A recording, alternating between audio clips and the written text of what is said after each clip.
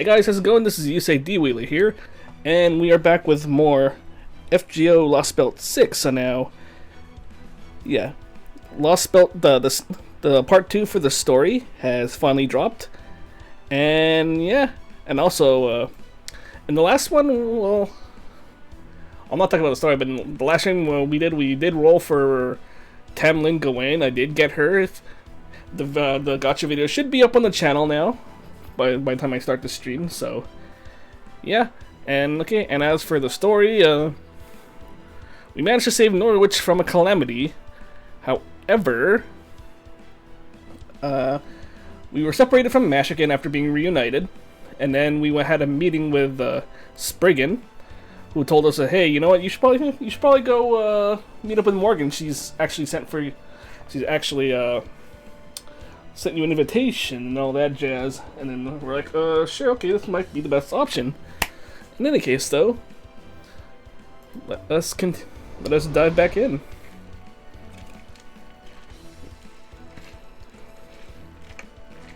Yeah. So yeah, I'm hoping to finish this before Anime Expo rolls around, because I think as of this recording, though, there's like 2 weeks until Anime Expo. And then we're gonna have like the anniversary panel there and whatnot too. So, yeah. So there's gonna be another intro. I'm guessing this is gonna be back at the storm border though. Like I once. Act 2.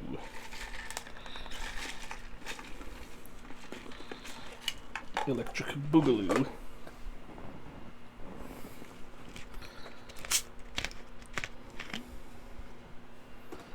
Just pour one out for some of our homies in the story. Extra, extra, extra from the deck. Da Vinci's Typhoon is back. Thanks, Marine. Let Typhoon rest up in her cage until we're done writing our response. Scans for hazardous substance and contaminants are clear. It's a report from Da Vinci. Director Music, Holmes. From Da Vinci. Director Music, Holmes, if you would. Very well, let's take a look. I see. Oh, fascinating. He's just kind of like lurking in the back. Heads of the fairy clans, calamities, a mysterious fairy horse who goes by Red Rabbit. Red Rabbit. I don't know how you say that. Yes, the report has proven to be yet another scintillating. Scintillating? The report has proven to be yet another scintillating array of tidbits. Care to read it yourself, Goldorf? Yes, of course. I'm Caldale's director, after all. It's my job to stay abreast of all our latest developments. If you all pipe down, Captain, Marines, and pot a few, I'll read it out loud so you can follow along. Alright, to start off, let's go over what we know about Fairy Britain thus far.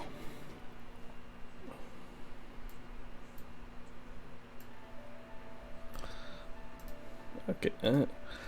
Fairy Britain, aka the Sixth Lostbelt, is a dangerous place where no electronic devices can function. Yusei, Caldale's resident master and special investigations officer, his exclusive servant, Mash Curie Light, our technical advisor, Leonardo da Vinci, and Tristan, a servant who was summoned out of nowhere, all set foot on Britain together. However, upon entering the Fey domain, known as Nameless Woods,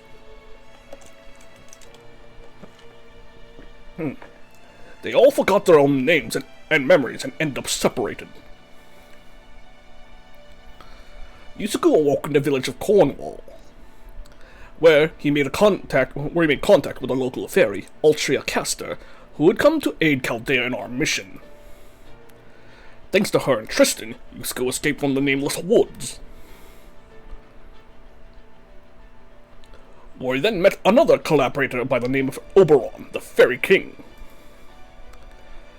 and she began his investigation in earnest. After reuniting with Da Vinci, Yusuke began gathering information on Fairy Britain with a focus on anything that might lead him to match Kyrielite. This Lostbelt's king is Morgan, a fairy who has been ruling for the past 2,000 years. The fairies who populate it are divided into 6 clans, and they also control the human population. There are creatures known as Moors, who are the fairies' natural predators. There are also Tam Lin fairy knights who possess the names of heroic spirits from proper human history.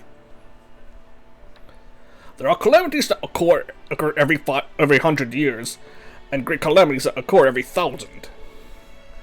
And there's a figure called the Child of Prophecy, who is said to be the one who will defeat Morgan.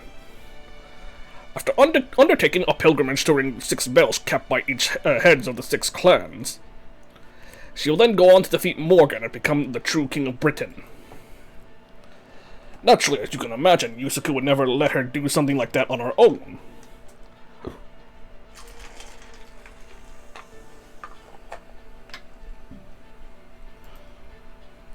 So we proposed a partnership with Altria Caster without even waiting for my orders.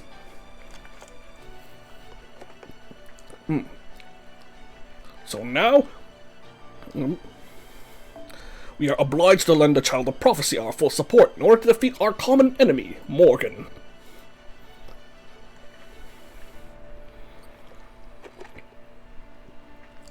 Now, time since our last report, Yusuke's team met with Aurora, the head of the Wind Clan, had a run-in with Tam Lin Gawain at a ranch for keeping humans.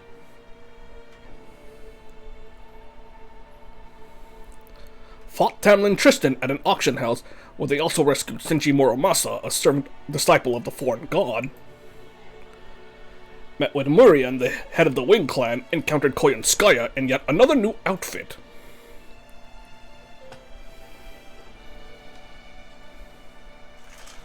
And had another... Okay, oh, sorry. Also just kind of refilling my drink here, too. Gomen nasai, people.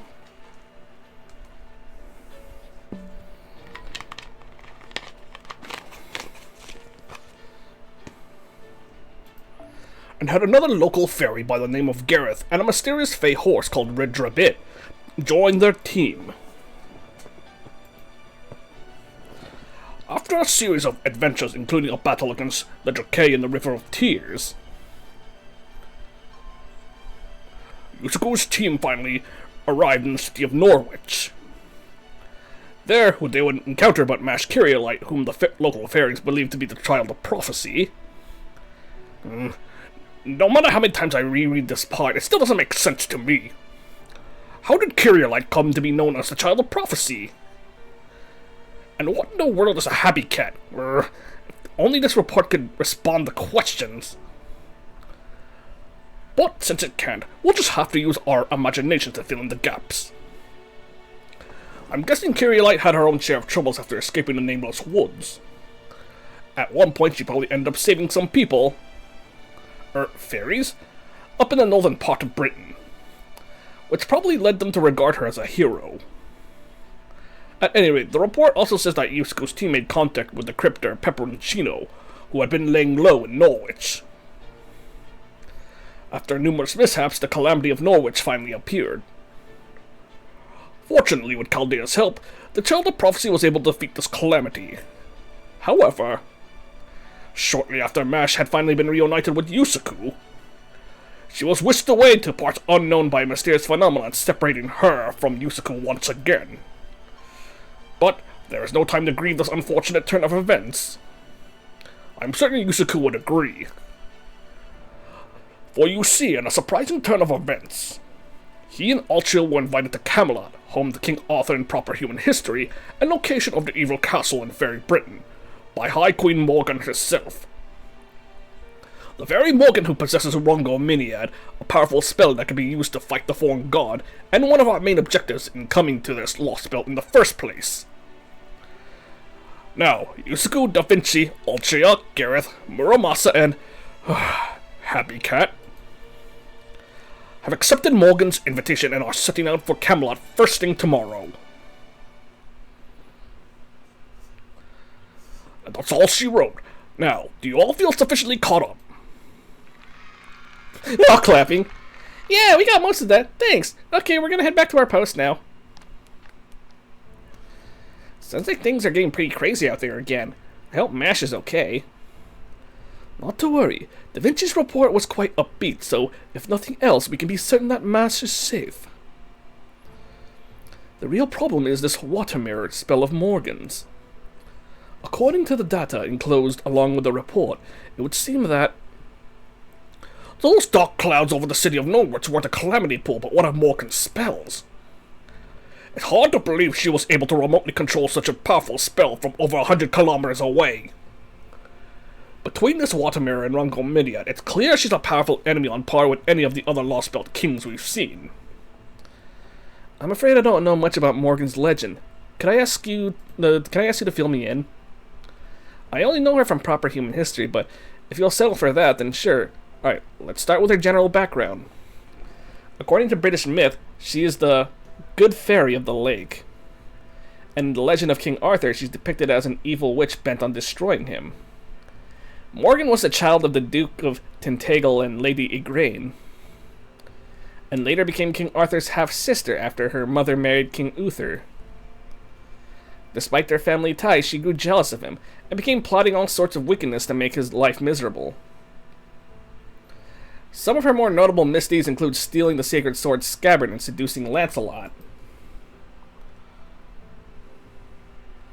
But the worst thing she did was trick the King Arthur into impregnating her with Mordred, who she later sent to join the Round Table.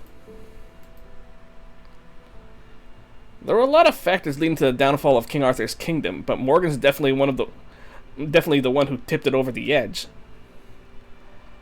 Paradoxically,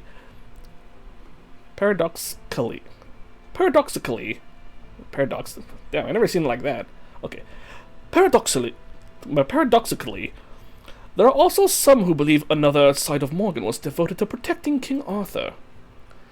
Those theories claim that Morgan and Vivian, the Lady of the Lake who gave King Arthur the sacred sword and protected him in death, are in fact the same person. Sounds like her lust for power led her to become a femme fatale who ruined the entire nation. So what's the Magecraft's world's consensus on her? There must be more to her story than what's commonly known. Indeed there is.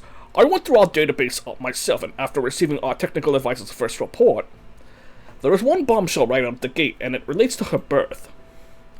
It turns out Morgan was not actually the Duke of Tintagel's daughter. That was only a pretense. She was actually the child of Lady Igraine and King Uther, the rightful king of Britain. More stunning still, Morgan was never human. Instead, she was a fey child, an offspring of the Isle of Britain, just like Vortigern, the cowardly king. But apparently Morgan kept that fact secret and pretended to be merely a normal human child. Still, with King Uther as her father, and in the absence of a rightful heir, she would have been next in line for the throne. But then a rightful heir did appear. Once Altria, King Arthur was accepted by the sacred sword and unified the lords of Britain under her leadership, Morgan stopped hiding her mystics, that is, the power of her fey nature, and started poisoning Camelot every chance she could. She told herself Altria is nothing more than a human king made so by other humans. I am Britain's true king. I alone deserve to inherit its mystics. This conviction of hers grew to the point that she eventually came to despise her father, King Uther, her sister Altria, and every human who refused to obey her. It was a major factor in her decision to try and to destroy Britain. Why did King Arthur's once noble older sister Morgan become Camelot's greatest enemy in her later years? Apparently that's the answer. Yep, even after she had settled in as the Queen of Orkney, she still plotted Camelot's downfall from afar. Oh, excuse me. 4 of the Knights of the Round Table, Gawain, Gaheris, Gareth, and Agravain, were Morgan's children. Mordred was... well, I don't know if I should say this without them here, but some experts think that they were actually a homunculus Morgan created, or maybe a clone of King Arthur. Particulars like that aside, it sounds pretty clear that she was an enemy of King Arthur. and a witch who tried to destroy all of Britain. So what about the supposed side of her that was focused on keeping King Arthur safe? An excellent question, Captain. There are numerous Arthurian legends, and each of them describes Morgan differently. One claims she was King Arthur's noble sister, another claims she was the Lady of the Lake, yet another claims she had been a goddess of Britain since ancient times. Needless to say, each claim would seem to rule the others out as a possibility. Common sense would dictate that one of these theories is correct, and the others refer to someone else entirely. But I believe they are, in fact, all true, and that Morgan was possessed of three aspects. Given that she was born under supernatural circumstances, I surmise that her human side, her fairy side, and the part of her that was Britain's own avatar all existed simultaneously. But as these parts of herself are essentially irreconcilable within a single entity, I suspect each of these aspects became an independent thing. One was her human side, Altria's kind older sister Morgan. Another was her fairy side, Vivian, the Lady of the Lake. And the third was the avatar of Britain, Morgan Le Fay. If we assume that to be the case, everything makes sense. The Knights of the Round Table then did not bring her to justice because she was both evil and good. Now I see. Okay, I'm convinced. But hang on, isn't Vivian another name for Nimue, the fairy who imprisoned Merlin? Yes, it is. Morgan is both King Arthur's rival and Merlin's greatest enemy. Though Merlin was the one who taught Vivian magecraft, her infatuation with him eventually led to her despising him, and ultimately sealing him away. To do so, she employed a great bounded field in the form of a sarcophagus spell inscribed with the words, "Only those free of sin may pass." As an incubus, not even Merlin could escape it. It was a spell from the Age of Gods known as Garden, which could only be used by the avatar of a mystic. While it's still unclear how much this Lostbelt's Morgan has in common with Morgan from proper human history, it would seem prudent to assume that she has more weapons at her disposal than Rongo Miniad alone. First it's the Lion King in Jerusalem, now it's Morgan in Fairy Britain, huh? I swear, why are we always getting mixed up with Arthurian legends? I mean, I can understand it in this case since we're in Britain now and all, but still. I mean, what are you gonna do if Albion shows up next? I don't even think the Stormborder would have a chance. Albion? That is what this isle was known as in ancient times before it came to be called Britain. Though, of course, that name also refers to something else in the magecraft world. There, it refers to the last pure-blooded dragon, Albion. An extinct phantasmal who remained on the Isle of Britain even as the Age of Gods came to an end. The creature we call dragons today are simply animals who happen to acquire some of the dragon genes left behind by the dragonkin who went over to the reverse side of the world, and ended up adopting the dragon's way of life while preserving their own. While the exception of Albion's corpse, not a single pure-blooded dragon is left on this entire planet. Yes, that is what they say in the clock tower, isn't it? Quite the romantic notion, that. But that is all it is. And Albion is but one. And Albion is but one in a long list of fairy tales. More importantly, it's now been 28 days since we began this mission. Thanks to the concentrated fruit essences our technical advisor has been sending along with the reports, we now have magical energy to spare, which would let us remain here past our initial 50-day estimate. Perhaps we should advise him to stop by the border. True, maybe we should. Ideally, I was hoping to complete this mission within 30 days, but that's clearly not going to happen. That said, we still don't know exactly when the collapse is going to begin, so we shouldn't be too quick to change our time limit. If we stick to our initial plan, we still have 17 days left to complete the mission. Do you think Yusaku's team can pull it off in that time frame, Holmes?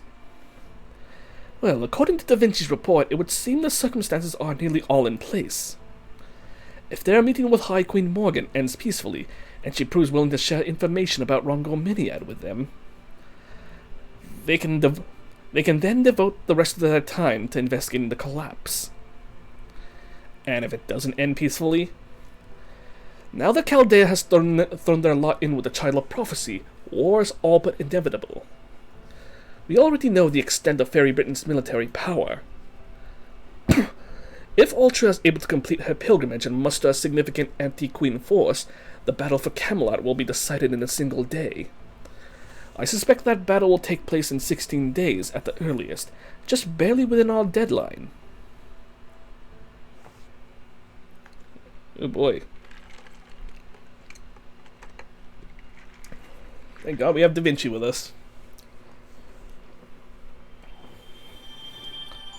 And we got ourselves a quartz. And now,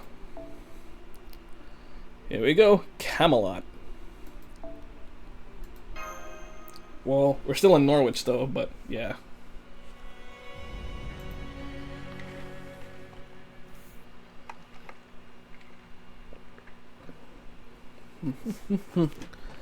Already. I can hear the people singing the Child of Prophecy song in the streets. I shall speak now of a future of the end of the Isle of Mystics, which came to be known as Fairyland. Let the innocent return. Here stands the Queen's unknowable castle. It falls, like rain, like ash. It vanishes, like snow, like lies. Our desires languish deferred. Even now we dance in the palm of the Queen's hand. We require now only a little more patience. After 2,000 years, the dawn shall bring the child who will be our salvation. She shall be the child who saves the world, who binds both peoples together. Even if her light begins as but an ember, even should no one see it, she'll become a flame to draw moths. A city of iron, a city of soot. When the calamity recedes, her pilgrimage begins. Chosen by the staff of selection, the Savior, guarded by the travelers from afar, shall reach the throne. Then the true king shall arrive at the throne, accept now this bloodied crown. Ring, ring, like raging thunder, like weeping flame, let us harden to the 6 bells ringing, blaze the path of the true king. Ere the red calamity catches us, ere the black calamity devours us. I don't know. Indolent and derelict though we may be, we are the scions of the free Fae. Never have we wished for anything, but still we desire a shining future. There is no mention of Norwich being destroyed in that song. So why did Oberon say there was nothing anyone could do to stop its destruction? I wonder, does he know more of this song than everybody else?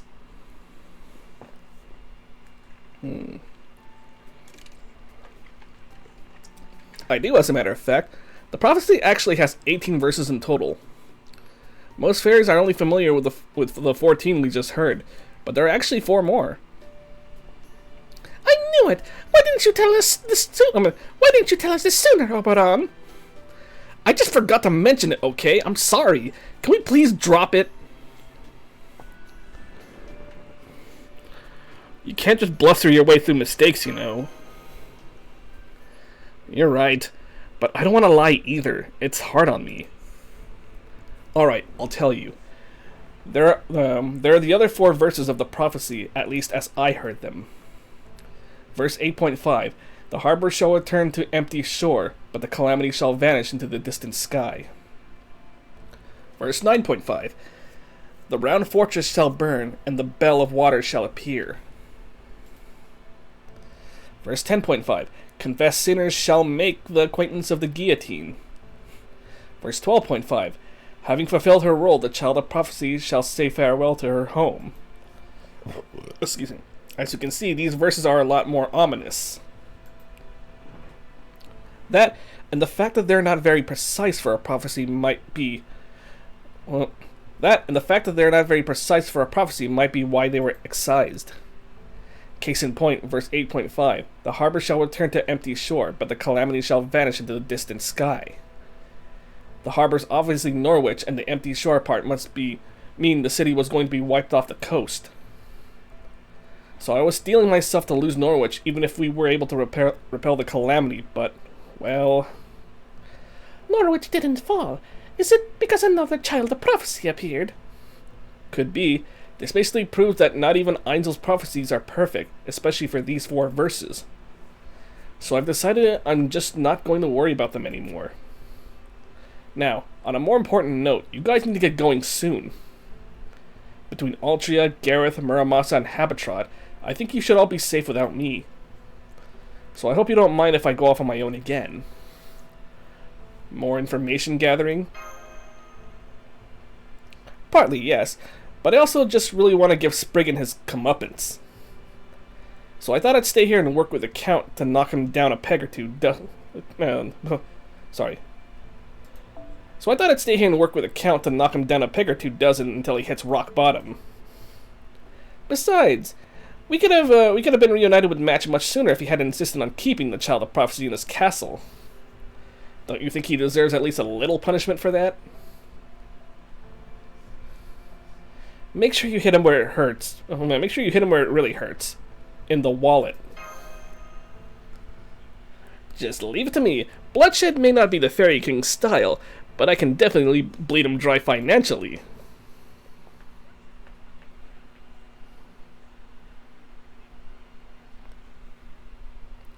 Before we leave, there's something I need to let you all know. Let me guess, Oberon's going off on its own again, right? I had a feeling he might. Gotcha. Well, I guess we don't all have to stick together all the time. And it's not like he's much help in combat. I'm sure Oberon will be fine on his own, but how come Redra isn't here either? He's staying behind too. Technically, he's still Aurora's retainer after all. And it wouldn't be good for her if he were to be seen with us right now.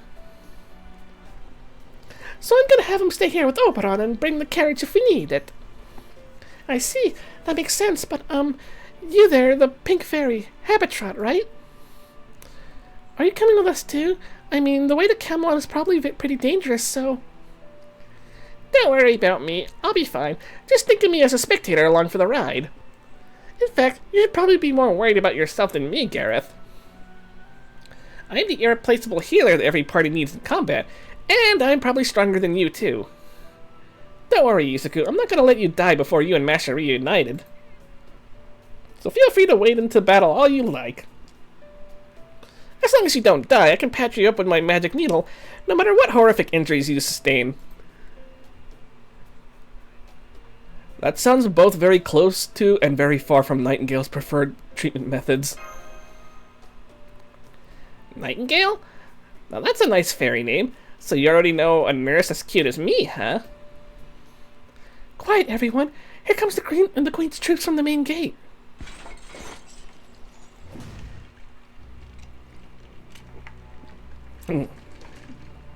I apologize for our 10-minute delay. I am Tam Lin, and these are 30 members of the 1st Royal Knight Moor's Extermination Brigade. We are the ones who will be providing you, honored guest of Camelot, with safe passage. Thank you for your help. We would appreciate your cooperation as well. Being aware that you are being escorted can make life much easier for the soldiers escorting you, after all.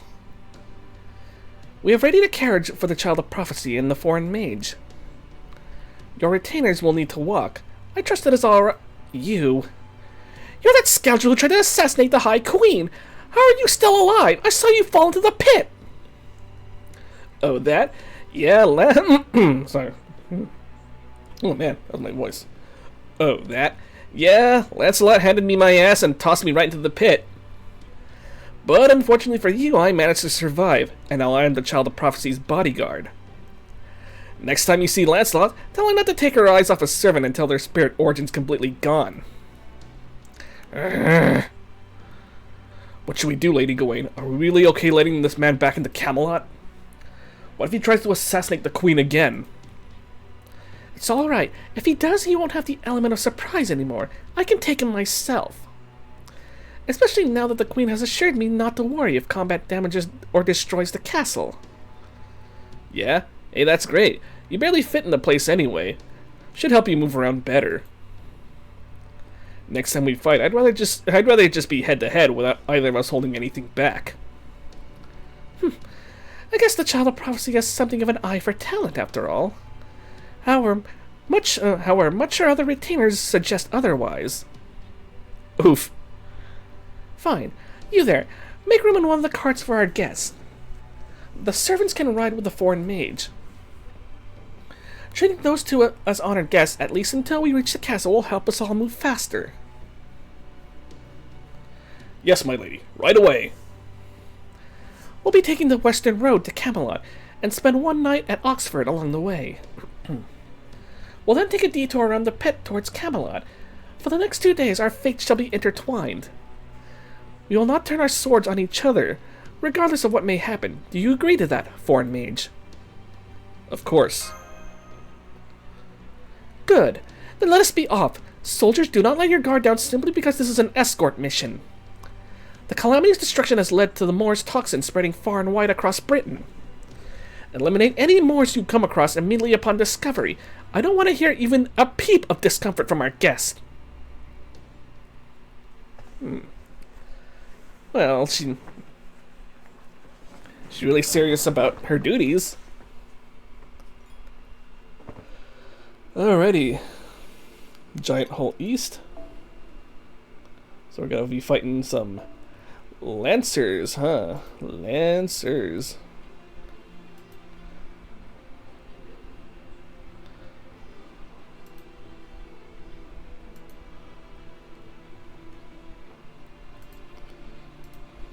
Oh. Let's see. Oh, shoot, I forgot to send out my notification like usual.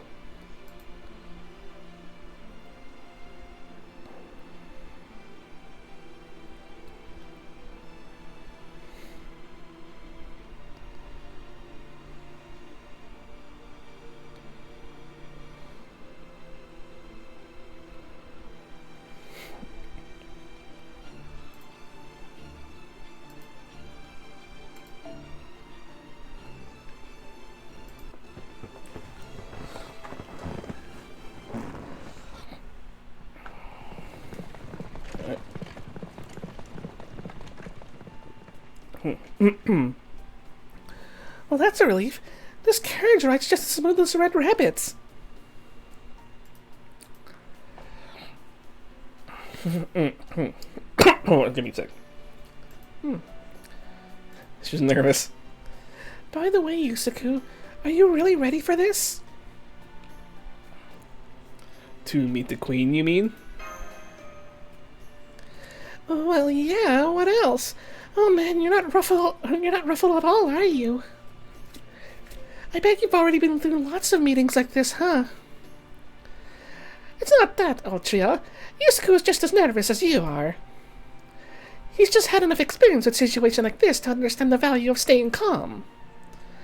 Masters need to give orders to and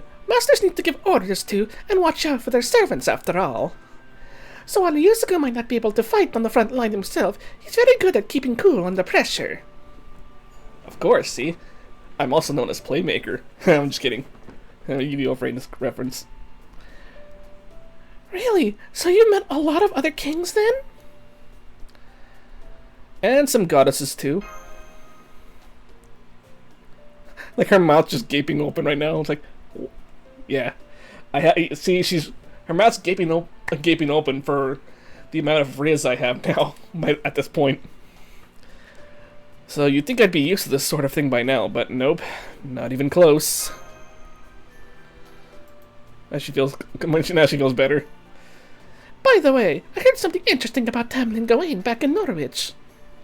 Apparently, she was the first fairy to be made a Tam Lin during the era of the High Queen. About 200 years ago, during the year 1800,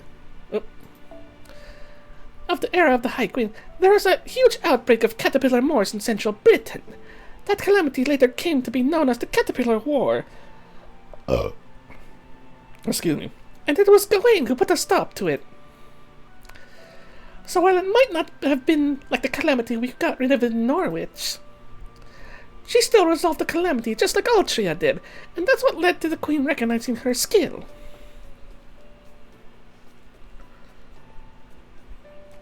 Are you filled with newfound respect now, or just surprised?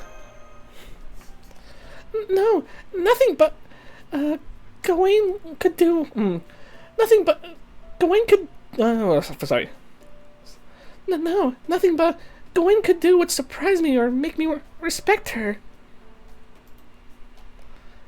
That said, I guess this means Morgan's not the only fairy to have dispelled the calamity then. Guess this means I'm even less special than I thought. Oh man, now I'm even more nervous. Oh crap, I'm sorry. I didn't mean to make you even more nervous. And hey, from what I heard, the Caterpillar War wasn't all that big of a calamity. I mean, the one at Norwich was a once-in-a-millennium great calamity, so it had to be smaller than that. Don't forget, we saved an entire city. You have every right to be proud about that. Yeah, you're right. I mean, Mash and Yusuke might have done most of the heavy lifting. But I definitely still contributed, and when it comes to defeating Morris, I can hold my own against any Tam Lin.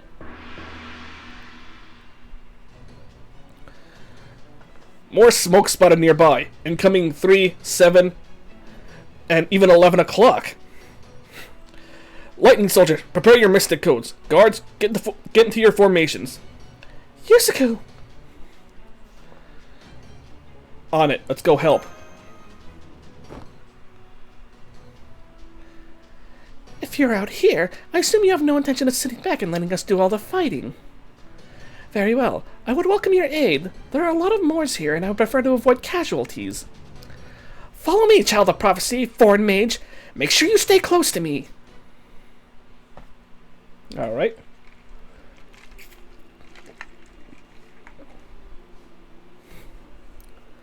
Let's go.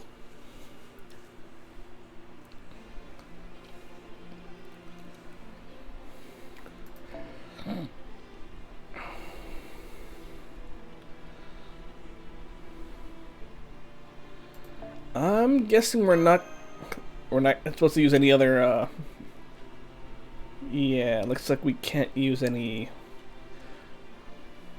Altria casters here, so I guess I'll go waiver.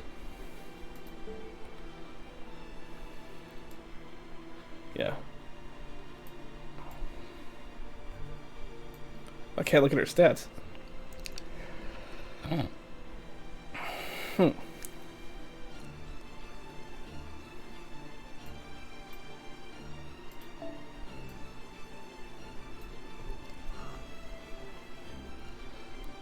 Let's see.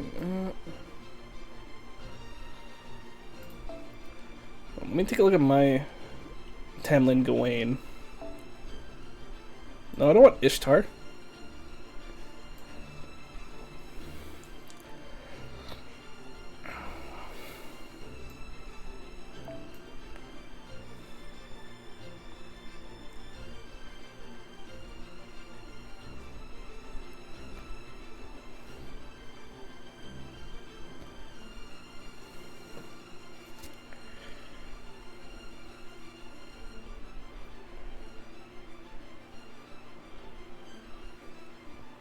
Okay, she's an AoE.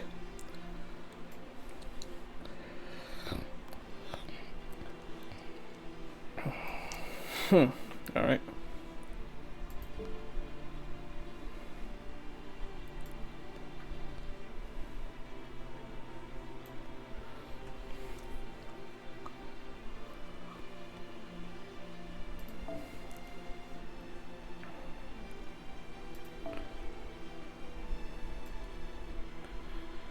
Alright, why don't we... well, of course, we're always going to add mash into it, though, if we can.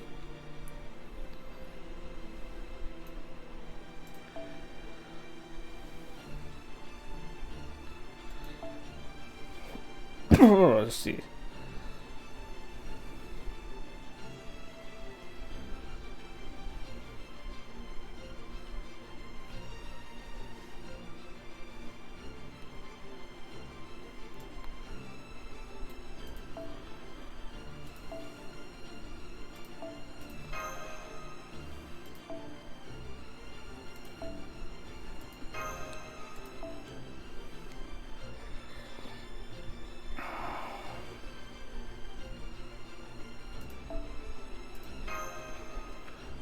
Okay. Let's go.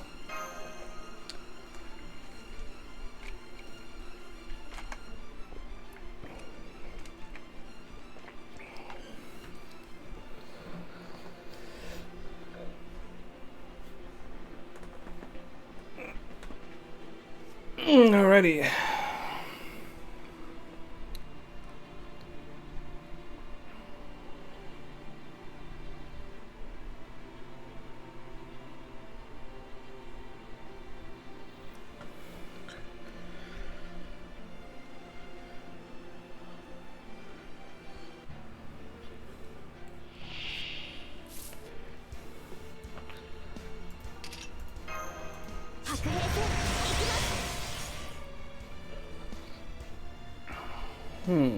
See. まったく贅沢な注文だ。やります。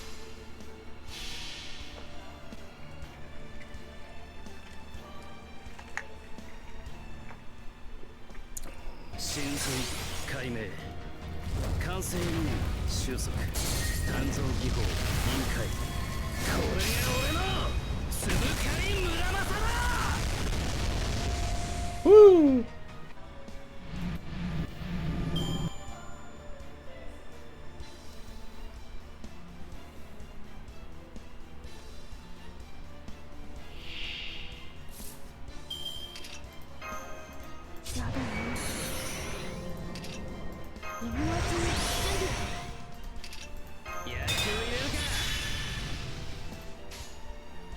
鍛造ああ下がってな。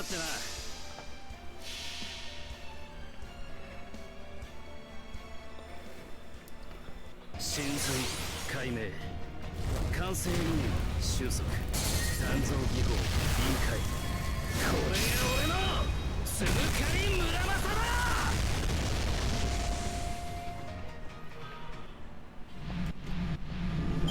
Whee! Alright.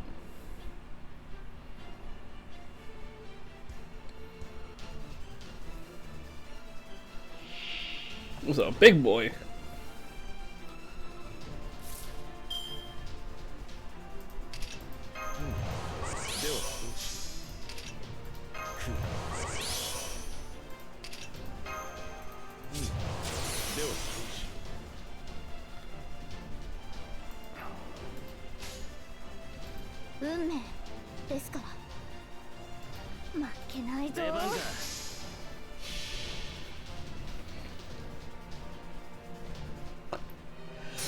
いつか来る兆しの星」「誰に呼ばれるまでもなくあなたは星をかざすでしょう」「アラウンドカリバーン」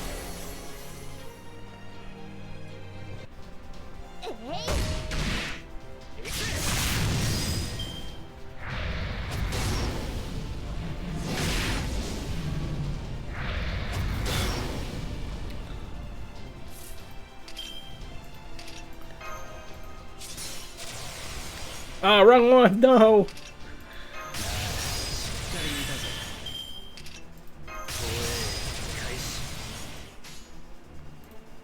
ああ下がってな。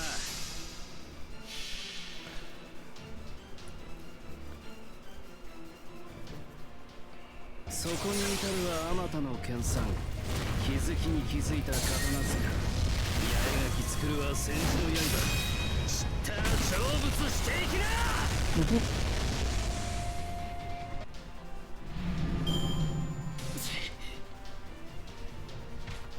Wait, what? 犠牲が少なければそれでも勝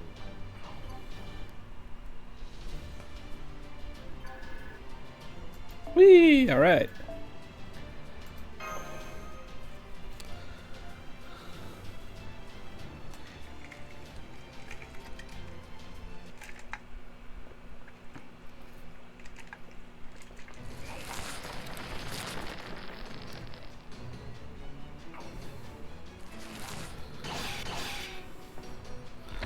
Oh no, he got taken.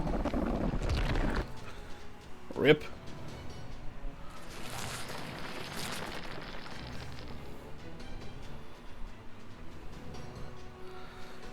There are still 10 large more to contend with. No, more are still coming. We can't handle this many. Those of you without iron weaponry, stand back. Do not engage. Just lure them to one spot so I can burn them all at once. We're trying, but these Moors aren't falling for the decoy. It's almost like they're here for something else this time. Something else? Could it be that they're after the Child of Prophecy?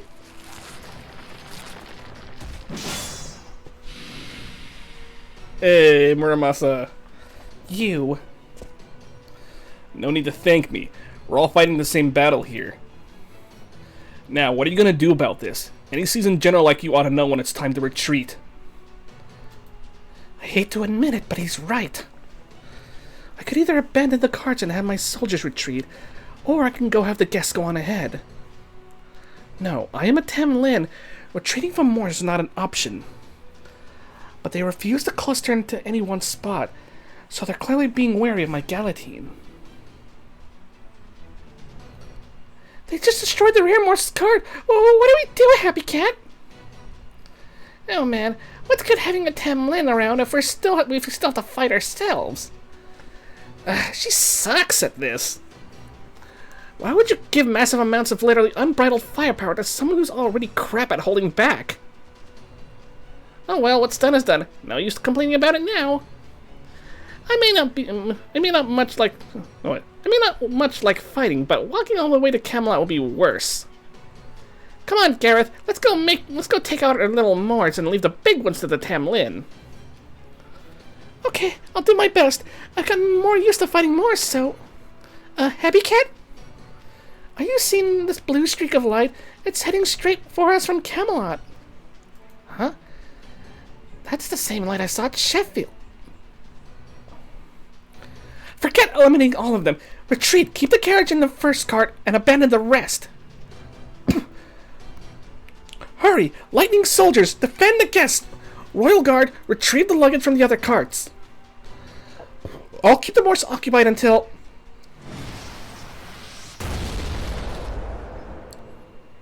The blue light. Oh, Lancelot! What are you doing here, Lancelot? I didn't ask for your help. I don't think you need my help either, but the High Queen commanded me to come. Hostiles detected. Eliminating. Stand back, Gawain. Taking out individual targets is my area.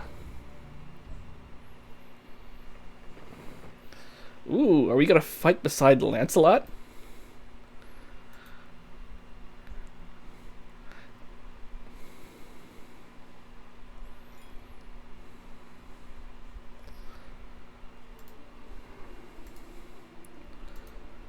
Ooh.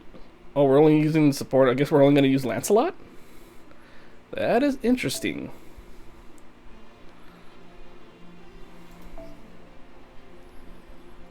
Yeah, looks like only 2 skills. Alright, because her third skill transforms her into her third ascension. I need more QP to bolster my own Lancelot, though. Or, I don't want to give away her name. I know what her true name is. And anyone who probably played JP already knows her true name too, but her true name appears on her third ascension art.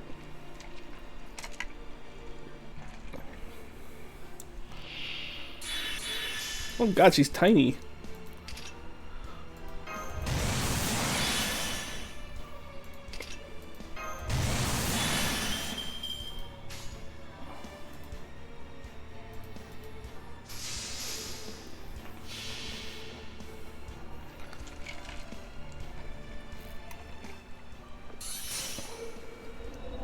No voice lines.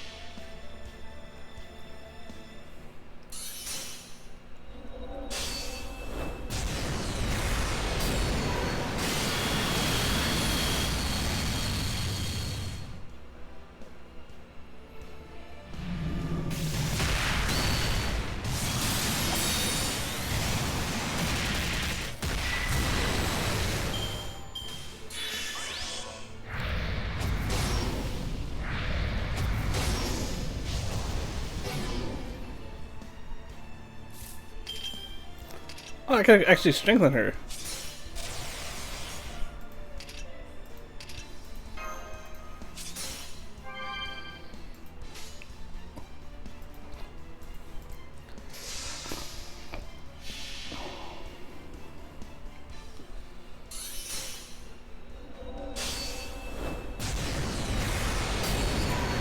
Remind me of Exia.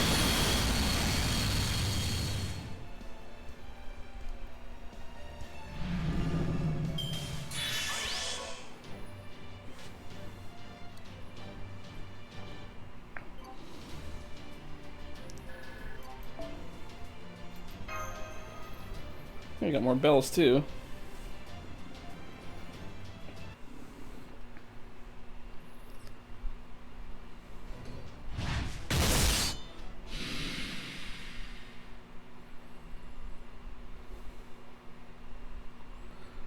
Whoa, she just flew in here out of nowhere and utterly destroyed them. All Moors have been destroyed. Brilliant work, Lady Lancelot. So this is what they mean when they call you the undefeated Dragon Fairy, the most beautiful Tam Lin in all of Britain. I still can't believe you took out so many of those large Moors so easily. There, I eliminated the Moors just like the High Queen told me to. I'll let you handle the escort from here, Gawain. She just pieces out. What was she? Some kind of VTOL aircraft?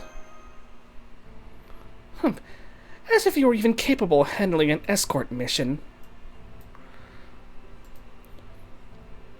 Don't just stand there, you fool! Start fixing the wrecked cart!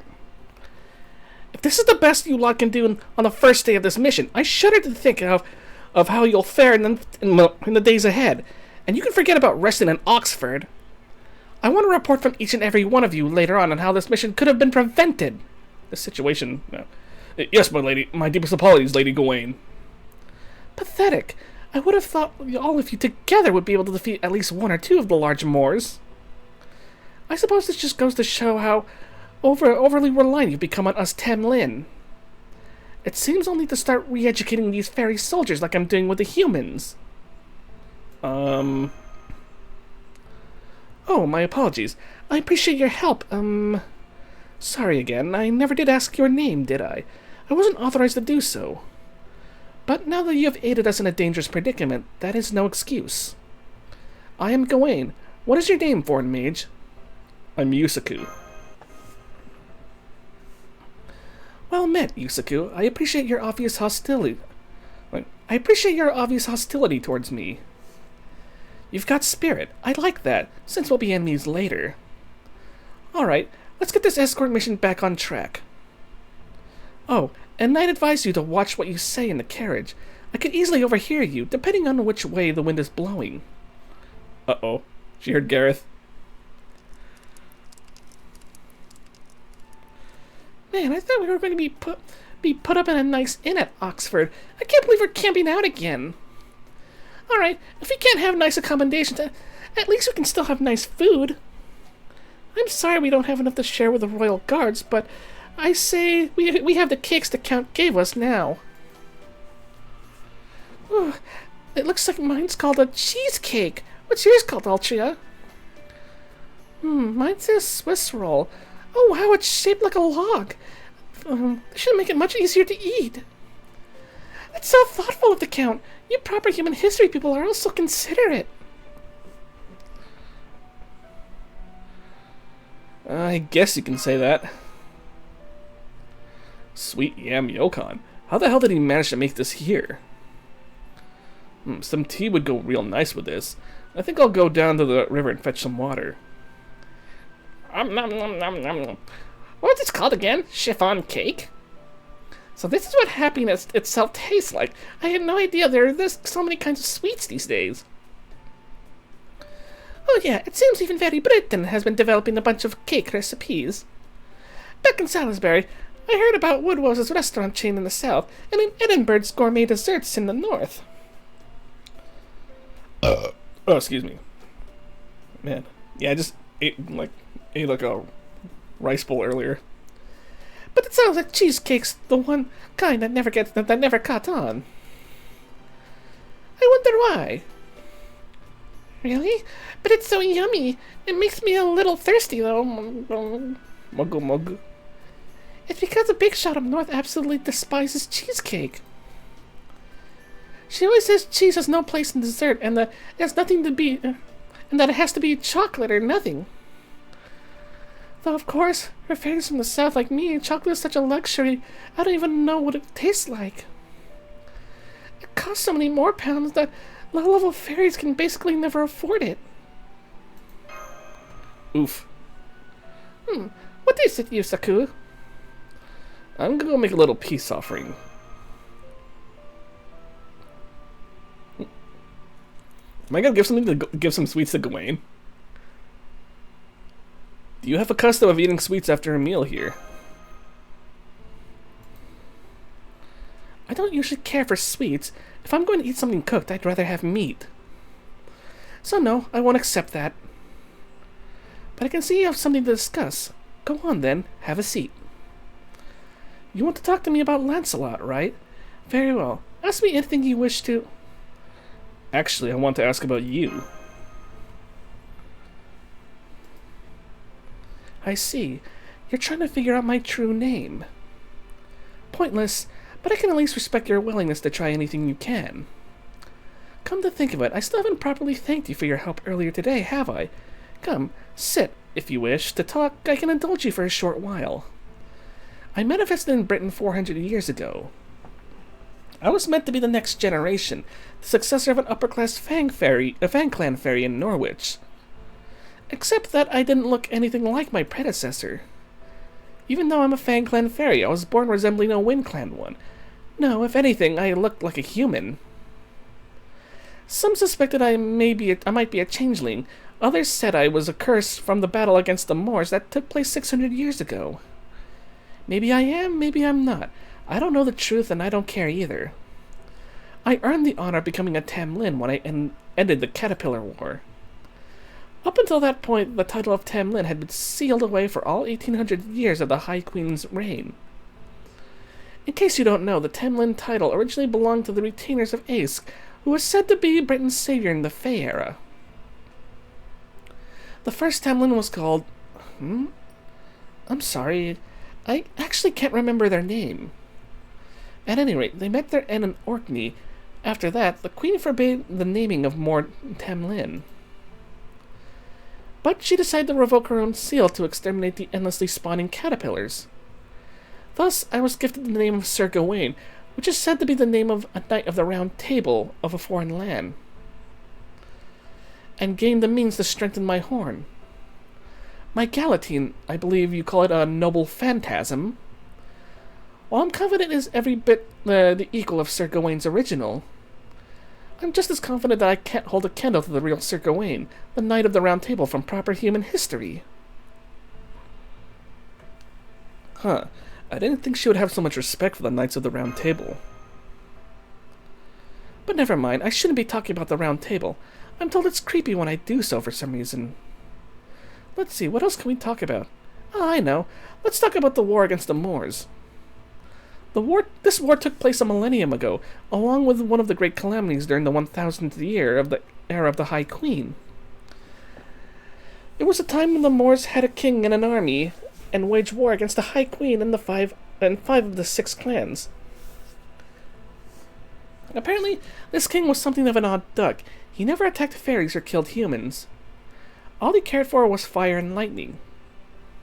He would gleefully destroy anything, and then only for the joy of watching it burn. He reduced cities and forests to cinders, raised the ground before him, and summoned rain clouds just to hear their thunder. Some fairies called him the Storm King, at least until the High Queen forbade anyone from speaking that name. The war against the Moors lasted for decades until finally the Fang clan brought it to an end. Woodwose, a fairy who had recently succeeded the previous head of the Fang clan at the time, was the one who dealt the final blow. And so, the great calamity, the king of the Moors who feasted on magical energy, was defeated before the Fang clan.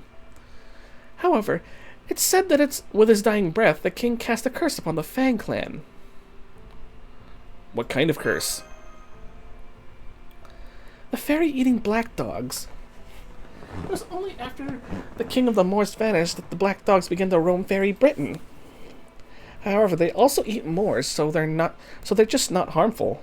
So they're not just harmful. There are even some squads who train black dogs, use them in Moors and use them in Moors hunts. Mine is one of them, in fact.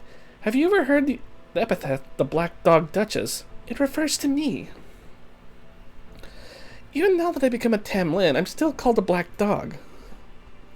I don't blame them, though. After all, I eat everything, including fairies and humans. Huh? Oh? Now you're scared of me? So you had no idea you were trying to get information out of a woman feared throughout fairy Britain as a monster. Well, worry not. I would never eat you. I only consume the strong. I'm unusual for a fairy, what I eat makes me stronger. In fact, I can inherit any unusual powers or abilities the fairies I eat may possess, though with limits on capacity and compatibility. And right now, I'm still full on foul weather, the great Earth Clan fairy.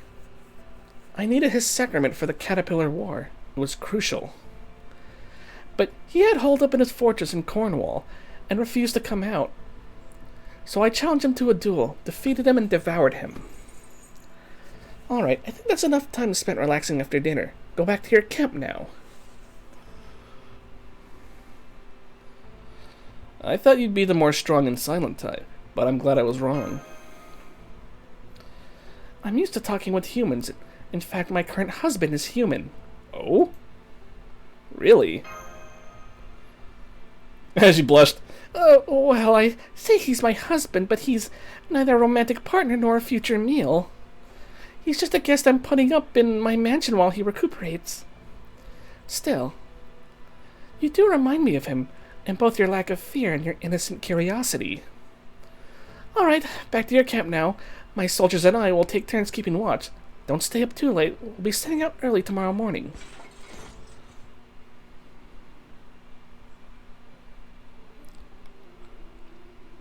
Forgive us. No more prayers. Close your eyes. There's not much fun time left. The veil has fallen, extinguished the light. Today is ending. Farewell. This day too will end forever. Forgive us our sins. It's too late to do anything now, but make sure everything is cleaned up. What's that song again?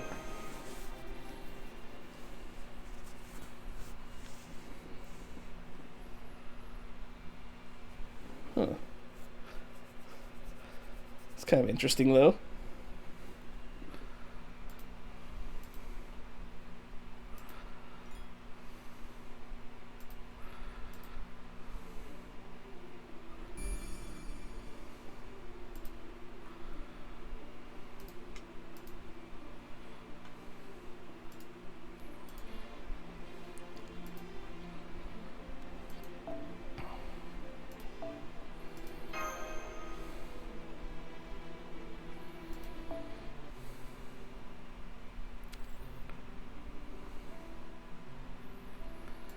Alright. Just checking my QP.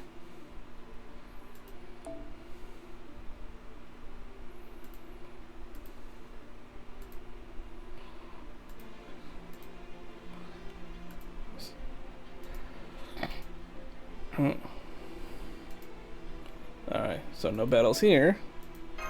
Let's just go ahead and do this.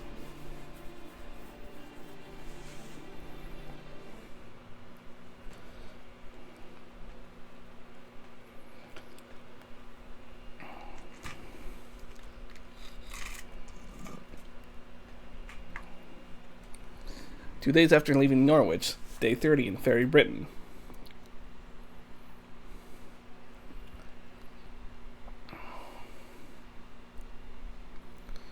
So that's Fairy Britain's Camelot. I've never seen it from the other side of the pit before. It's definitely impressive, isn't it? So that part we were seeing from Oxford must have only been the backside of the castle. I thought it looked more like a wall than a castle, but now it looks more properly royal. It's got one urban area around the main gate and another one inside the ramparts. I'm guessing that's to separate the general populace from the upper crust. Don't let the gate fool you. The side facing the pit is actually the castle's front. Really? So that big fancy gate is actually the back gate? Oh no, that's the main gate. Sorry for confusing you, Gareth. There's no way into the castle from the pit. You've got to go through the gate to get inside. What about fairies who can fly? Couldn't they just zip inside? Nah, it ain't that simple. There's a main trap barrier around the front of the castle, the side facing the pit. If you ever fall in there yourself, you'll see there's a ton of gun ports all along Camelot's walls. And you don't usually put cannons behind a castle, right? So we can be pretty sure the side facing the pit's the front.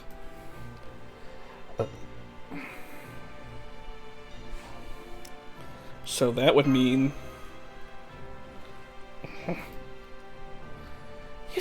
Yusaku! Gawain's glaring at something up north. Whatever it is, she's obviously upset about it. You're friends now, right? Go on, ask her what it is. Okay, she's being really insistent about this. What is it, Yusaku? Are you having second thoughts about entering Camelot? It's not that. You're wondering what's got me so upset. Can't you see for yourself? Let's knock Nariab's army up north. Knock Nariab? Where? I don't see her anywhere. Ah, right. You're too short, aren't you? What a shame. Well, no matter. It's none of your concern anyway. Are you kidding? Of course it is! I like when she gets that little angry face. Come on, Yusaku. Let me stand on your shoulders. Red Rabbit isn't here now, so you'll have to do.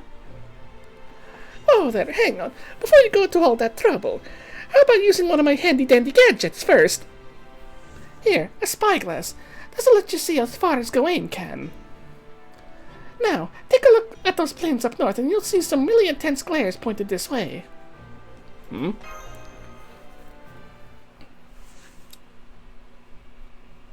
Intense. Oh wow, I can see super far with this. Thanks, Da Vinci. Try turning the dial on the side. It's set to 5 kilometers right now. But if you crank it to the 4th notch, you can set it to 20 kilometers. There, see them? There's a ton of fairies gathered in those plains. That must be the northern army of the other queen we've been hearing so much about, Knock-Nut-Yab of the King clan. That's her army? It's not just Fang and Earth clan fairies. There are also lots of soldiers with masks. Are those giants? There are giants there. That's right. Knock-Nut-Yab's rule bestows power and wealth upon any who swear fealty to her.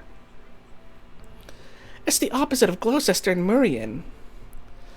However, that effect only works when Knock-Nut-Yab herself is nearby. I see. So if she wants her troops to be effective, she can't be far from them. Go on, Yusaku. Try looking a little further ahead. See that huge carriage? The one that looks kind of like a small fortress. There's a fairy standing on top of it, looking down at us from up there. And even though this is your first time seeing her, I think you'll agree there is no mistaking who this Northern Queen is. Let me see. Wait, what?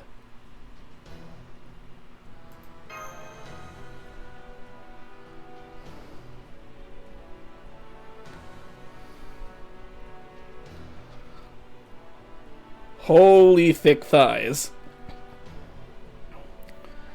Yeah, she does seem kind of familiar. Holy crap. Maeve, you have not been skipping leg day.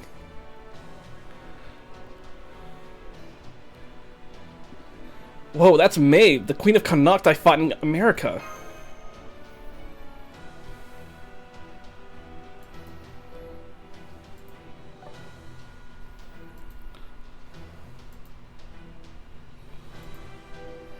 Maeve? You mean there's a fairy just like her in your world too? Wait, why is she staring at you instead of me? Did you do something to upset her, Yusaku? 20 kilometers away or not, I can't believe she brought her troops all the way out here. Isn't this obviously a hostile act towards Queen Morgan? Nakna-Riab and her forces are still just within her territory. She claims she's only running military exercises in preparation for the Great Calamity. 10 days ago, she was conducting those exercises 40 kilometers away. Now that Sheffield has fallen, she's closed the distance and come further down south. She must have 20, no, 30,000 troops there. That's not just a threat, it's preparation for an all-out war. Oh no, wait, I mean, that's Muramasa, sorry. She must have 20, no, 30,000 troops there. That's not just a threat, it's preparation for all-out war. How the hell does she keep them all fed? Oh right, fairies don't need to eat. No, we don't. Unlike humans, that's one of Nakna-Riab's army defining characteristics. She despises humans and won't even use them in combat against Moors. She envisions a Britain run by and 4 fairies alone, with her as its sole monarch. A Britain 4 fairies with her as its sole monarch. That both does and doesn't sound like some... sorry. That both does and doesn't sound like something Maeve would say. That said, she won't be sending her troops any further. She has no definitive reason to challenge the High Queen, nor much chance of success if she were to try. The Northern Fairies have been incited to rebellion against the High Queen several times before. Each time they find themselves retreating north with their tails tucked firmly between their legs. This time will be no different. Alright, that's enough idle chatter. Let's go. We're about to pass through the main gate. From now on, I suggest you remain sharper than ever. Well then. So this is Camelot's town, Castle Town. It's even bigger than Salisbury and even fancier than Gloucester. You could tell only upper-class fairies live here. The man in the air here is like nowhere else in all of Britain.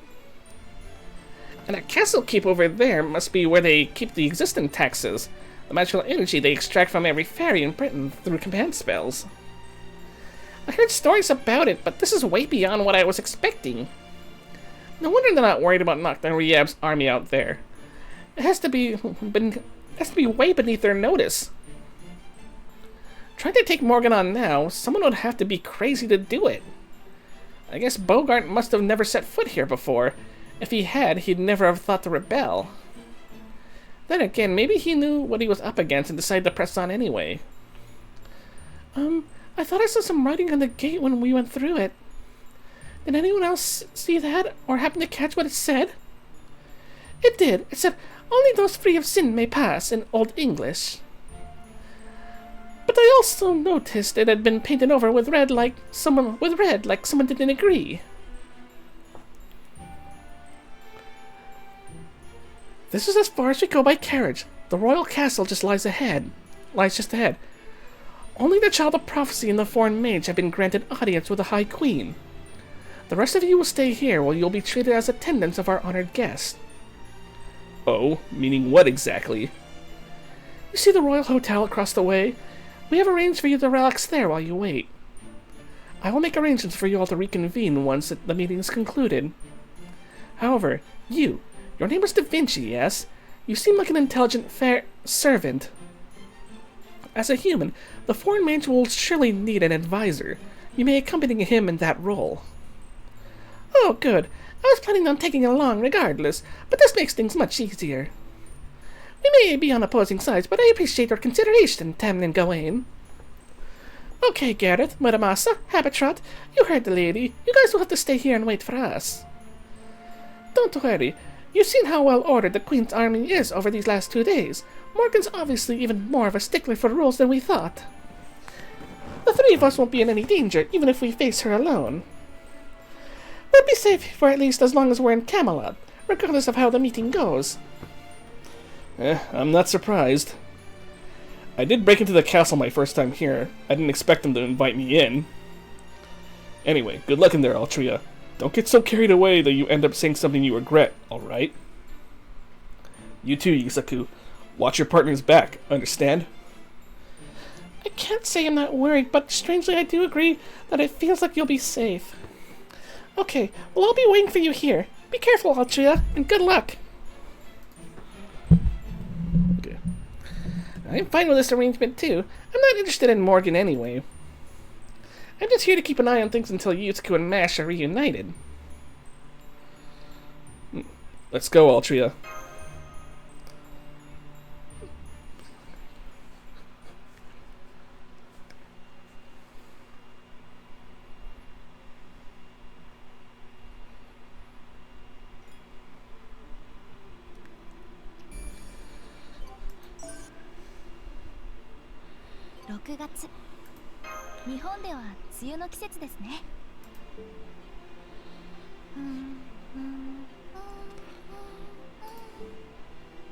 Okay, let's see now.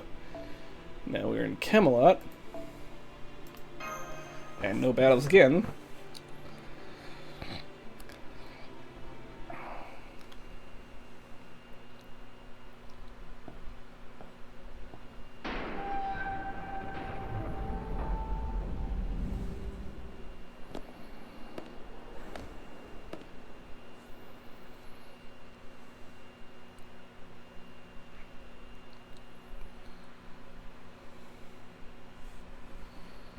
Can't believe it took us almost an hour to get up the stairs to the throne room.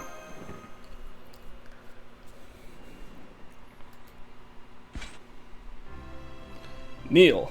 Present. Worship. Submit. Emissaries to the throne. Seize your breathing. 30 ambassadors, 100 officials, close your mouths. You are in the presence of High Queen Morgan, the king who expands our boundaries, and upon whose shoulders all of Britain rests. Revel in her glory. Know this, child of prophecy. Know this, foreign mage. This meeting is a sign of the High Queen's grace and amnesty. Thank you. It is so very good of you all to come, even without a formal invitation. My ambassadors and officials are now commanded to be silent. Until this meeting ends, or I order otherwise, the only people present permitted to speak are myself, my guest, and me, Barrel Gut, the Queen's hubby. Sorry, fancy fairies. Barrel Gut! So he really is here in Camelot. And did he say he's Morgan's husband? Hey there, Yusaku and friends. I haven't seen you all since Olympus. Why the look of surprise? Hey now, don't tell me Mash didn't tell you I'm Morgan's beau. If you're here, then... Alright, as a master yourself, of course that's where your mind goes, right, Yusaku? Yep, it's true, I admit it, I'm Morgan's master. The partner of the High Queen who rules over the land of the Fae.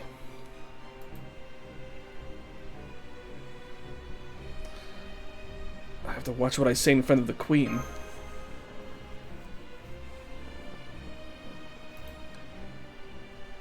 Altria, I give you permission to approach. Raise your head. Okay. I see. It appears you truly are the child of prophecy. And you must be the foreign mage. The master of Chaldea seeking so desperately to restore what you call proper human history. Yes, I am. Your efforts in Norwich, though commendable, were unnecessary. Still, you did well eliminating the calamity. I will therefore reward you accordingly. Typically, I would compensate you in the currency of my realm. However, I understand the source of your magical energy is spatial magical energy occupying values you refer to as QP, which are derived from viewing magical elements as particles, correct? She's gonna give us QP? I love you. I love you so much. I trust 100 million of these should suffice. She's giving us 100 million QP. That much? And wait, does this mean you have a QP mint here? course not. I will simply create them myself by using your own Magecraft systems and methods. I have nothing more to say. If there's nothing else you wish to discuss, then our business is concluded. Altria, Yusaku, if either of you would ask questions of me, now is the time. But be warned, though you are my guest, careless words may cost you that status and the protection it affords.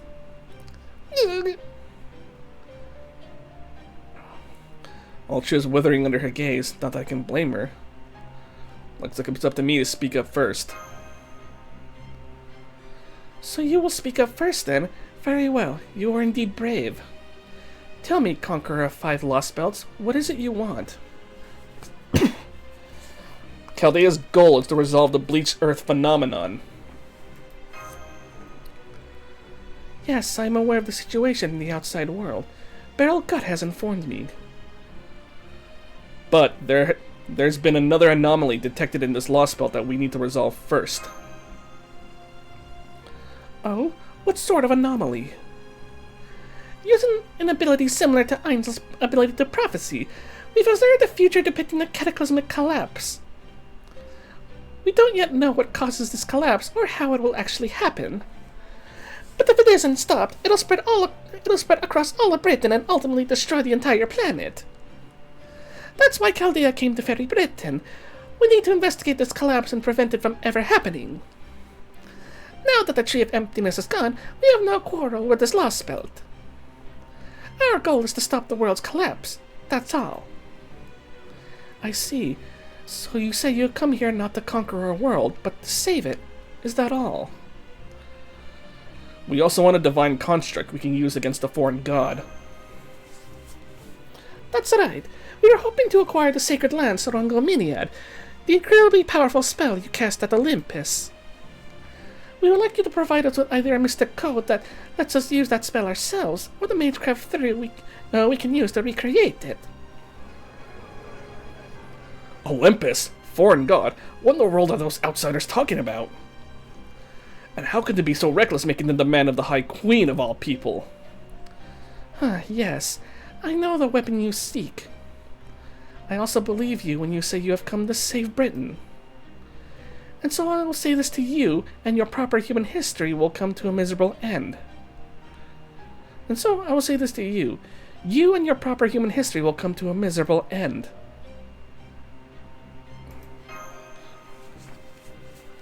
This collapse you have observed will be the result of me expanding my territory.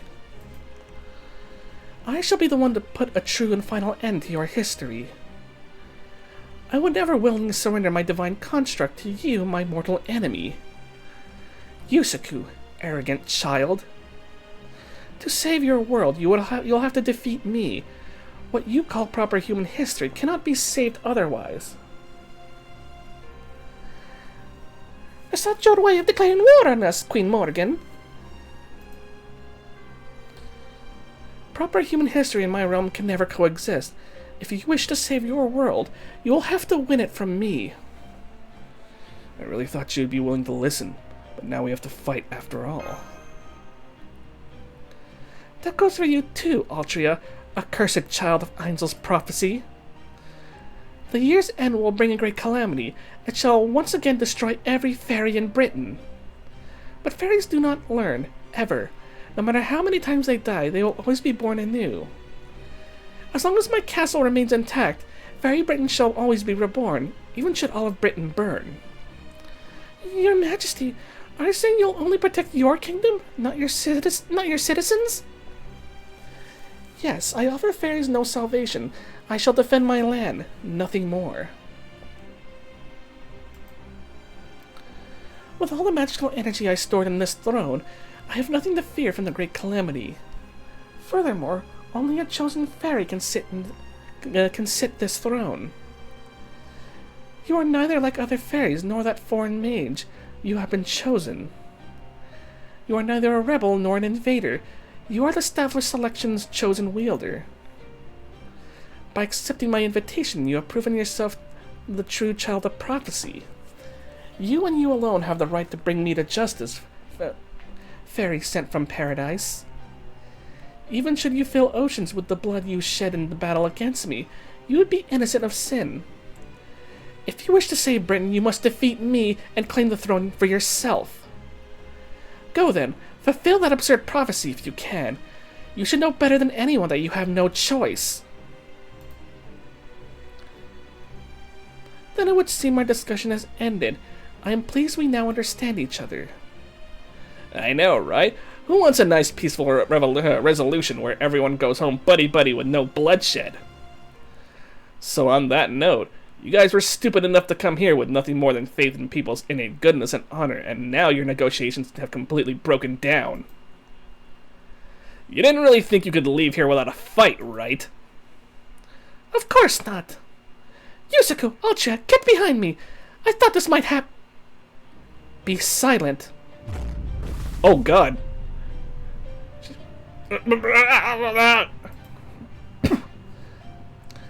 Even now, these are my honored guests. I will permit not such a hair on their heads to come to harm, nor will I allow even an insult to their pride until they have left Camelot. Gotta be shitting me! Forgive my husband's insolence, child. Daughter of Tintagel, so long as you remain Altria, I shall not recognize you as my enemy. As long as the bells of pilgrimage remain unrung, my lords are forbidden from attacking any of you. However, if she does start ringing the bells, and officially declares herself the child of prophecy, then and only then shall I name her, along with Chaldea, my enemies and marshal my army against you. I therefore advise you think very carefully before beginning a war you cannot possibly win. Now, stand down. I am certain there is nothing left to say. Or is there? Where did you take Mash? Mash? What is that? That's the name of our companion, the one you swallowed up with the spell you usually use to get rid of calamities. She's a demi-servant with the spirit origin of Galahad, the Shield Knight. Since you named your Tam Lin after the other Knights of the Round Table, I'm sure you must know that name too. I see. That explains it. Yes, I hold your knight captive. Where is she? I see no reason I should tell you. She is my trophy. But I can assure you she is alive and well. No one can harm her, not even me.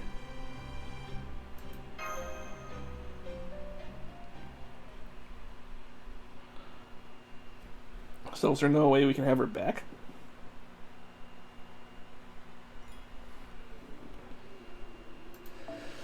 Man, just when we got Mash back.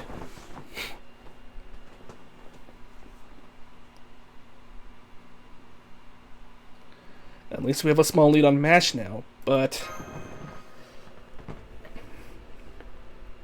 Yeah, it wasn't much of a discussion, was it? She basically just told us we're enemies and threatened to show us no mercy if we dare defy her. Yep, can't say it was a very productive talk. We now know that Morrigan definitely sees proper human history as her enemy. And we now know that Mash is safe but being kept in captivity somewhere. But that's just confirmation of some things we already at least suspected. I didn't see anything that could give us any kind of clue as to how we could possibly beat her in the fight. We didn't learn anything useful about the divine construct either. Actually, we did make just a bit of progress there. Remember that atrium in the atrium in the throne room, the one overlooking the pit. Oh, excuse me. Well, I noticed a distinct magical energy pattern nearby. It's very similar to the Lion King's in the Sixth Singularity. That confirms to me that Morrigan has Rongominiad on hand in weaponized form. And not just one or two of them either. She must have at least 10 in place around Camelot's main gate. And with that many of them on hand, she must have already used them here several times before. So we can assume the one she threw at Olympus must have been just one of several she had at the ready. It would have been great if she'd been willing to sell us just one of them, but it's pretty clear that's not an option. So now, the only way for us to complete that initial objective of acquiring that divine construct for ourselves is to defeat Morgan. We definitely have our work cut out for us, don't we? Still, at least we made it out of there safe and sound, so we also know that Queen Morgan is true to her word. True, both Morgan herself and all of Camelot might be so stuffed with magical energy it's downright chilling. But she was also adamant about upholding the laws she set as queen. She didn't even listen to Beryl when he tried to break them. I know, Yusaku. That only makes it all the more mysterious. Beryl said she was Morrigan's master. No, Beryl said he was Morrigan's master. If that's true, it would make her a servant. But it can't be true because she's been ruling Fairy Britain for at least for the last 2,000 years. Beryl couldn't have come to this Lostbelt any sooner than the end of 2019, just like all the other cryptors. Obviously, Morgan would have already been queen of this land by then, so she couldn't have possibly have summoned her as a servant. Or he, sorry. So the question is he lying about that, or is he being made to believe it? Either way, we need a lot more information before we can draw any conclusions. Oh hey, they're back! Guys, over here! Welcome back, Altria, Yusaku. So, how did the audience go? What's Queen Morgan really like? Was she terrifying? Was she strong? Was she really 10 meters tall? I mean, anyone who would take Tristan in as a daughter must eat nothing but other fairies, right? Well, she definitely seemed like a queen. Cut that out, Gareth. Can't you see the child of prophecy's doing her best not to spoil your fun? The truth is, the queen was completely ordinary, right, Altria? Isn't that what you want to say? Huh? I can tell. I'm an expert at reading fair maidens' minds, after all. Don't worry, Altria. It's okay to be yourself. I don't know much about how maidens think, but being yourself is good advice. Deep down, you're a stubborn shrew with a fierce competitive streak, right? If anything, you were probably thinking something like, the queen? I could take her any day of the week. Give me 1,000 years and I'd probably be way stronger than her. I wasn't thinking anything of the sort! And couldn't you at least make it 100 years? It looks teasing her a lot. Guess we won't be getting a cushy carriage escort back to Norwich, especially after they basically kicked us out of the town. I wasn't expecting the way back to be easy, but now that it's time to go, it's looking harder than ever. If they'd just given us at least one carriage, we could have had a nice, comfortable ride back to... Hey, he's back. Oh, hello. Fancy running into all of you here. I was out taking our new carriage for a test drive, and I just happened to find myself in Camelot. Seems like fate to me. Go on, get in, don't be shy. You were totally aiming for this, weren't you? Yep, I'd figure you'd be finishing up around now. I take it your audience with the queen's all done now? I'd love to hear all about it but first... We should probably get going before our presence here gives the queen's army any ideas. Hello everyone, I'm glad to see you haven't been tempted by any other carriages. Say hello to our new and improved carriage. It's now got 6 passenger seats and 2 sleeping berths. With this bad boy, I can promise you all a more comfortable journey around Britain than ever before. Nay. You'll see, they don't call me Redra Homestretch Bit for nothing. That's great to hear about the carriage, but why are you glammed up too? Once I told the fairies of Norwich Once I told the fairies of Norwich I was one of the Child of Prophecy's attendants, they were delighted to absolutely pamper me. Nay. The Earth Clan fairies whipped this armor up for me during the celebration. Snort. I see. Well, that's nice. I just hope you're ready to pay for it yourself. He's like, oh, fuck.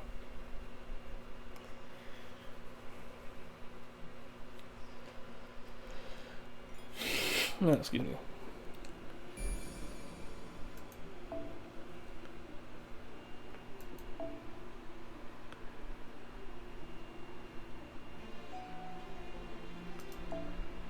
Alright. Cool, I could use that 100 million QP. And that's how our audience with Morgan ended. Well, she certainly didn't mince words, did she? Morgan is Morgan is eager for this fight. I'd hoped there'd be some way to broker peace if Chaldea and the Child of Prophecy met with her together, but she obviously never had any intention of giving up her throne to the Child of Prophecy, the true king. And that's not all. Morgan doesn't even plan on saving Britain. She said she was going to expand her territory and destroy the outside world, right? I was already pretty sure that was her plan, but I didn't know how she planned on pulling it off. But after hearing about your meeting, I think I've got it. She's going to use the Great Calamity herself. How so? Remember the water mirror spell she used at Norwich? That's what she always used to get rid of calamities before. Isn't that right, Habitrot? Yep. She doesn't usually break it out at that massive a scale. But that teleportation spell is one of her go-tos. So even if Yusuke and Mash hadn't gone to such extraordinary length, she would have still made the calamity disappear. Or rather, she would have made it her own. I think Morgan's been trying to acquire the calamities for herself. And if she is, that must mean she's able to harness their magical energy and use it as her own. That's the magical energy she's going to use to overwrite Yusuke's world, proper human history, and make it her territory. She's going to take the curse meant to destroy the world of fairies and use it to destroy the world of humans. That's her plan. She's not out to stop the Great Calamity. She wants it to happen. So instead of getting rid of the Great Calamity, she's going to use it as a weapon? Even though she has more than enough power to banish it like she did in Norwich? But that would mean only the fairies inside Camelot would survive. Now that you mention it, those upper-class fairies in Camelot all look down on the other cities. I even heard him say stuff like, the only fairies worth anything are those from Camelot with a straight face. They've completely bought the whole privileged class nonsense the Queen fed them. I'm sure they just think of the Child of Prophecy as an irritant. I know the Queen said she wouldn't consider us her enemy until we ring one of the bells of pilgrimage, but she's also married to Beryl, right? It's a good thing Oberon showed up with the carriage when he did, because there's no telling when he might have sent troops after us. You said it. First things first, we should put some distance between us and Camelot. We can figure out our next course of action after that. If nothing else, we know exactly what we have to do now. If we're going to save Britain, our world, and MASH, we're going to have to defeat Morgan. Why does Habitrot look like she has something to say about that? Right, several hours after the meeting at the emptied throne room. Still no sign of movement from the pit. That is concerning. That aside, a great calamity comes every 1,000 years, The sheer idiocy of these fairies never ceases to amaze. At least it is useful. I'll use it for whatever I must to erase proper human history forever. You again.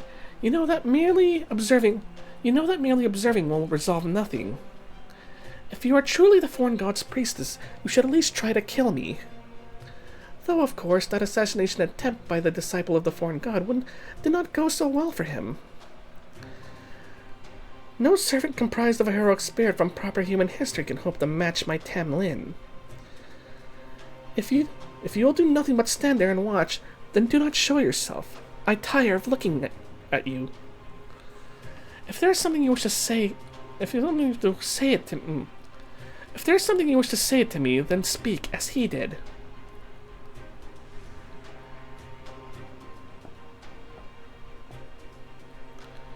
The Chaldean? What the hell? Hey, is that Romani? Sorry to interrupt your chat. I would have knocked, but there's no door here. Of course not.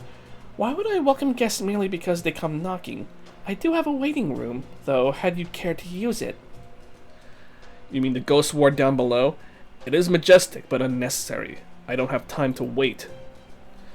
I'm neither omnipotent nor a talented mage like yourself. I'm just an ordinary man capable of nothing but ordinary work. Truthfully, I should be avoiding places like this where I have no business in the first place. Your actions defy comprehension. You are clearly from Chaldea. You are on the side of proper human history. While the foreign god means to wipe the slate of human history clean, I could end up destroying it before she gets the chance. Is that not why you are here? To stop me? No. If you really can destroy it, go ahead. What? True. If left to your own devices, I'm sure you will indeed destroy this planet and erase humanity. And that is preferable to the foreign god achieving her goal. Your goal is to wipe out proper human history so you can expand the land of the Fae and rule as its queen. I can't approve of your goal or your approach to pursuing it, but I do respect what you accomplished. So I will neither try to interfere with your plans nor lend Chaldea my aid.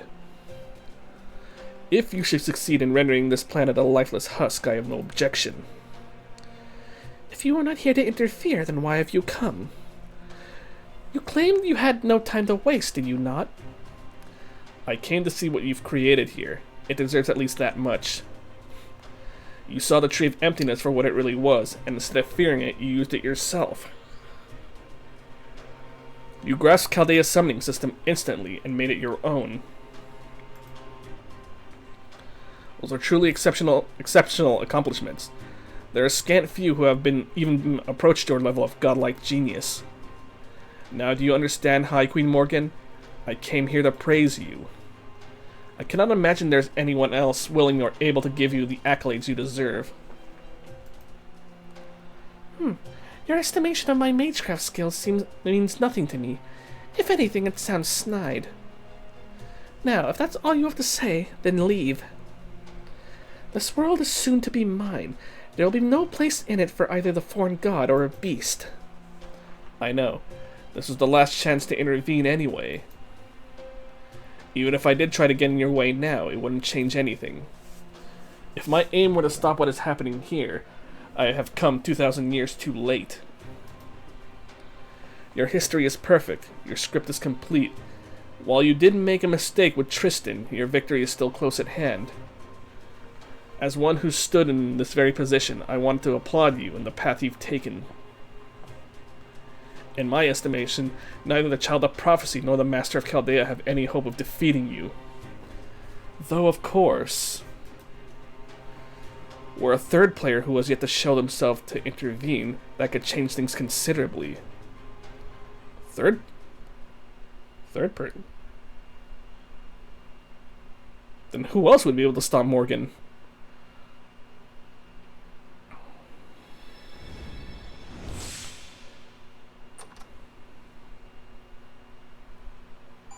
Woo!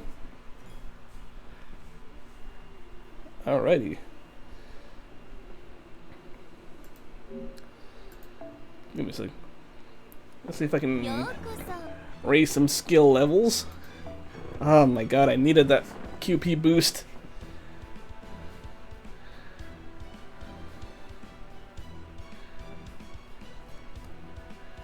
Wait, where's my Lancelot?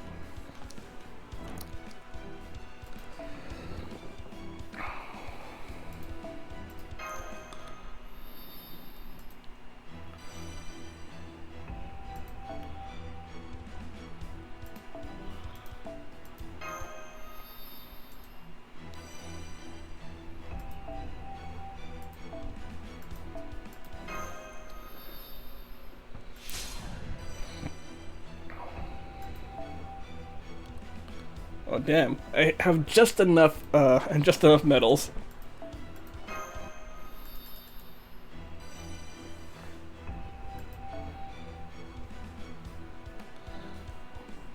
$72 bells, damn.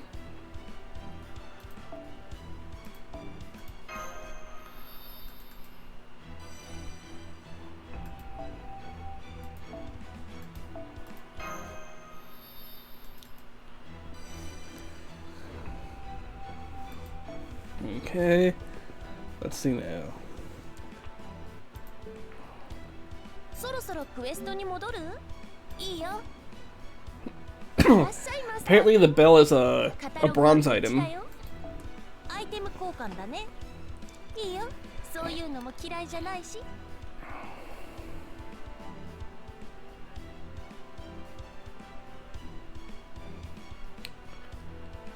I heard this bell is new to Camelot though. But wait, how did I get 92 of them?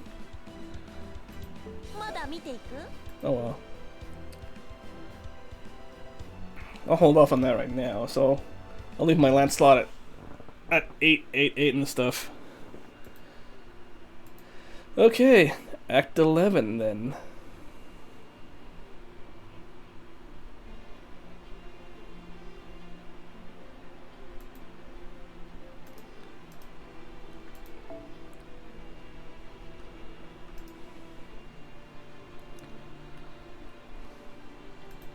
I know.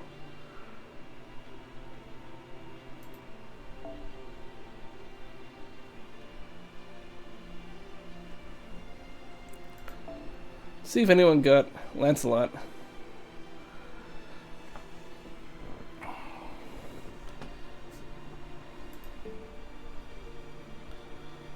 You know, let me get that one skill up to 10.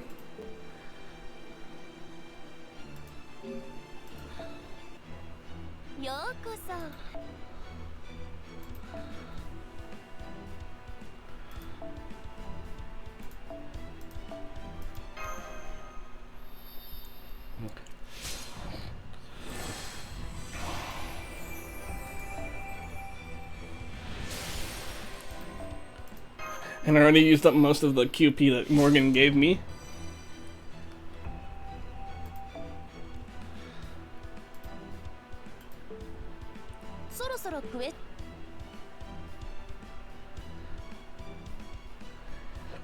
Excuse me.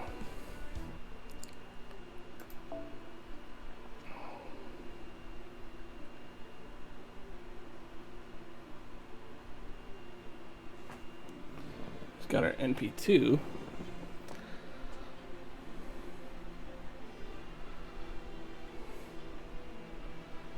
I guess a lot of people got it 8, 8, 10, or like 6.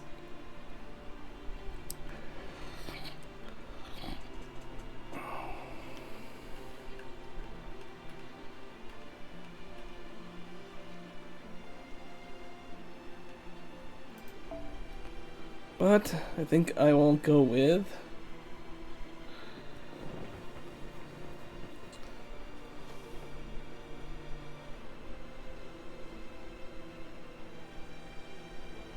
do I have a Merlin? Does anyone have a Merlin?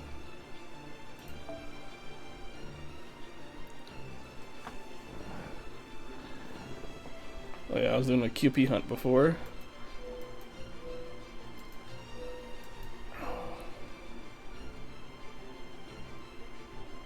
Oh, you know what?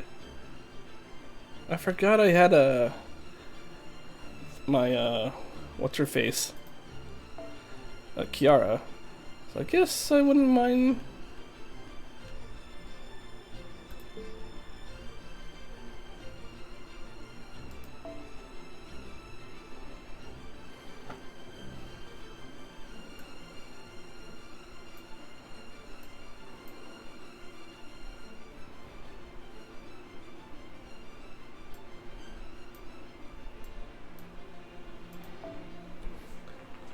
I always keep thinking Summer BB, but I forgot I also have Summer Kiara.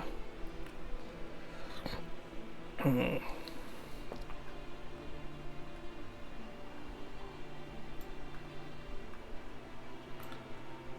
yeah. I'll bring you.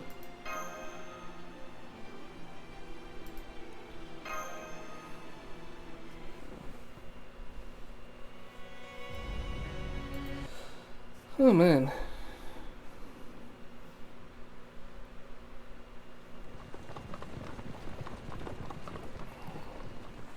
So, now that we put some distance between us and Camelot to avoid any possible trouble with the royal soldiers who just didn't know, about the Queen's orders not to harm us. We moved along the northern border. And come across a chocolate field that's truly a sight to behold. Whoa, there's chocolate growing straight out of the ground. Damn, man, alright. Candy! Wow, that is... Her face screaming candy just is adorable, man. No way! How the hell did this work? I have to take a closer look. Even Da Vinci. What are you two doing? That field doesn't belong to you. You should be ashamed of yourself trampling someone else's field with your dirty shoes. If you're gonna go around tasting this stuff, you need to do so from one of the edges. Whoa! A whole field of deluxe premium chocolate bars Lady Aurora once gave me a tiny piece of. This can't compare to a carrot, but it may well be the sweetest thing I've ever tasted. Nay. Speechless. It's so good, it's so sweet. It's a little messy, but it's still so yummy. I'm glad to see you're all enjoying yourselves. How can you be so relaxed about this, Oberon? We still need to keep an eye out for any signs of pursuit. What is it, Gareth? Aren't you going to jump in there with them? Oh gosh, oh gosh, oh gosh. Everyone please settle down. You can't eat that chocolate. We all stuffed our faces already. Oh no, I knew it! These are Knockdown Rehab's chocolate fields. I've heard about them. They're made with paralysis, ancient charm, and calories out the wazoo. Wait, paralysis? Any fairy who tastes this chocolate becomes a hopeless chocoholic. And they have to do whatever Knockdown Rehab says for the rest of their lives, according to Garrett's own research. Oh god, Moors. Chocolate field Moors. Crap. Kathy wipes with her mouth of fingers. Did those Moors just pop out of the field? He was eating too! They must have been lying in wait to ensnare any fairies that succumb to chocolate paralysis. First, fairies eat the chocolate, then the Moors eat the fairies. What a perfectly devious predatory tactic. Our eyes look so dark. And I'm afraid none of the others will be of any help, now that their veins are full of chocolate poison. Come on, Muramasa, this one's all up to us. Got it. Good luck, Gareth. Muramasa, why don't you just take a step back? And what's that you're holding behind you? He took some... Sorry, it was right there in arm's reach, so I just couldn't help myself. Some wise elder you turned out to be! He's like, sure, it's like, oh, fuck.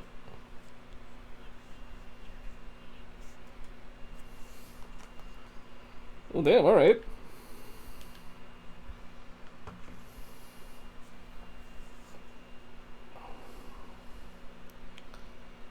It is almost time for the whatchamacallit, the daily login bonus. Within 6 minutes.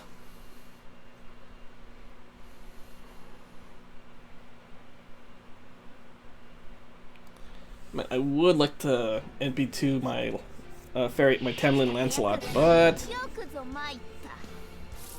huh? It says we're poisoned, but I don't see the status thing among us though.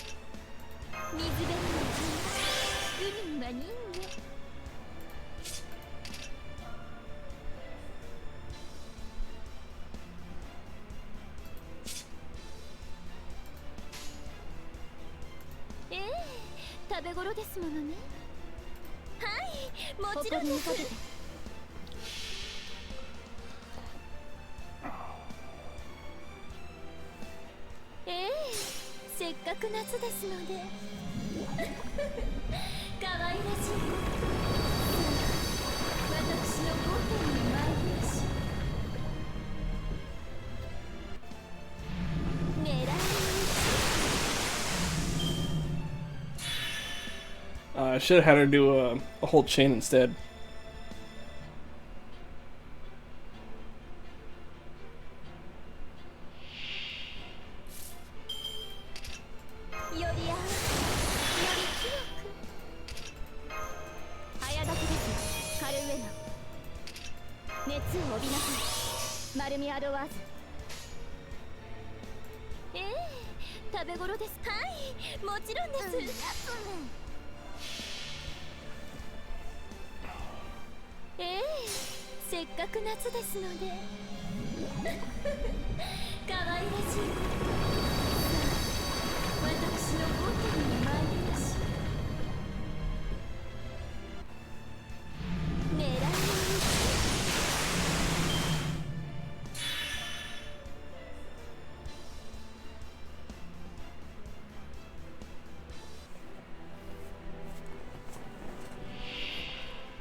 Oh man, it's kind of like when we fell for the Drake.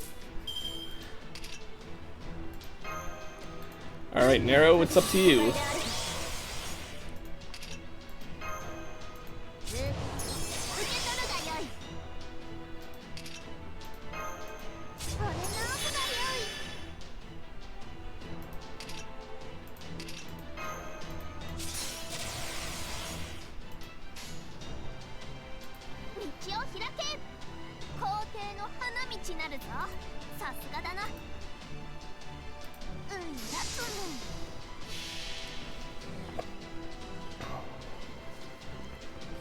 Go, go, go!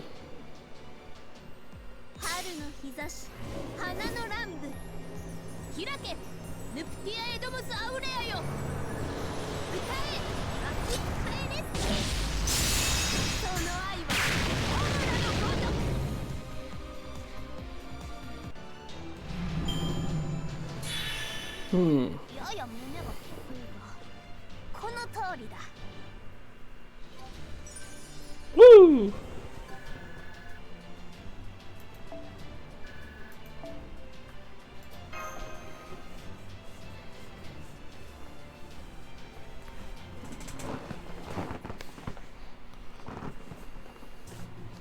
Huh? Does this mean none of you are paralyzed? Sorry, Gareth, but no, we're totally fine. I don't think chocolate is poison at all. That's right. Incidentally, when people refer to chocoholics, they're talking about people who just really love chocolate or will go all the way north just to have some. I'm pretty sure it's not actually a medical condition. Oh wow, now that you're right, this is really good. It's sweet and crunchy and easy to eat, and it doesn't even make me thirsty. I feel so much more alert now, too. Still, it is a rare luxury goods, and these fields really do belong. And these fields really do belong to Nocna Yab. So if you keep sampling the chocolate without permission, well, see for yourselves. Uh-oh. Ah, crap, there's a huge army heading this way. But hang on, what the hell are they all wearing? Wee-woo, wee-woo, wee. Did they just said wee-woo? No, please, no, they actually just went wee-woo, wee-woo. Damn, they got us surrounded. These numbers. This honeybee-like magical energy pressure, it's... That's far enough, you shameless tourist. You've got a lot of nerve eating your fill of my chocolate.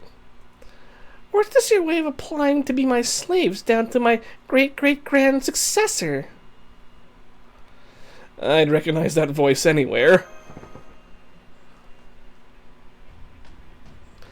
That's right. Now throw yourselves at my feet and beg forgiveness. Oh god, she really does look like Maeve. I don't care what backwater town you fairies hail from. One look at this beauty should tell you all you need to know about who you're dealing with.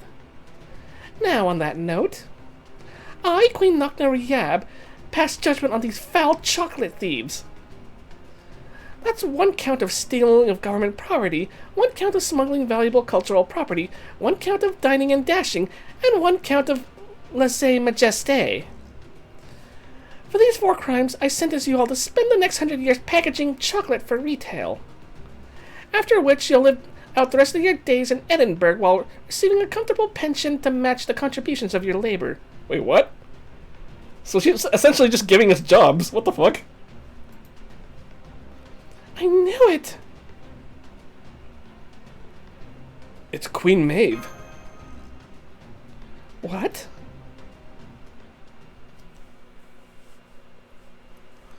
Ooh boy, that's something.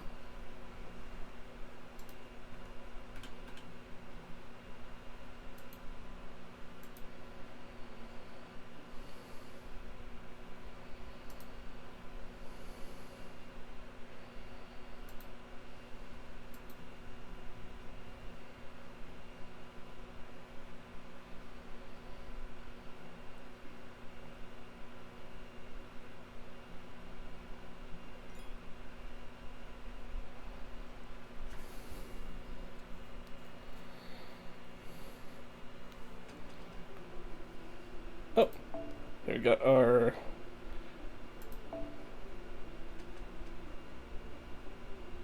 回避や無敵には回数制とターン制2つのパターンがあります。全体攻撃をする大型エネミーの場合、回数制だとすぐに消費してしまうことがあるので気をつけてくださいね。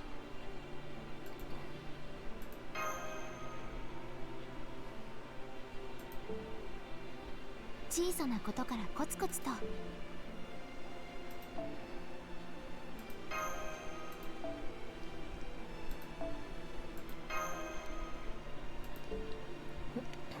Alright. So we're going to fight a Lancer.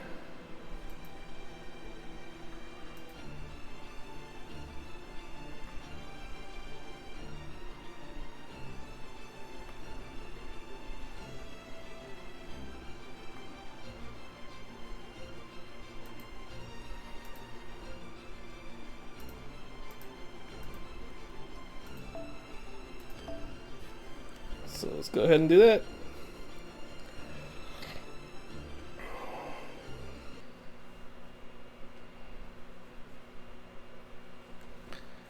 I first met her in Gloucester about 5 years ago. She was like a storm in a bottle, and she was the first fairy I got to know outside of my village. Not that it's any surprise. But for a born ruler, there's nothing better than kicking all your would-be rivals to the ground. The first princess pageant in 100 years, and I'm the clear winner. Now, go out there and tell everyone in Brent that Knocknariyab is the new queen of the Northern Fairies.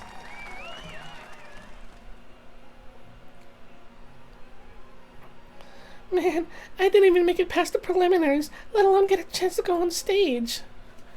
But that's okay, I'm only here because everyone in the village insisted I come anyway.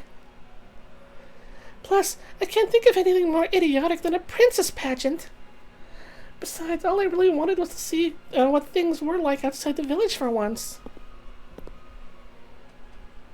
I feel like an idiot. What am I even doing out here? I should be back home helping with the harvest. But no, I just had to come here to help my political campaign and show everyone that Mab's successor means business. I swear, when are the elders going to stop treating me like a greenhorn anyway? Not to mention the judges' criteria for beauty is just laughable. Don't they know that real beauty comes from living a life you can be proud of, and not what other people think of your looks? This sounds like the complete opposite of Maeve. Contestants like us are the ones who decide what's beautiful, not the peanut gallery. Oh, hello. Aren't you the girl from Tintagel I saw in the prelims? No. I think you have the wrong fairy. I'm just here waiting tables part-time, so... Why didn't you come to the main event? I thought it was going to come down to you and me. I would have enjoyed beating a worthy opponent rather than demolishing the competition. But you were nowhere to be seen. What, did you leave early because the whole thing was so stupid? Stupid? Well, I guess I did feel pretty stupid. Why, you think I don't get what's going on here? I can tell what you're thinking. Look at the simple little girl who's jumping for joy over a stupid trophy. She has no idea I lost a battle but won the war.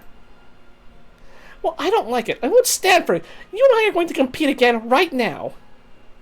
What's your best subject? horseback riding, dancing, music, combat, chess. Whatever it is, that's going to be our real final battle, and we're not going to stop until I'm good and satisfied. Oh, but we need to do something about that horribly tacky outfit first. Mac, Dim, tear this girl's clothes up for me, will you? Wait, what?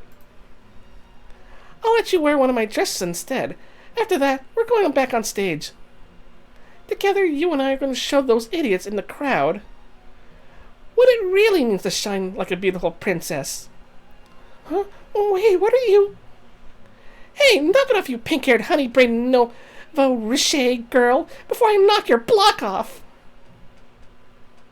Wow, she's really sassy. I'm sorry, I had no idea you'd actually been eliminated in the preliminaries. I mean, my instincts have never been wrong before, you know. And the moment I saw you, I felt sparks all up and down my spine. Sparks! I thought there's something different about this fairy. I seriously got the impression you could turn the world on its head. That's in a different way. Huh? Really? Is that how I really seem to you, Knocknariab? I guess it's true what they say about great talents blooming late. Believe it or not, I'm actually the child of... But I was wrong. You're so unimpressive that I must have flipped from zero right back around to hero. Oh, is that so? Guess that means you'd better quit bragging about your instincts from now on, huh? You're right. From now on, I'll make sure to observe fairies carefully and not just rely on my intuition. Anyway, what's your village like, Altria? You said it's on the western tip of the southern Britain. My city's up on the northern tip, so I can't even imagine how different it must be. Do you get ash rain there? What color's the forest? Can you fish there? Are there any cute fairies you've got your eye on? Oh, what was that exploding lamp you threw at me earlier? Exploding lamp. Like, she's just still kind of awkward. The northern fairy kept peppering me with questions, and she seemed genuinely interested in the answers. It's one of my nicer memories from back when we still didn't know each other very well. Her name was Knocknariab. Since I'm the child of prophecy, she and I are destined to butt heads one day, but she was also my very first friend.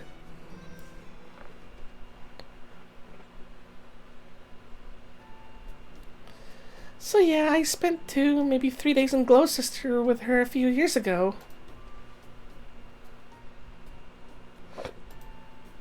Okay. Give me a sec, just checking. As I keep getting notifications.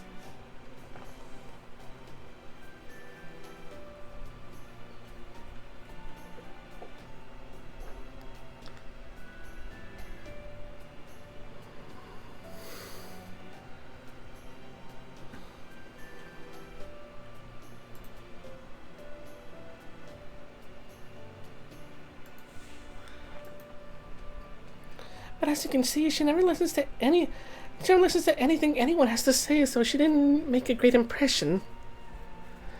That goes for you too, Altria. You look meek enough, but you always talk way You look meek enough, but you always talk way tougher than you look. Good to see you haven't changed. They're butting heads again. Well, this is a surprise. I had no idea Altria had a friend she was on arguing terms with. And Knocknariab of all fairies? I can't even imagine getting into a scuffle with her, can you? Definitely not. I'm all tongue-tied just from seeing her. Nay. Knocknariab, member of the King Clan and Queen of the North. Her magical energy covers this entire camp even as we speak. She's one of the most notable fairies in all of Britain. Her combat abilities may not compare to the Tam Lin, nay. But when it comes to otherworldly common sense and the sheer size of her fey domain, I don't think there's anyone in Fairy Britain who can match her. Really? Is she that impressive? But look, Altria's not backing down. No matter how snide Knocknariab gets with her, she gives twice as good as she gets. Yep, those two are a perfect match for each other. Altria looks meek, but is actually a huge pain in the neck, and Knocknariab makes a loud first impression, but she's actually very earnest. They're like two halves of a puzzle box. They may constantly be at odds, but in the end, they fit together perfectly. Quiet, you! When did I say any of you could talk?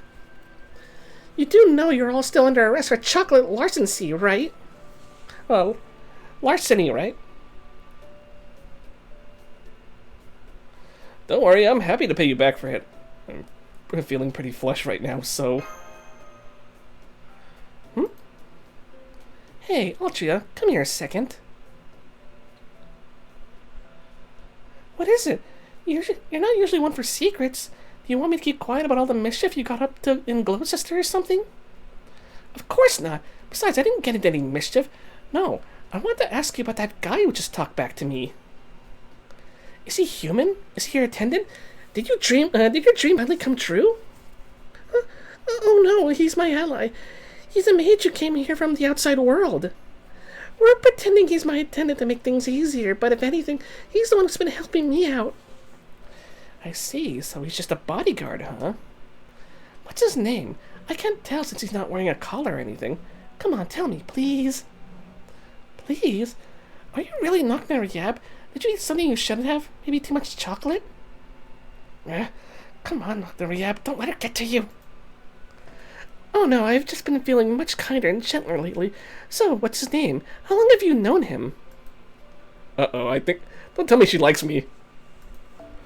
Well, his name is Yusaku. And I've known him for about 20 days now. I see. So you're still more than friends, less than lovers.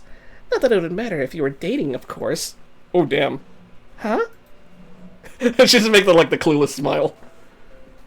But I digress, all that aside. Just looks at it like a bunch of us. Some child of prophecy, you turned out to be Altria. What even is this ragtag band? Are you trying at all? I can't believe you don't even have a single squad to your name. I guess you're still the one fairy my intuition just doesn't work on. When I heard that the child of prophecy who saved Norwich was named Altria, I thought you'd finally gotten your act together. Oh yeah, somehow I'm just kind of slipping into like a Valley Girl thing. But it looks like I was wrong about you again. You're as pathetic now as you were back then. I guess a bunch of third-rate losers are the best a pathetic low-class fairy like yourself can attract. Take that back, Yab. Don't you dare make fun of my friends. They're all much more accomplished, wiser, braver, cuter, and grandpa-ish than I am. Grandpa-ish? He's like, what the fuck? And if nothing else, they're way stronger than those soldiers you got waiting on you. Is that so? Alright then, prove it. I'll see for myself who's stronger, your allies or my soldiers. If you guys win, I'll pardon you for your chocolate theft, and you'll all be free to go.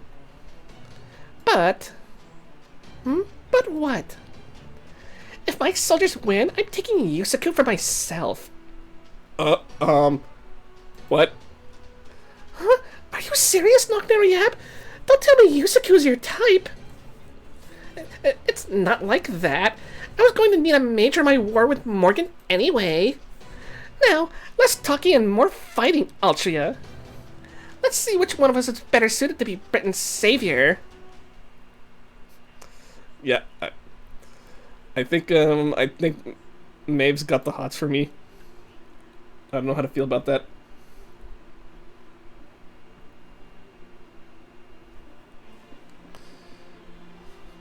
Only one servant for my party can be set.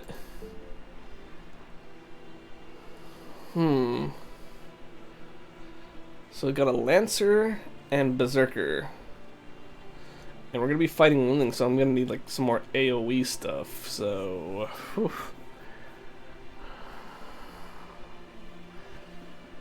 Let me see. What else can I use?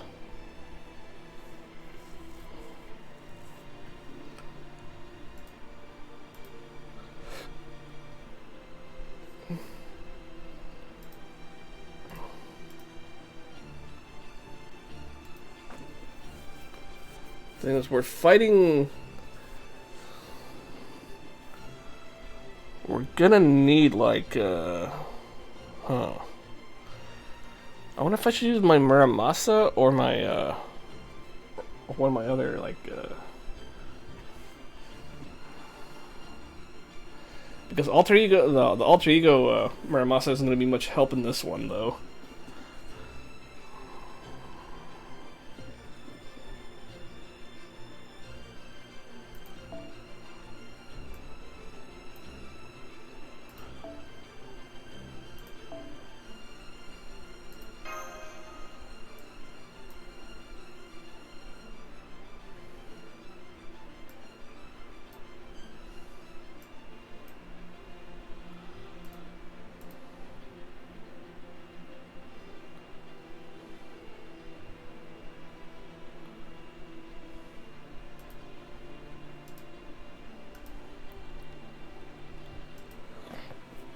I could. Or can I use my... Or should I use Saber Altria? I don't know.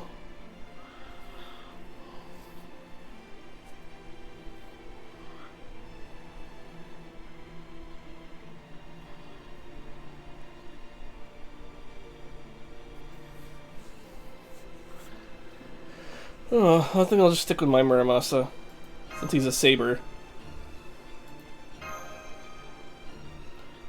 I think Happy Trot can heal, so I guess we'll go with that.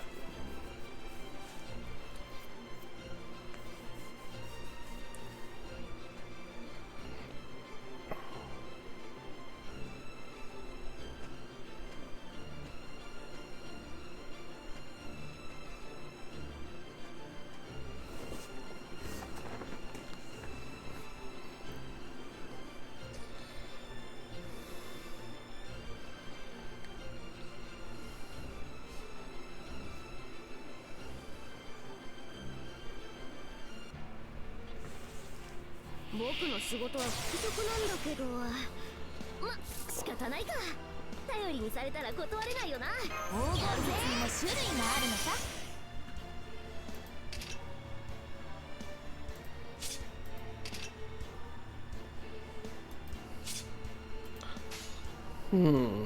石はいらねえ。木をよこしな。下がってな。オッケー。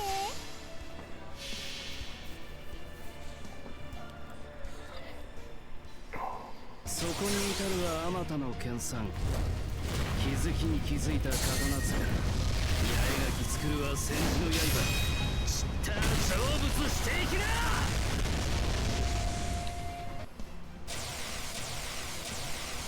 悪いな。せーの。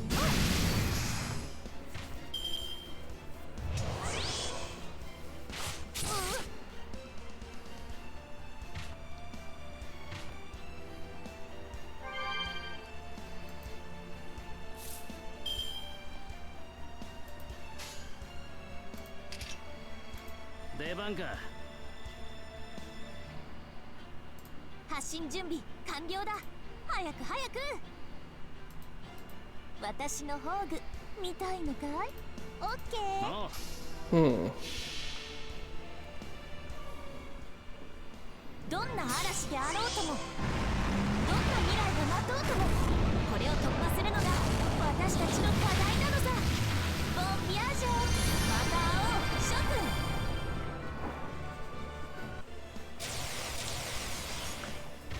芸術とはこのことなのさ。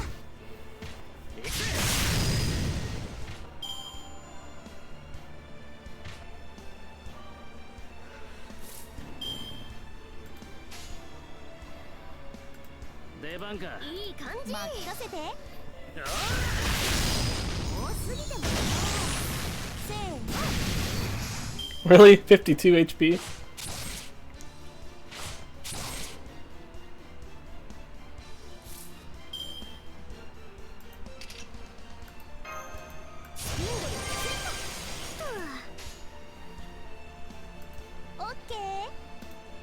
下がってな。いくよ。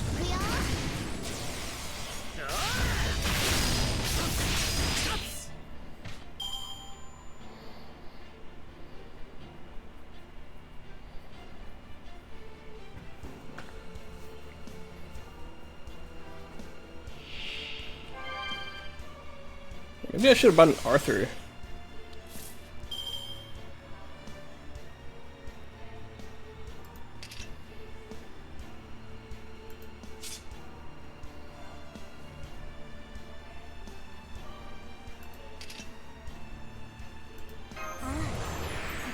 しかったと思う。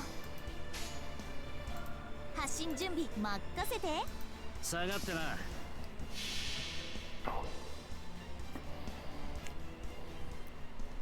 そう、君たちはあらゆる困難を乗り越える。その勝者を今示そう。ビューティフルジャーニー。さあ、行けるところで行ってみよ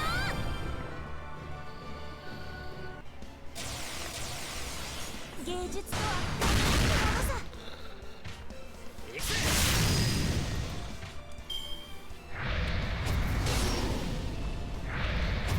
Wait, what? Why do they have a Morse fighting with us?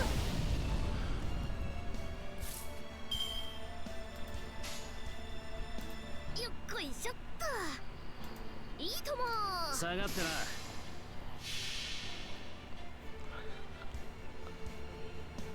急げや急げ。明日が納期だ。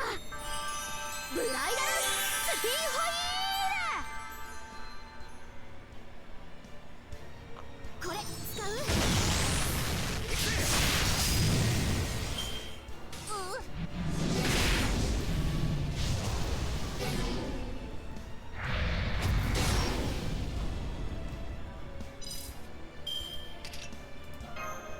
ここをもうちょっと念入りに。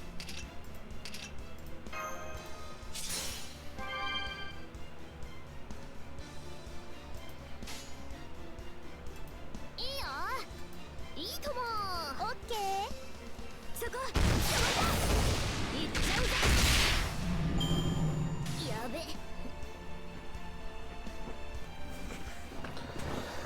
Alright, cool. Alrighty. Wait, is that Diarmuid and Theon?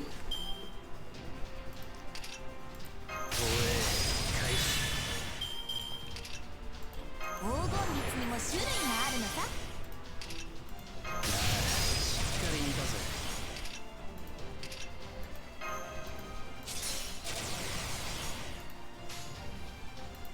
石はいらねえ。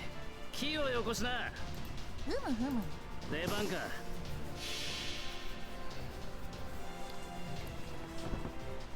Let's boku boku ni suru them. あまたの研鑽。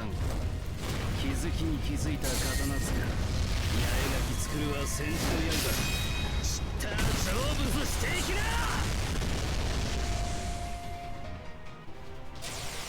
芸術とは輝くものさ。行くぜ。華麗に。どうかな。 Oh, you absolute fool. Just cause I can. いいとも。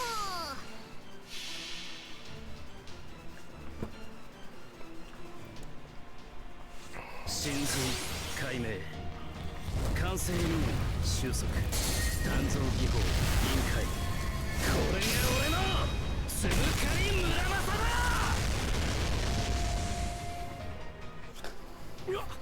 Woo! Alright. 夜に帰ったら飯でも作ってくれればいい。そいつでロハにしてやら。 Hey, yo. Hey, more bells. Could certainly use more of them. Cause Tam Lin Lancelot takes a lot of them.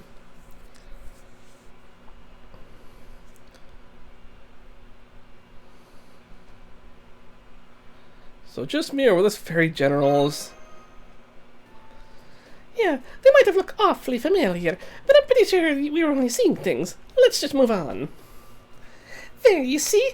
Yusakuna's team won. I told you they were amazing. Now, let us go free. Queens are supposed to keep their promises, right? Of course. Believe me, I don't have time to be messing around with you either. Sorry, I think I'm supposed to be in the Valley Girl. I was in the middle of running military exercises when you decided to steal my chocolate. Also, my enemy is Queen Morgan, not the child of prophecy. I have nothing to say to a low-class fairy who still hasn't made a name for herself. Go wherever you like, for all I care. She looks all depressed. Oh, does this mean the King clan doesn't see the Child of Prophecy as competition? I think it would be to your advantage to capture us rather than let us go free. Oberon, please, don't give her any ideas. God damn it, Oberon. Of course I see you as competition. I'm the only king fit to rule Britain. As far as I'm concerned, both Morgan and the Child of Prophecy are obstacles to my rule. That said, I can't take Morgan's army lightly. If I'm going to win, I need to make use of everything I can. Either Morgan will jump at my provocation and leave her castle to face me, or I'll attack her castle myself once all my preparations are complete. Either way, I'll need to keep the other clans in check in the meantime, which is why I want the Child of Prophecy to keep stirring things up. Get it? The more you scurry around making trouble, the more Morgan will have to divert forces from me to focus on you. I don't really expect you to ring all the bells of pilgrimage, but could you manage maybe 2 of them? If you can manage that, I'll take care of the rest. I'll take control of Camelot, send Morgan packing, and banish every human from this island. As a descendant of the Northern Fairies and the daughter of the Great Mab, I'll be the one to restore Britain to the way it was always meant to be. Still, I'm also very generous, so I'm willing to make a few exceptions. If the humans are willing to change their ways, I could set up an autonomous zone for them to live in. As proof, I grant you permission to speak freely, Yusaku. If there's anything you want to ask me, go ahead. Just this once, I'll give you an honest answer. Okay, in that case...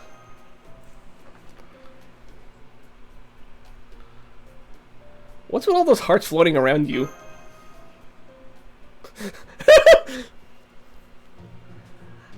Hearts?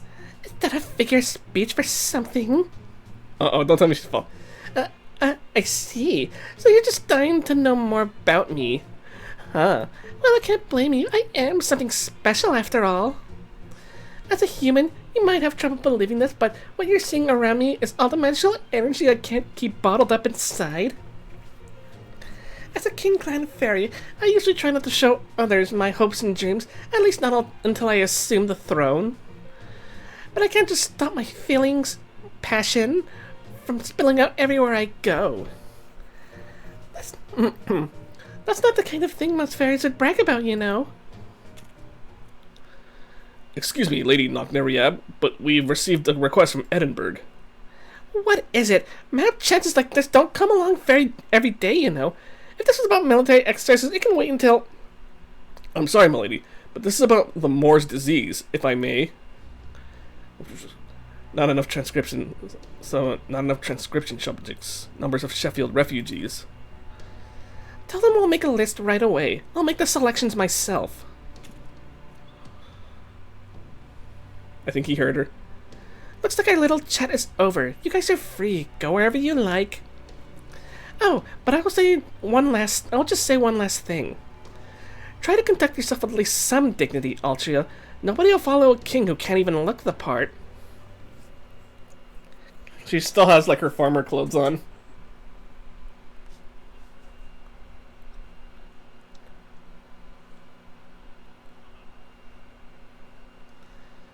Well, that was kind of amusing.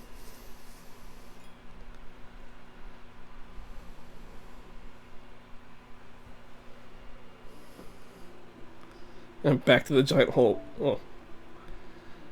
Okay, so we're fighting Berserker, Assassin, and Caster.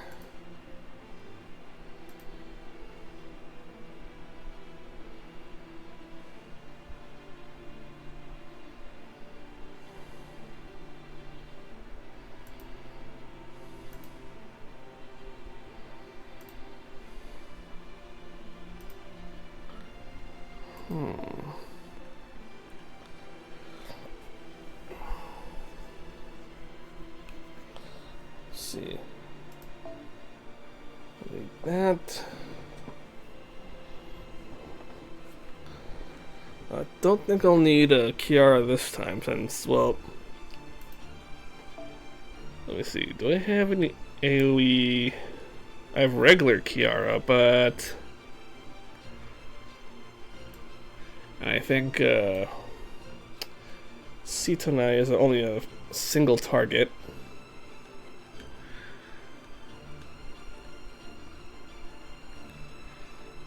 Yeah, it's a single target.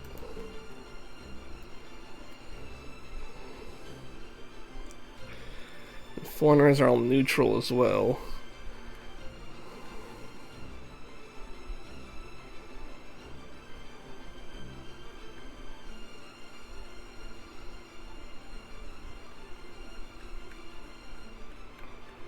I could use Summer Musashi. That might be like the best choice, I think. Maybe.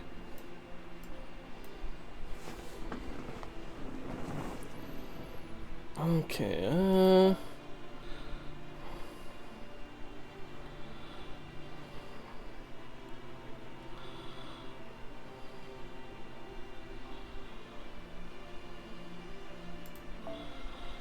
put you here. Morgan.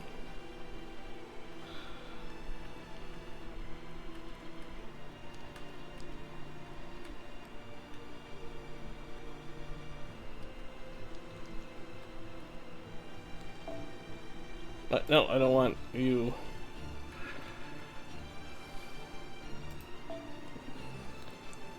Probably just get you some experience.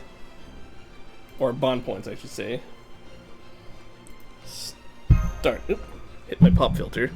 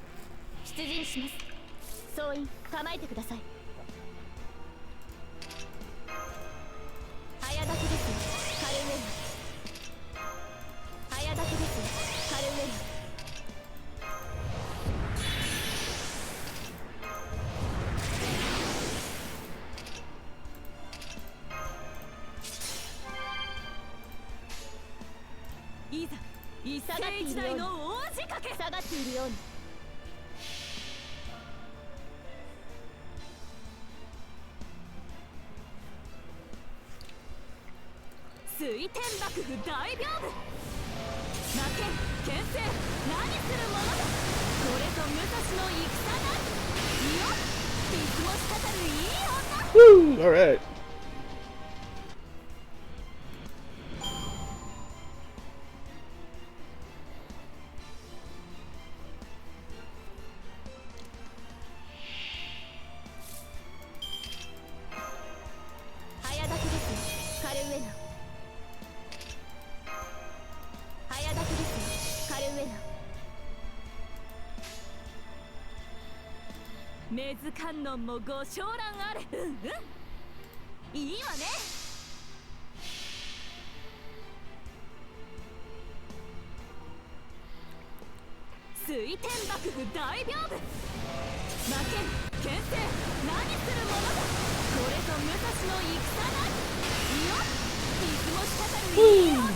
Alright.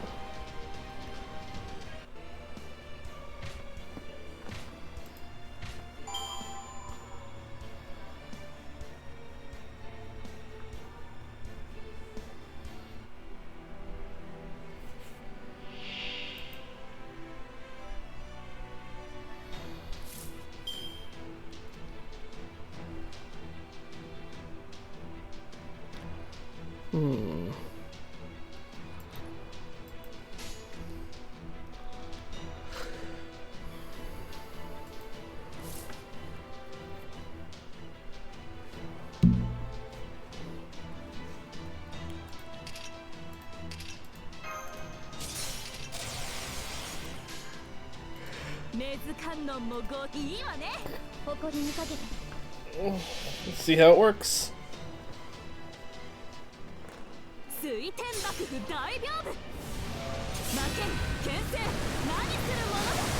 ぞ武蔵の戦だ。よっ、傷も滴るいい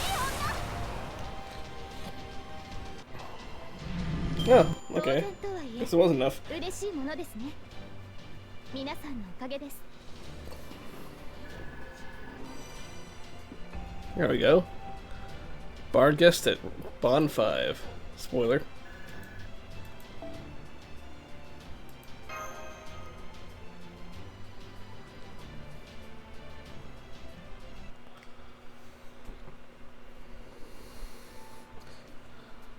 Well, a little trip southbound through the chocolate fields brought us back to southern Britain. Gloucester's not too far from here. How about stopping by?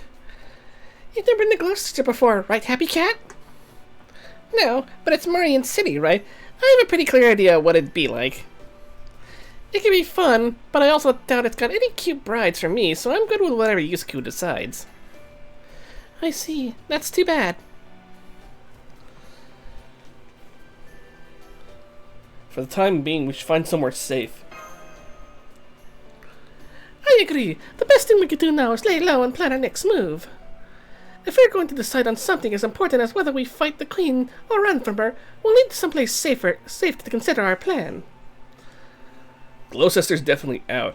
I don't know about Murian, but I wouldn't trust Koya and Skya as far as I can throw her. What about the Welsh Forest? That's Oberon's territory, after all. Salisbury could be another good option. How about it? We could tell Lady Aurora everything that's happened so far. So many choices. Any thoughts, Oberon? Good question. Well, I definitely wouldn't recommend my forest. It'd be make for a lousy secret headquarters. And I don't think Salisbury or Norwich are safe either. We shouldn't put too much credence in the Queen's promise to leave us alone. If Barrow were to lead Morgan's army against us, Aurora wouldn't be able to stop him. Looks like Knockdown Yab is right. We need our own military strength.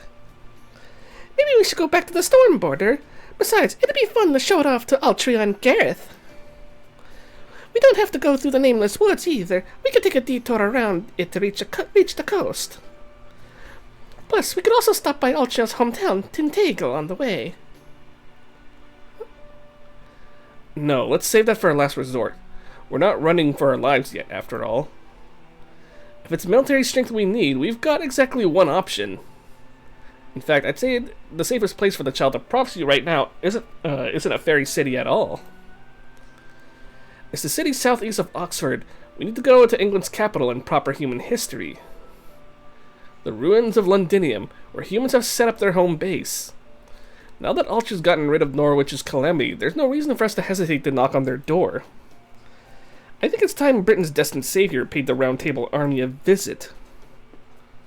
That is a good idea.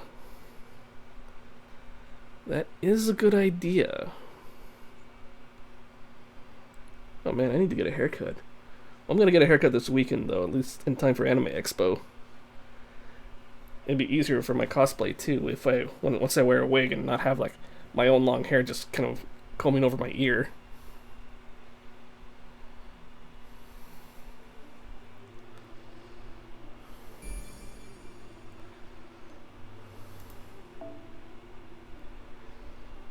Let me see. So in the front of Londinium.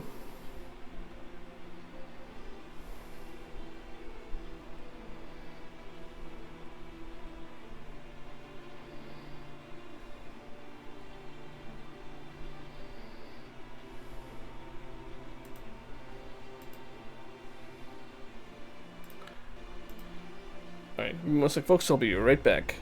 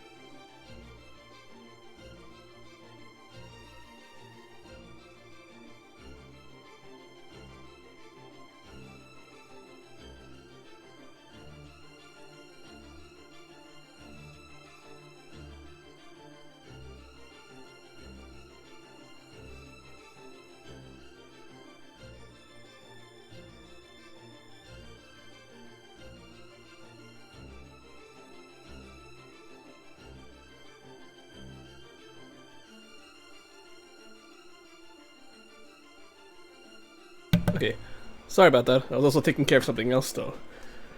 So, let us continue with the story.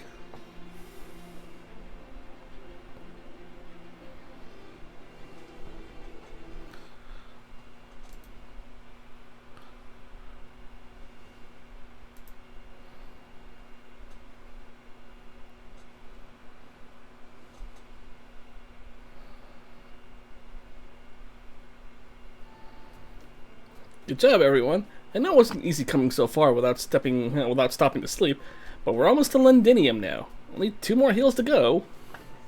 But first, why don't we take a quick break? Besides, it's almost lunchtime.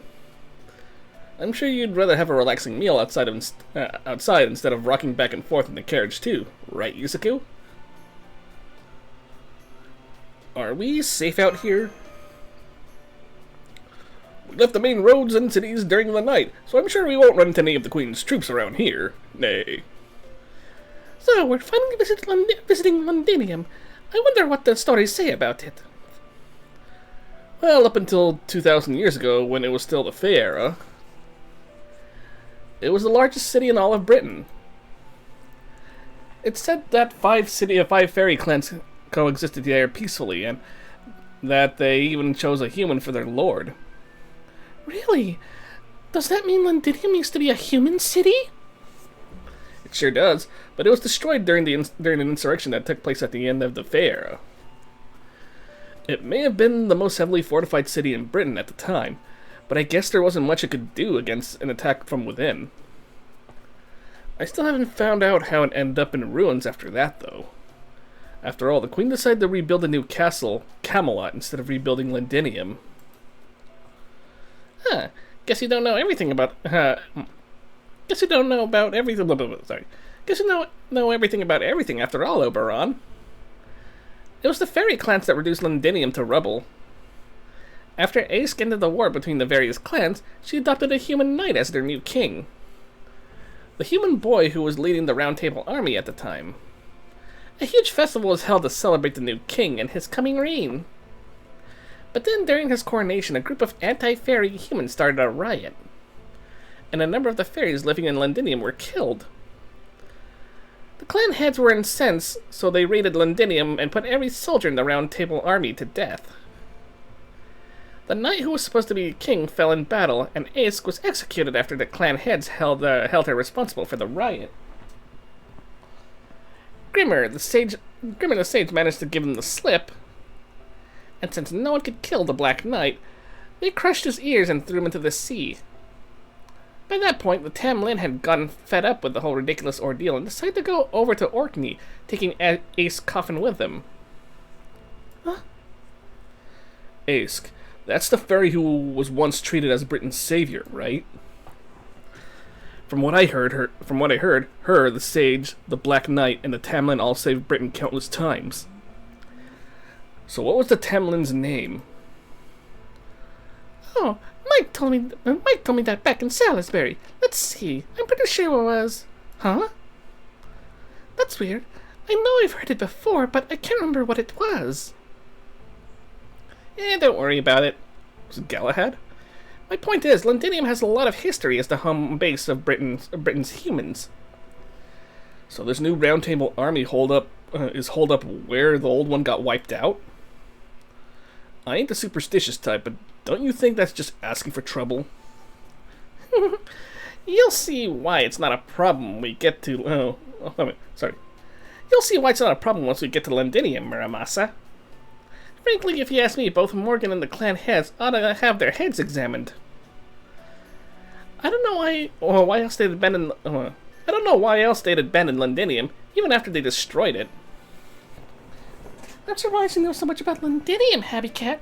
I mean, you don't know anything about Gloucester or Salisbury. I know about Salisbury. That's the city with the big cathedral, right? I've seen Aurora before, too. I just didn't pay her much attention. She's not my type. I see. So are you sure you're okay missing out on all the beautiful cities? Sure, I'm sure. This isn't exactly a sightseeing tour. Kinda curious why you're so considerate of me, though. Fishing for a discount on your wedding dress or something? Huh? No, I'm not looking for a dress. I haven't even found a partner yet. I mean, it's not that. It's just what? It's nothing. I'm going to fetch some water. Be right back. Hmm? That was a close one. I almost said something I shouldn't again. Anyway, I'm kind of worried about Happy Cat. I can see Altria and Yusuku's futures just fine. But I can't see anything for hers. Uh-oh. Moors? Crap! I have to kill it before it touches me! Yeet. Sorry, I can't yell now because it's a little late. Huh? That's weird. My lance has always worked before. Wait. Alright. That's only because Altria was helping you out with her magecraft. But now it's just me.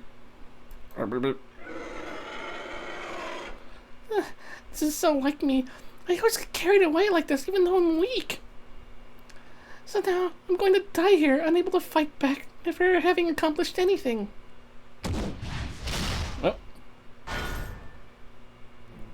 Hey, it's Percival. You were close. No, you were so close. If you're just taking 6 steps back and had gotten a running start, you could have definitely taken it out. You're not the biggest fairy out there, so you'll need more than just the weight of a thrust to get through the more skin. Make sure the foot you're bracing on faces forward instead of to the side, and try to let gravity do the hard work for you. But I guess that'll be something to work on next time, which is all the more reason to stand back up until now. All the reason to stand back up now, sorry. Okay, may I ask who you... Me? I came out here to fetch some water and saw you going into the forest. I was going to warn you to be careful since we tend to get Moors out here. But I guess I was a little too late. Luckily, there are only 2 of them. Think you can help me? I'd really appreciate it. Yes, of course. I'm Gareth, by the way. I'm Percival. Would you mind taking the Moors on the right, then, brave knight? Wait, did he say Percival? Ah!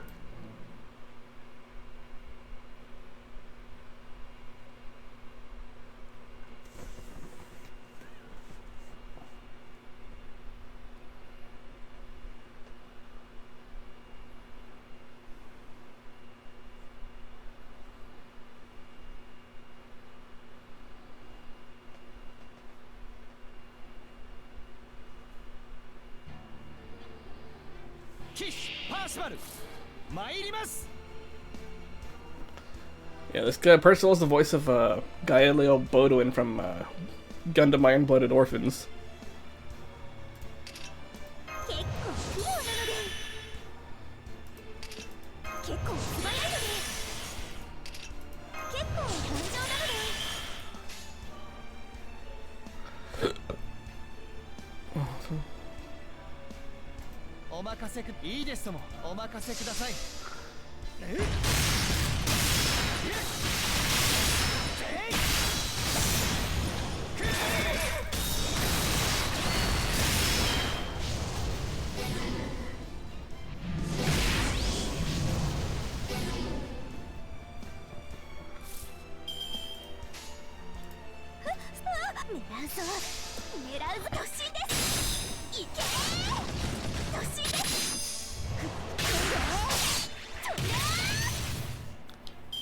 God damn, man.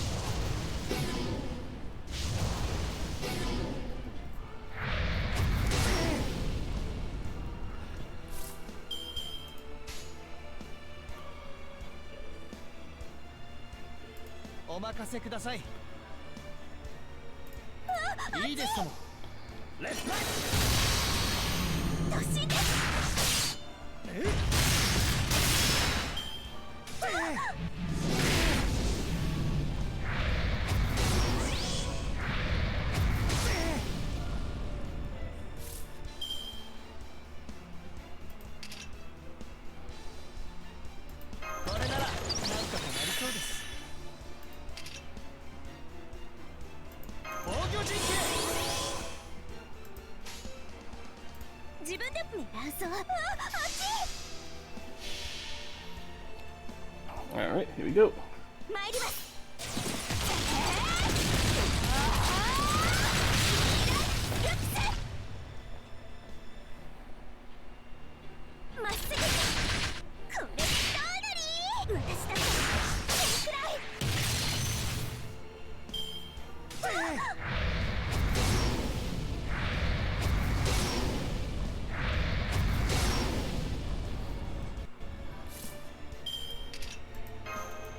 Oh no, wrong one.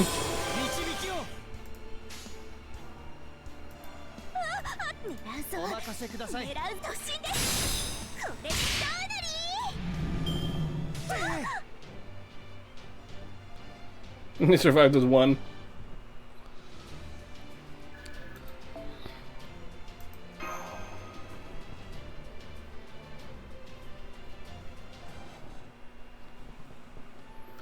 I won. I can't believe it. I actually beat a Morse on my own. That was great. Don't sell yourself short. You're already strong and you only get stronger the more you train. By the way, Gareth, right? I don't recall seeing you around here before. You should know there's going to be a big battle here soon. You'd probably be safer heading to Norwich or Manchester instead of staying here. Unless you came here looking to join Londinium's Roundtable army? We could really use all the help we can get at this point. Even so, I'm not sure Londinium is the best place for a lovely girl like yourself. There are still lots of holes in the roofs we haven't gotten around to patching up yet, not to mention ghosts that haunt us at night. Excuse me, I'm sorry to interrupt, but... Did you really say your name was Percival? Yep, that's me. Good name for a human, isn't it? I'm pretty fond of it myself. Oh, please let me introduce myself more properly. I'm Gareth, attendant to the Child of Prophecy. And I'm happy to tell you she's making her way to Londinium right now. That's basically what?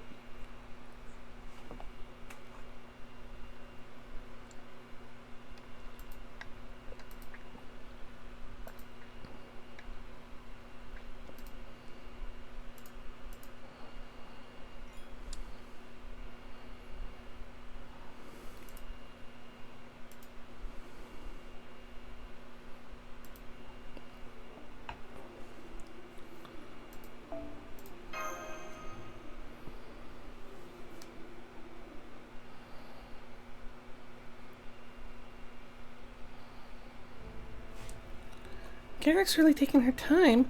Maybe I'm getting worked up over nothing, but I can't help but worry. You know, I'll go fetch some water myself. We can cross the hills after I get back. I'll go with... Huh? It looks like Garrett's back. Huh, I wonder why she's jumping up and down all excited like that. I see she has someone with her too. Someone tall and pretty handsome. I recognize that oversized breastplate. Hey guys, you'll never believe this.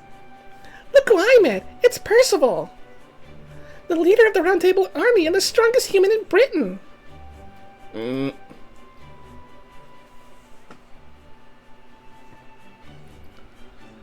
I'm sorry, I know this isn't the most proper introduction. It's an honor to meet you, Child of Prophecy, and you, Foreign Mage. What the hell is Red Hair doing? I'm Percival, the Round Table Army's acting leader. I know I'm dressed like a knight, but I'm really just an ignorant country boy. I've never studied the ways of chivalry, so I hope you can forgive my inadvertent rudeness on my part. Wait, what the hell is Red Rabbit doing? Great to meet you too. Thank you. I'm glad to see you're in such high spirits. I understand why you're here now. You need a safe place to prepare for your confrontation with the Queen's army, yes? Then you're very welcome to stay with us in Londinium. I'm afraid it still needs a lot of repairs, so it's not in the best shape to welcome the Child of Prophecy. But it's also one of the most heavily fortified places in Britain, and I promise my soldiers and I will keep you safe while you plan your next move. You're a nice guy.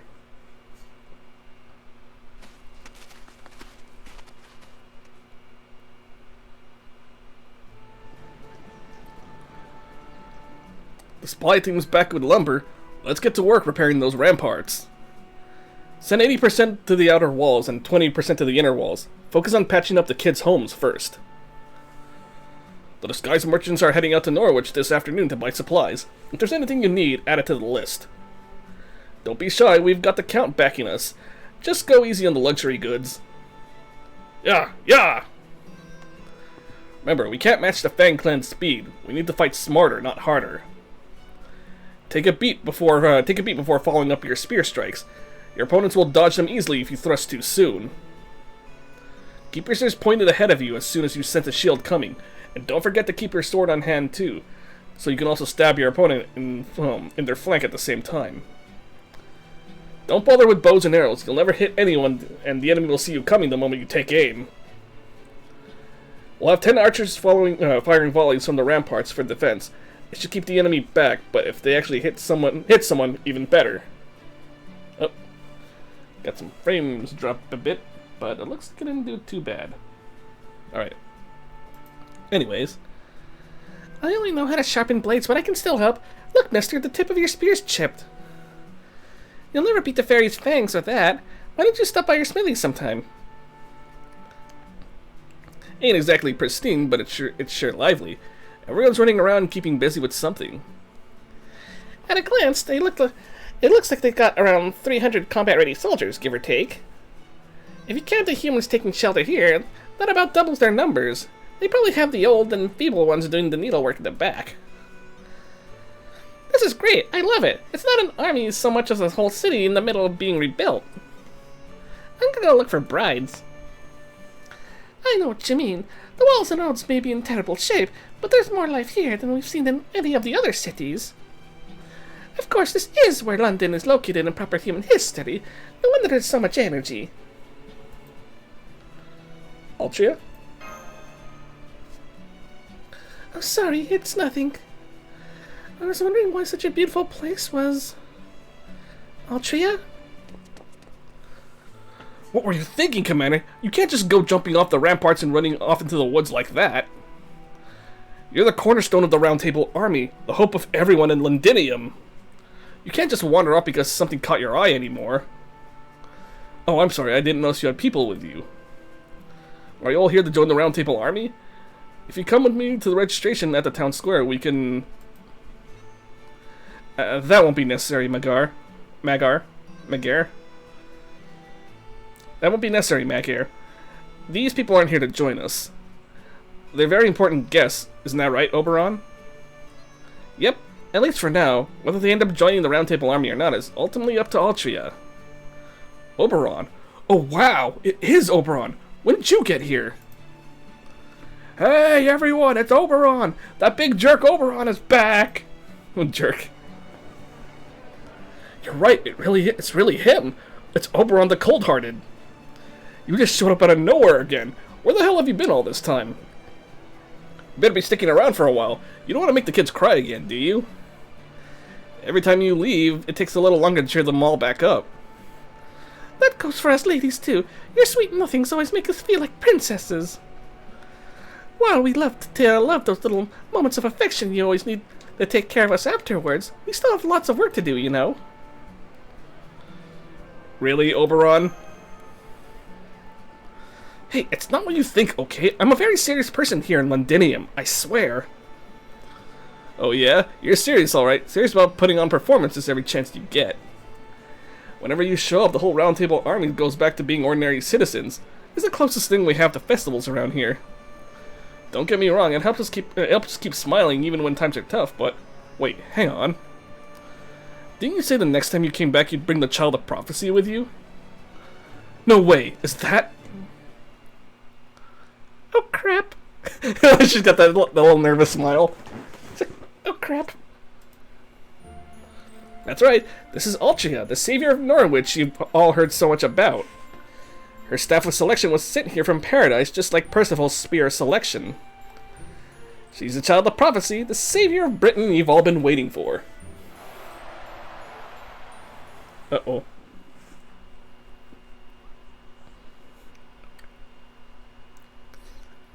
Like, Altria here's like a nervous little wreck.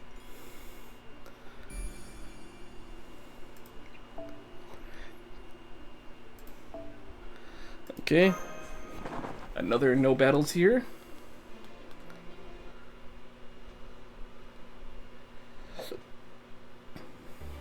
They're all surrounding her.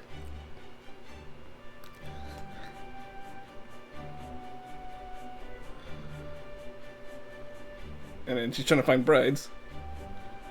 And she's trying to match Gareth, match Percival.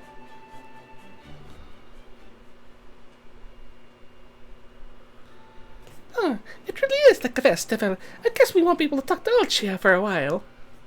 Seems like everyone in town's caught the child of prophecy fever. Maybe we should help her out, Oberon. I don't think she's too big on being fawned over like that. Oh, I'm sure she isn't. Altria has always been keenly aware of the pressure that comes with fairies pinning their hopes on her. At the same time, she's always been good at handling those very hopes. What do you think, Yusaku? Shall we rescue her from that crowd?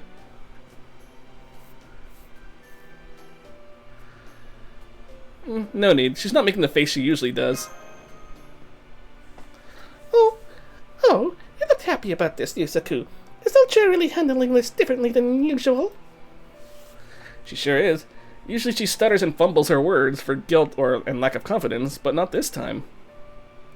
She's still nervous. This is Londinium, a city that dreams of a proper future for Britain. The people she's talking to now aren't just hoping she'll keep them safe because the people she's talking to now aren't just hoping she'll keep them safe because they're only worried about themselves. She's seeing something much purer than that right now. In fact, I bet she's actually proud to be the child of prophecy for the first time in her life. It's like her eyes have been clouded by everything she's seen all this time and she's finally seeing clearly. What do you mean? Oh, nothing. It's just a thought I had. I'm the Fairy King, after all, so I thought I'd try my hand at a little poetic figure of speech for once.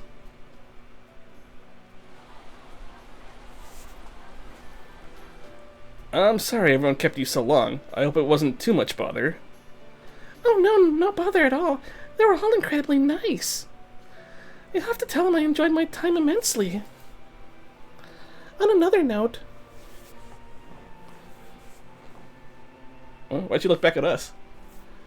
Muramas is the only one not here. Is he still talking to the townspeople? Hey, sorry I'm late. Had to take care of something. Turns out they do have a smithy here, but it's a damn shambles. They've got a great furnace, but only one guy who knows how to tend it is worth a damn. You oughta come take a look-see, Altria. It's one hell of a fixer-upper. They've got tons of quartz crystals too, so you can make all the glass stuff you want. Wow, really? That sounds great. I'll definitely check it out. But not right now. Percival was just about to show us to the Round Table's army's war room. As a member of the Child of Prophecy's entourage, you are not to go off on your own like that anymore. Got it? The Child of Prophecy's entourage? When do you turn into a Miss High and Mighty? You haven't even rung one damn bell yet. All that attention go to your head or something? Nah, that ain't it. It's knocked on Riyab, isn't it? Hey, I get it. It must be rough seeing your old frenemy living it up as a queen. Then again, it's not like you two are working with the same kind of materials. It's a shame you're a little too lacking in to be queen yourself. Ooh. God damn, man. I heard that, Muramasa!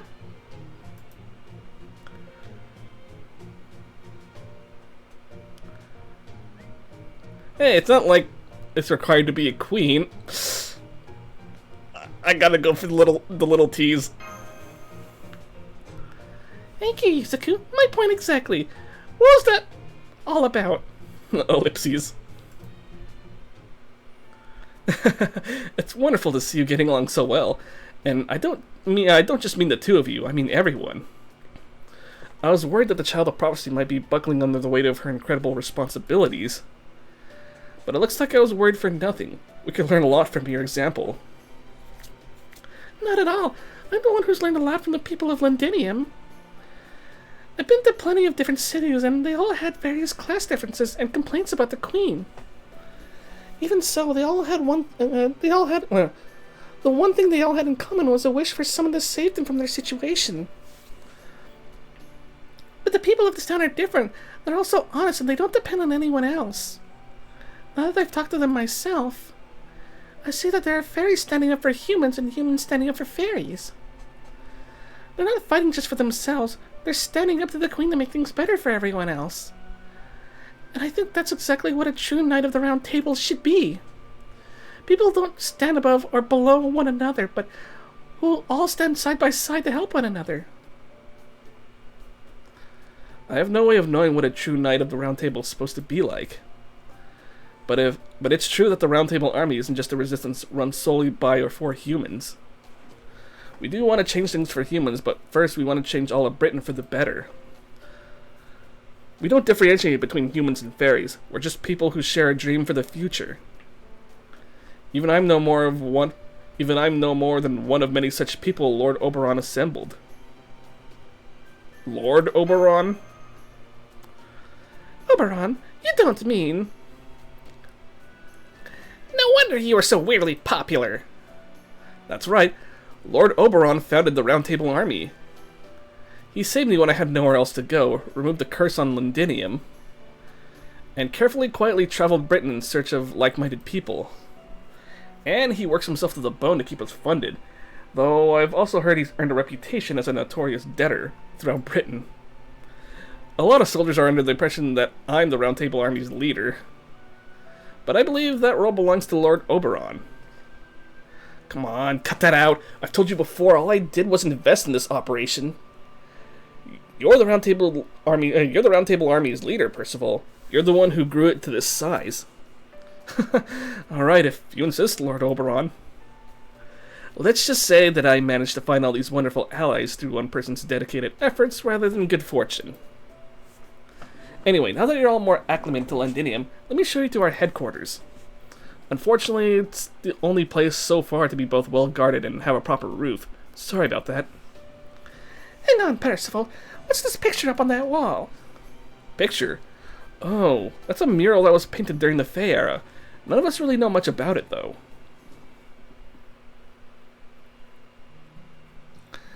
Is that 6 fairies dancing around a large beast? It almost looks like they're holding a festival. But I've never seen any beast like that in Britain before. Looks like some kind of monster to me. Maybe a personification of the calamities? No, I don't know if I agree with that.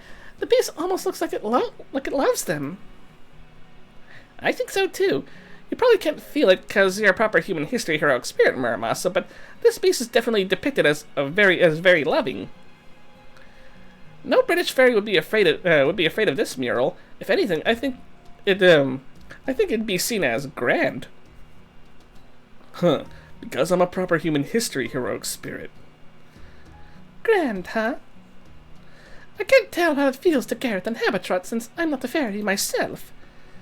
But this wouldn't happen to be a religious painting, would it, Percival? A religious painting? I'm sorry, I don't know what that word means. All I know is that this mural originally belonged to the fairies of Orkney, the Rain Clan. It's said that a knight of Londinium brought it here from the ruins of Orkney. While Londinium was still being constructed, apparently depicts the creation of Britain in an old fairy language is known as the Abyssal Worm.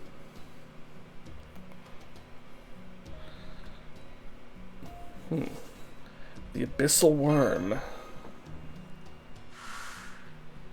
Huh? Oh shit.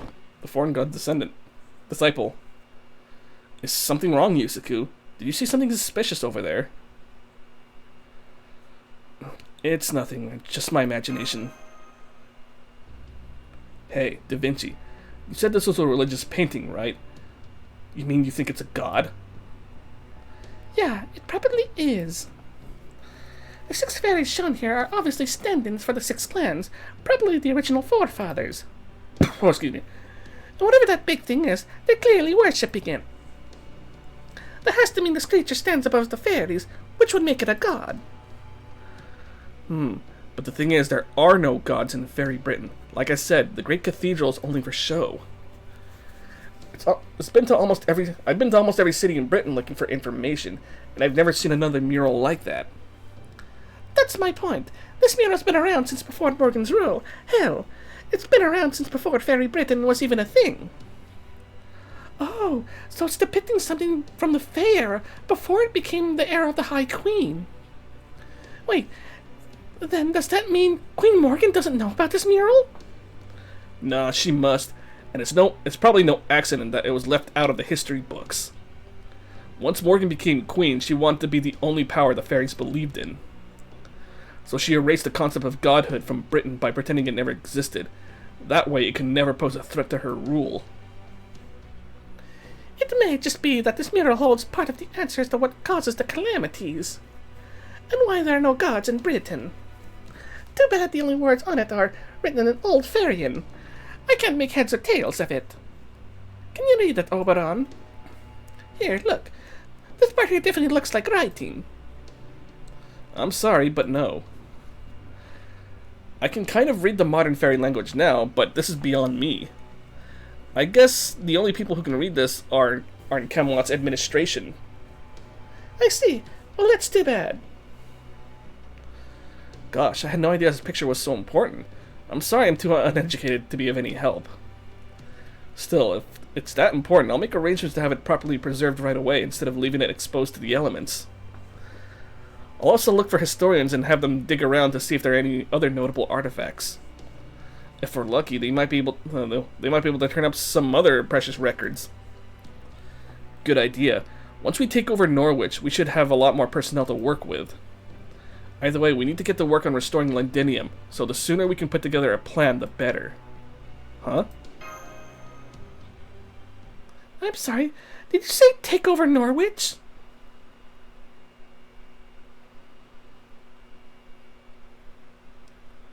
Yeah, because they did say we were gonna take down Spriggan.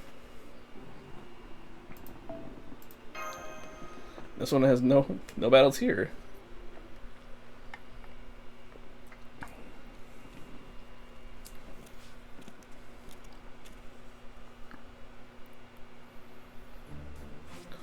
Welcome to the War Room. We repurposed the room from the bell tower because it gives us a view of all of Londinium. We've also repurposed the rooms on the floor right below the guest room, so I hope you'll find them to your liking. Thanks, but we have something more important to talk about now. Are you serious about taking over Norwich?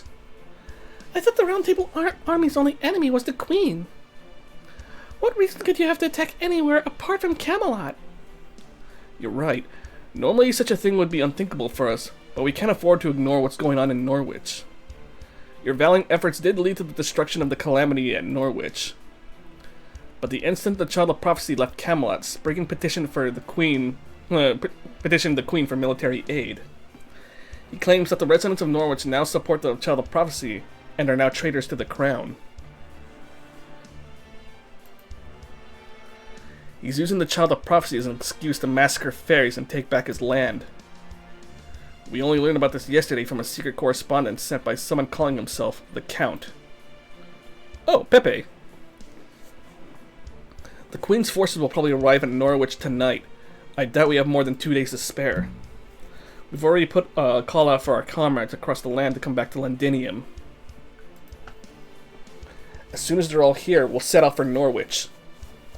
Our goal is to occupy Norwich's gate and take control of the city before Spriggan can have his citizens massacred. Even if they paint us as barbaric invaders for doing so. I don't much like our chances at victory. Norwich's people aren't going to be happy to see us. Most fairies just think of the Round Table Army as a gang of militant humans. I doubt they see much difference between the Round Table Army and Spriggan, really. A gang of human militants. But please, I don't want you all worrying about that. We're the ones who made this call. This isn't your battle to fight. You're here to recover. You'll be safe in Londinium. Not even the Queen's Magecraft can reach you here. Yusaku. I know how Altria must be feeling right now, too. You want me to be the one to say it, don't you? Let's go ring that bell, Altria. Yeah, I guess you're right. Oh man, this is gonna be rough. Alright, I understand. I've made up my mind too. Because they're gonna declare us enemies either way. Percival, you haven't once asked for my help. And neither did the people of Londinium. All you've done is encourage me and worry about me. You haven't demanded I save you in return or anything at all. You've only wished me luck. So, I'm going to do my part too. I can't ring Norwich's bell by myself. I'm going to need your help. So please help me. Help me show everyone that the Round Table Army is some gang of militant humans. But comrades of the Child of Prophecy who are just intent on saving Britain as she is.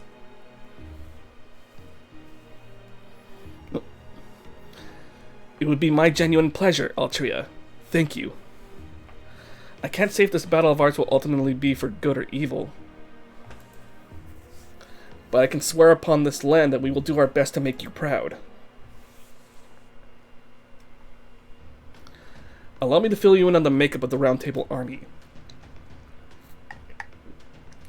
We have one company made up of about 400 fairies and humans under my command that serves as our main military force. We also have 5 platoons, about 50 soldiers each. 2 of the platoons are led by 2 fairy knights who were a part of the Queen's army, Aurelia and Etoile.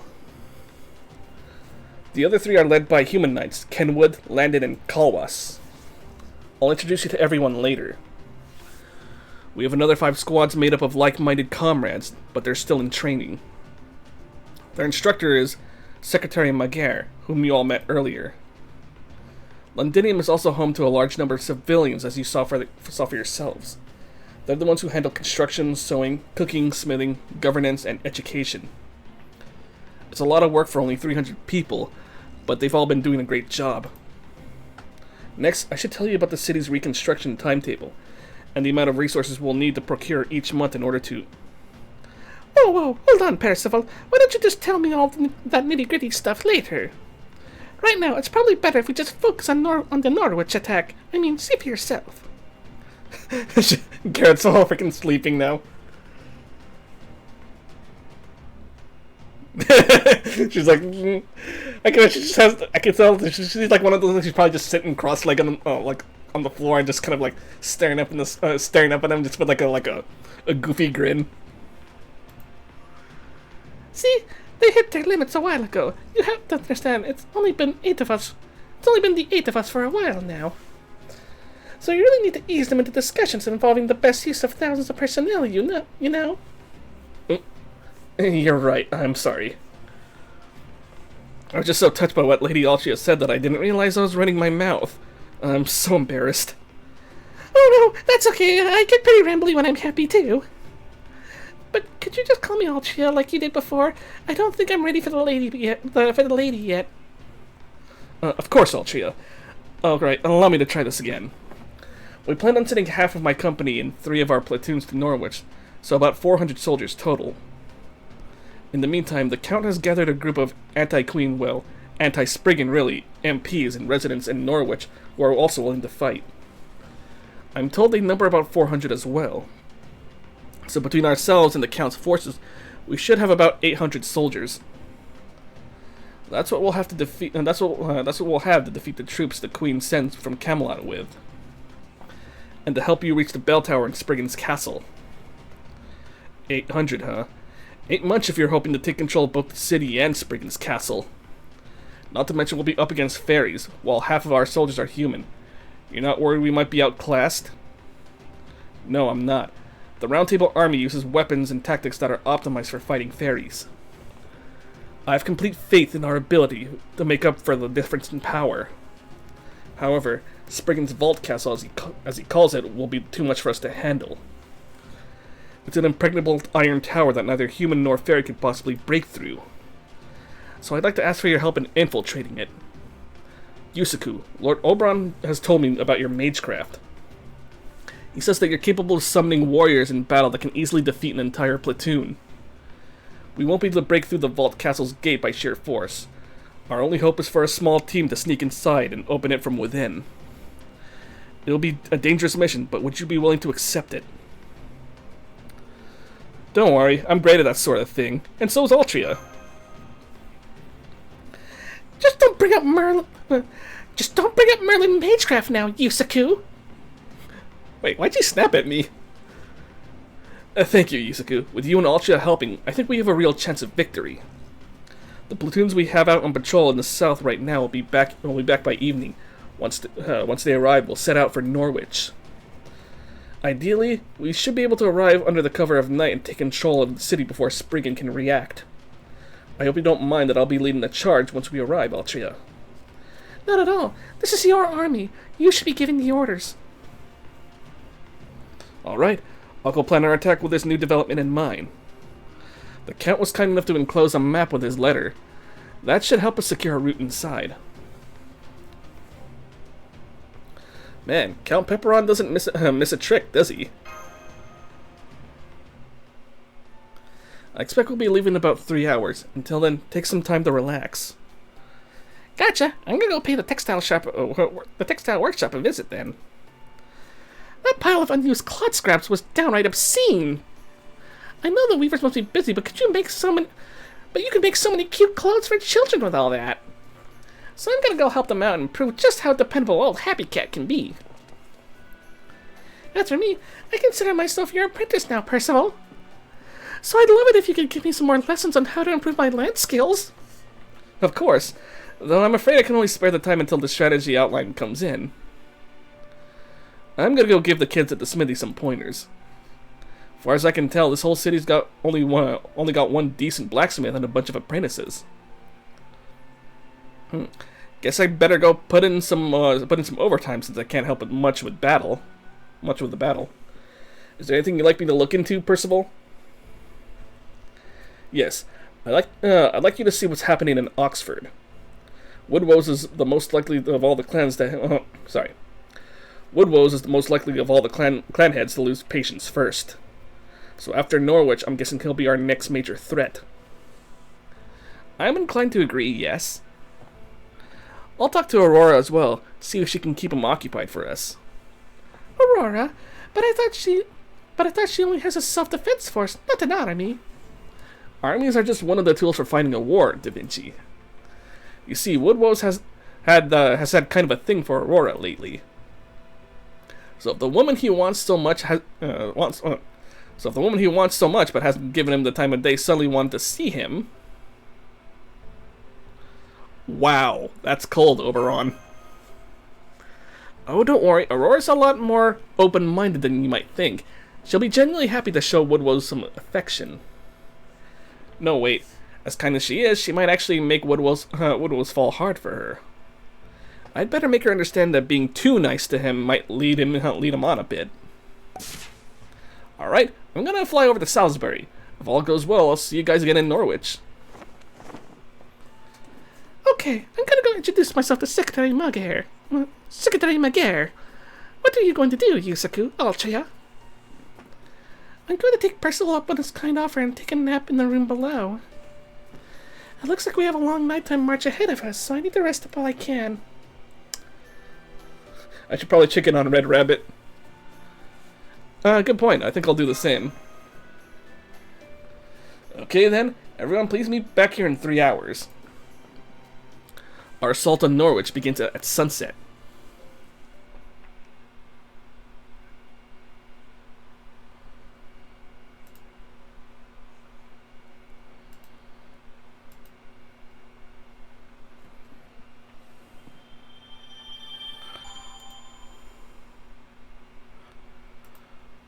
Ooh.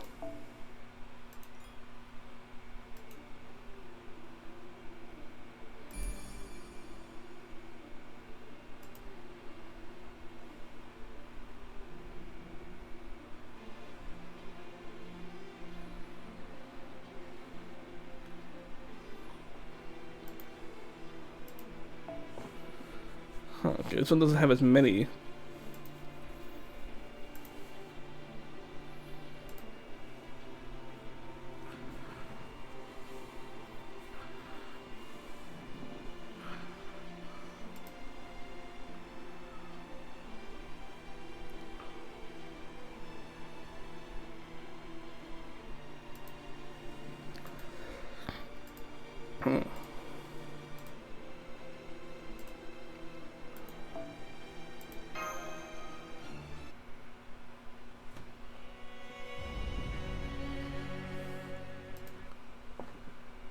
Going back to Norwich. I was born on a human ranch and raised in Salisbury, along with a number of other children. They probably needed more humans to fight against the Moors. They treated us all very well. They didn't just provide us with food, clothing, and shelter, they also built a school for us to attend. I remember how much that surprised me, since I'd always heard that any humans who leave a ranch would never be free. But that's why I've never had any animosity towards fairies. It's thanks to them that I grew up big and strong and eventually got this spear. However, I still know very little about the fairy who took me in. That's probably because they raised a lot of human children, not just me. Around the time I became a full-fledged soldier, I heard that the fairy who had taken us all in from the ranch passed away. Shortly afterwards, the rearing house where our school has been was shut down, and I put Salisbury behind me. After that, I dedicated myself to combat training until I took on an escort job in the small forest village. I was told I should enter the next joust in Camelot, and even got a letter of recommendation. Ooh, I heard about that. That was the Robin Redbreast tournament that they held. Blah, blah, blah, sorry. That was the round robin. No, that was the not round. Man, I cannot read today or night. That was the Robin Redbreast tournament that they held 5 years ago. So you were the human knight who made it all the way to the finals? That's amazing. Yes, I was quite lucky to make it to the end, though I had a very poor showing in the finals. Still, I'm glad I was able to speak with Queen Morgan directly. It gave me the resolve I needed to make up my mind. Talking to her made it clear that she sees humans and fairies as both as no more than tools. She's perfectly satisfied with the current state of Britain and has no intention of changing it. Once I saw that for myself, I ultimately decided to make an organization that would help the Child of Prophecy once she appeared. Huh, no kidding. So this whole rebel army thing was originally your idea. Was it Oberon who came up with the idea of making it into the round table army then? Yes, it was. My comrades and I were protecting a merchant caravan from Moor's attacks. One day when Lord Oberon came up to me and said, "You'll never get anywhere like that, Percival. If you keep this up, your white light will rust." From then on, he began managing us himself, and before I knew it, our rebel army had become the Round Table Army. I get it. Oberon's a real smooth talker. Gotcha. So what's this white light of yours anyway? You're only human, so if you're defeating fairies with it, it must be pretty impressive technique. Oh, it's not a technique. White light is my spear here. It's the Spear of Selection, one of Ace's weapons. The fairy who took me in gave it to me. Apparently, it's a holy spear that only responds to one without sin, and no fairy can use it.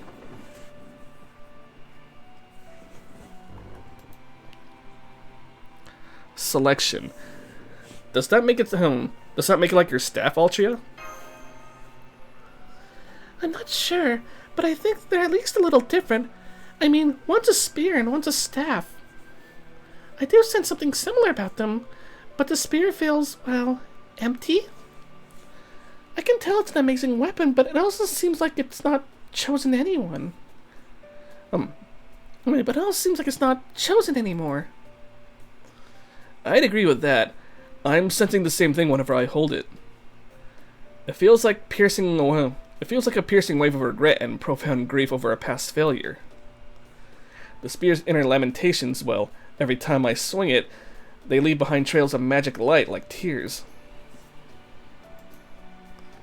That's why it came to be known as the White Light. The spear is no longer meant for saving fairies. Now it only exists to kill them.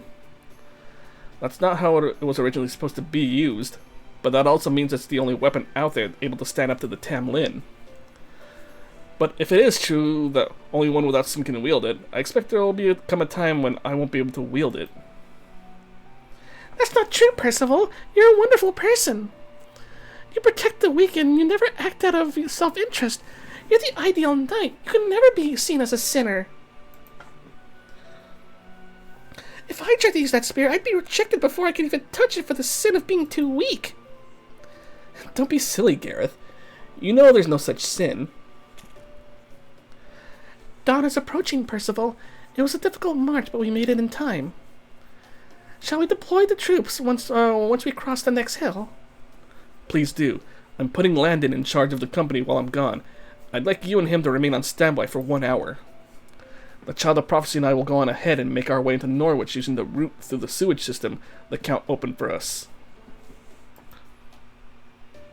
Once we're inside Norwich, we'll rendezvous with the anti-Spriggan faction. After that, we'll start a riot in the city and take advantage of the confusion to open the main gate from the inside. Once it's open, I want your troops to neutralize the Queen's soldiers on the ramparts.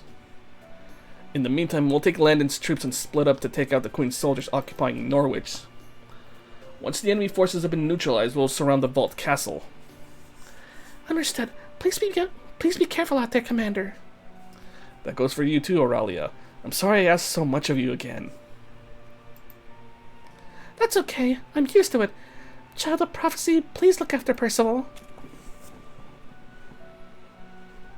There you have it. From here on, we'll be on our own. Our goal is to infiltrate Norwich while it's still dark and create a distraction. Please make sure you're thoroughly prepared, Yusaku. This is probably going to be a long battle. I'm pretty used to these long battles.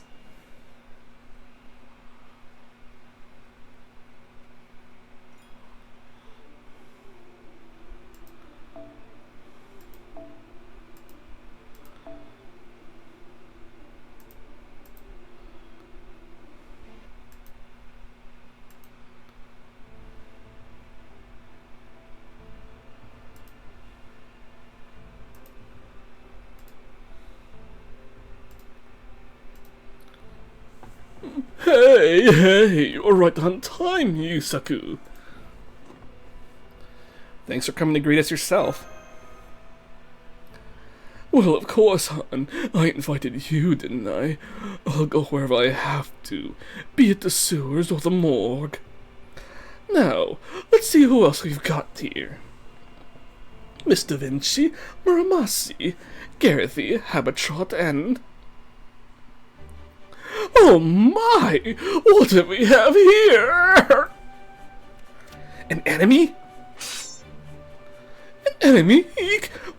Where? Save me, Percy! Save me! Percy? Please cut it out, Pepe, or I'll tell him your real name. Okay, you're right. I'm sorry. I just got a little excited since I've never seen anyone like him before. Welcome to Norwich's sewer system.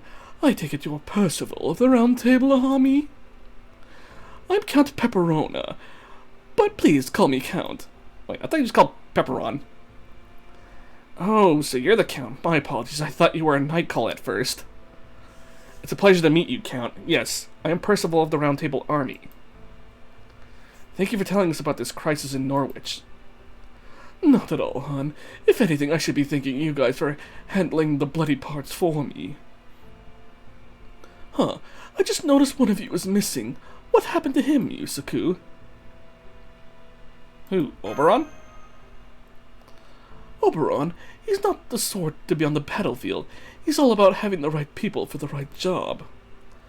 No, I'm talking about that peppy friend of yours, Redrabity. Redrabit stayed behind in Londinium. Redrabit stayed behind in Londinium. He said he wasn't going to come along if you can't pull the carriage. Oh, I see. That was smart of him. Aurora must have taught him well. Okay then, let me show you the way. Once we reach the surface, I'm going to have you all split up into 2 teams. Team B will draw the Queen's soldiers away from the main road, and Team C will unlock the main gate from the inside. Altria, Muramasi, you 2 will be Team B. Percival, Garethy, Habitrot, you 3 will be Team C. Yusaku, I want you and Da Vinci to be to support both teams. We're seriously outnumbered here, so you'll need to hustle to ensure both teams have as much servant power as they need. You can handle that, right? This is hardly your first rodeo, after all. couldn't help but notice there was no Team A in that lineup. You're right. We'll have to remedy that someday. Once you're a real master in the truest sense of the word, you, me, and Kadok can all be Team A together. I can't wait. Understood, shall we? Oh yes, it's time Spriggan finally got what's coming to him.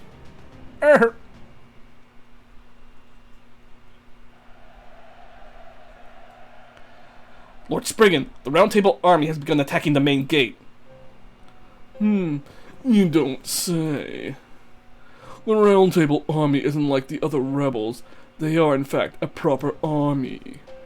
They would never launch a frontal assault on our gate with only 300 soldiers. Which must mean... Lord Spriggan, the Queen's soldiers are reporting that Norvicians have begun an armed uprising throughout the city. They say they're rising up against the Queen's unjust rule, and, there have also been reports of... The child of prophecy, they're among them. Yes, sir. She has the townspeople so inspired that the Queen's soldiers are having a hard time fending them off. Now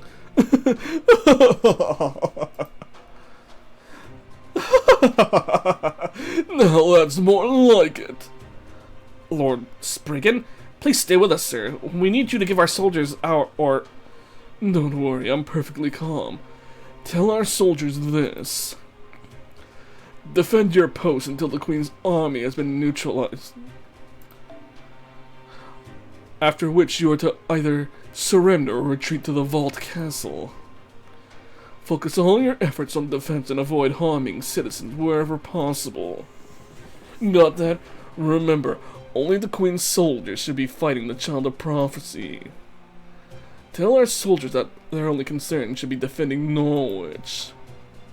Oh, and tell the guards stationed at the bell tower to stand down.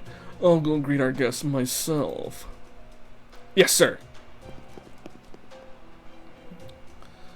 Alright, Yusei of Kildare, let's see what you can do. I hope you got what it takes, because everything is riding on your shoulders. If the Child of Prophecy really does have a shot at victory, she may not be such a bad investment. Besides, I was getting fed up with pulling the wool over these damn fairies' eyes. So wait a moment. He wants to use us... So basically, he kind of wants to use us, though, in a way. Or possible, if it suits him, he might want to think about joining us.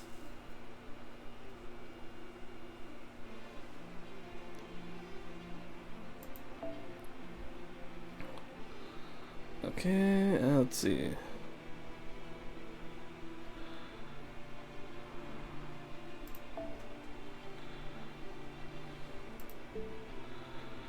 Let's keep Merlin though, but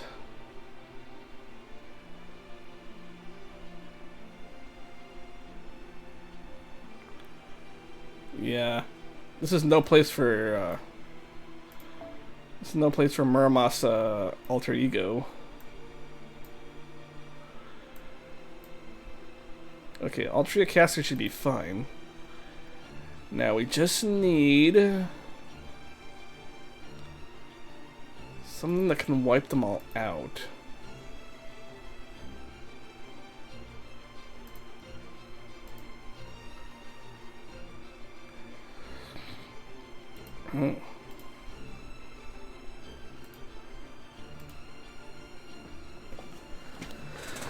So, maybe Musashi again? I don't know, maybe?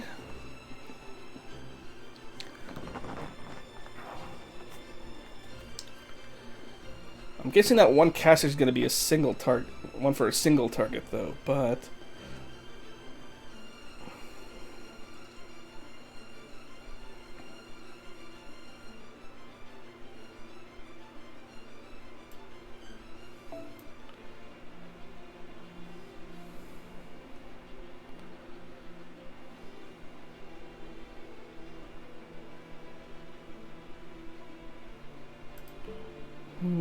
let's see. One that can clear out all the...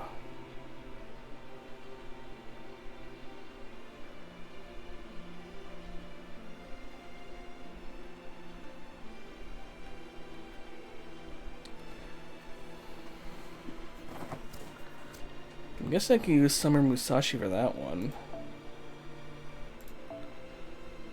I'm gonna give her that.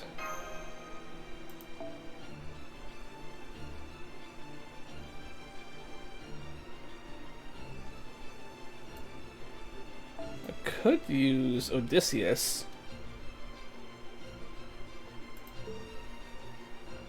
Yeah, maybe Odysseus. He's a single target, right?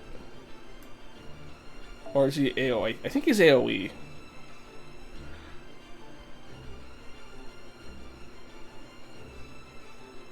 Yeah, he's an AoE.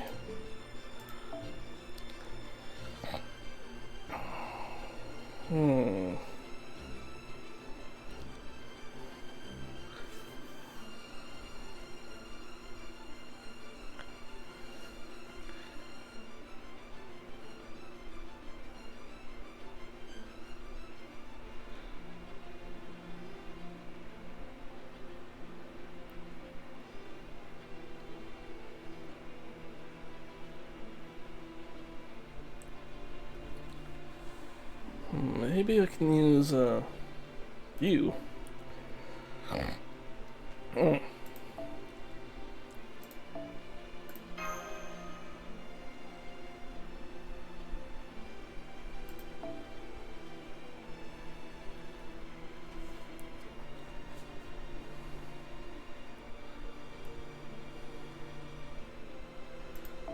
It will use you in case something happens.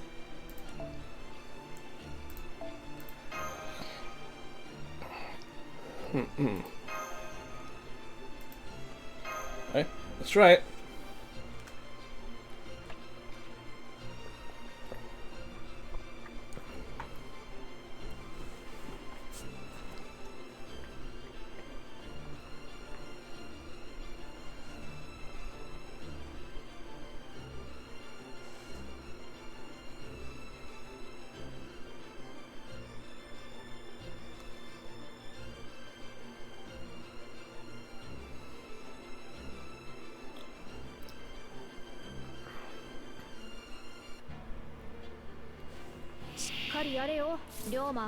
はいはい、頑張らせていただきますよっと。あいつ食べていいか？ダメだよ。白兵戦行きます。あいつ食べていいか？ダメだよ。とにかくやばい。体感もろしもメズ観音も見ぞ。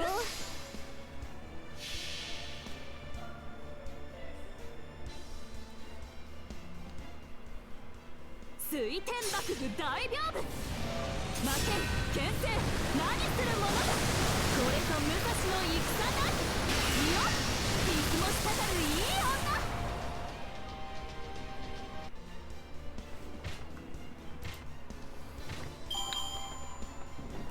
Okay, we got more in this wave.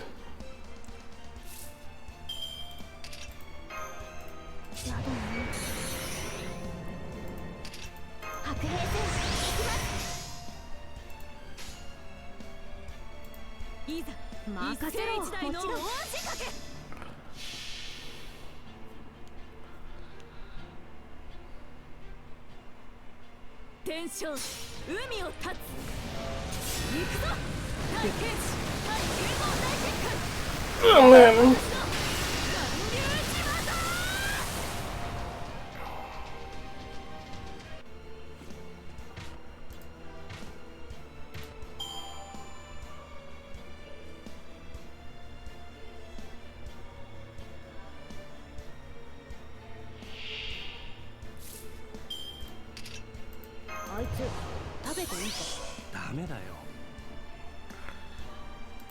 Hmm.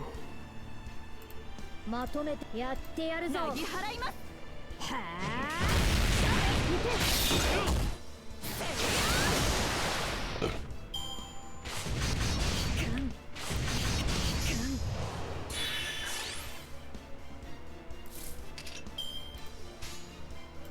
いいわ、投げ。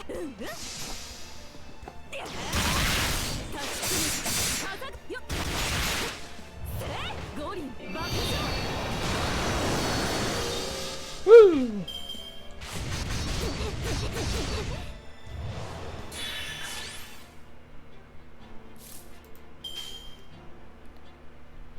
まとめてやっそいつは名はあいけもう一発行くぞ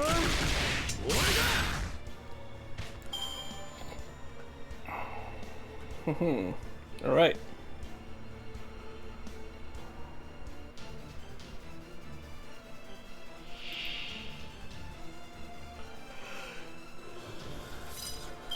Hmm. あいつ食べていいかダメだよ。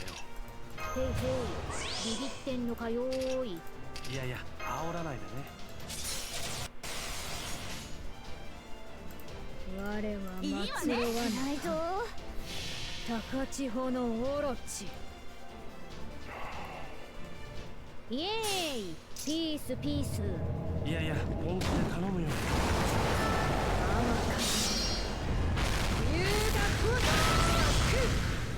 Woo! All right, that's one bar down.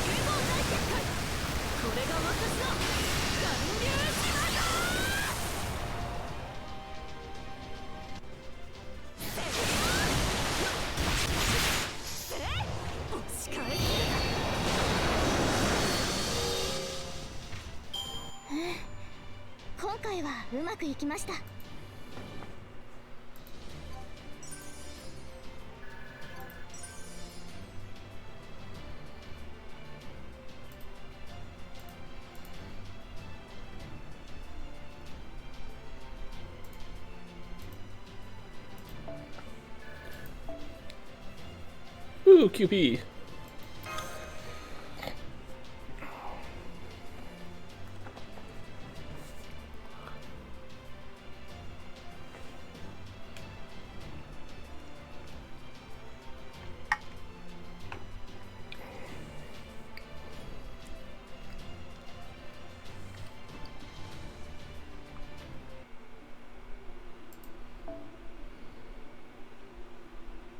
回避や無敵には回数制とターン制2つのパターンがあります。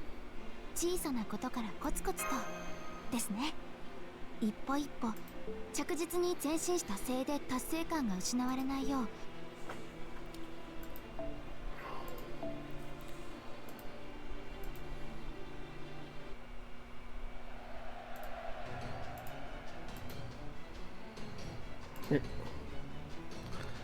Alright, that takes care of most of them. We can handle the rest.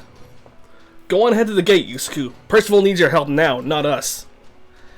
Please watch Carrot's back too, Yusuke. She has a bad habit of being reckless. Okay, be careful, you two.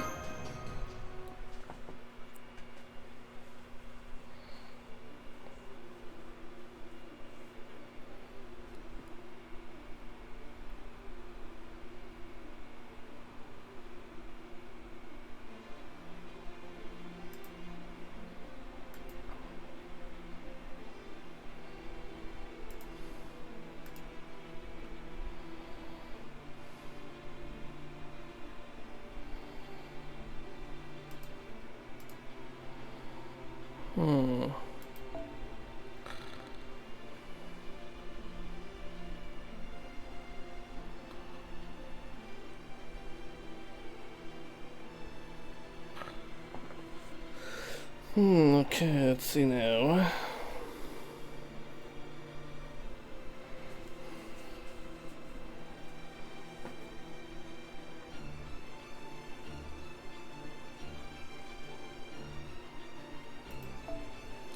I can use some Merlin.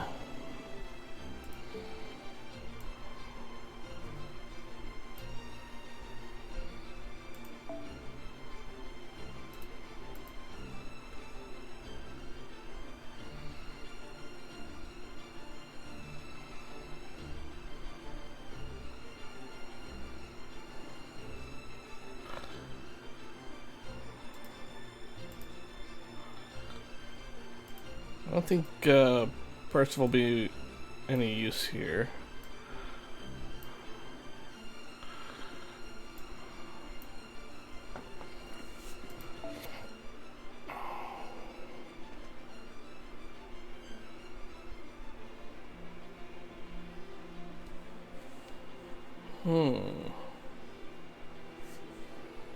I wonder if I should use my own. Well, she's not really ready yet, too. Besides that, I haven't really upped her skills yet.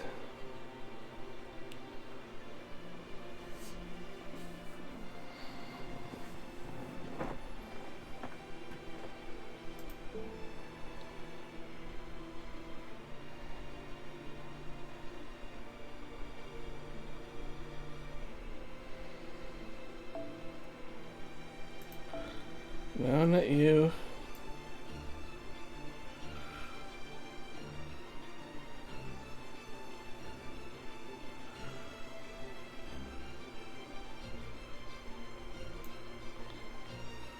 Well, I am going to be using Merlin.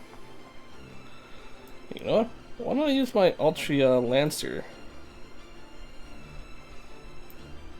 We never got to see her updated thingamabobber.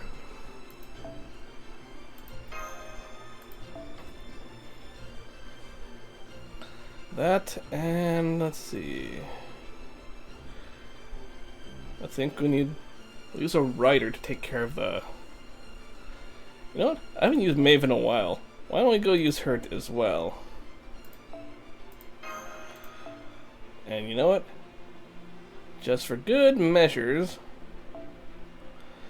No, we're not. Sorry, Castanero. Sorry, Nero. As much as I love you to death, you won't be. This won't be the opportune moment to use you. We'll put him at the back.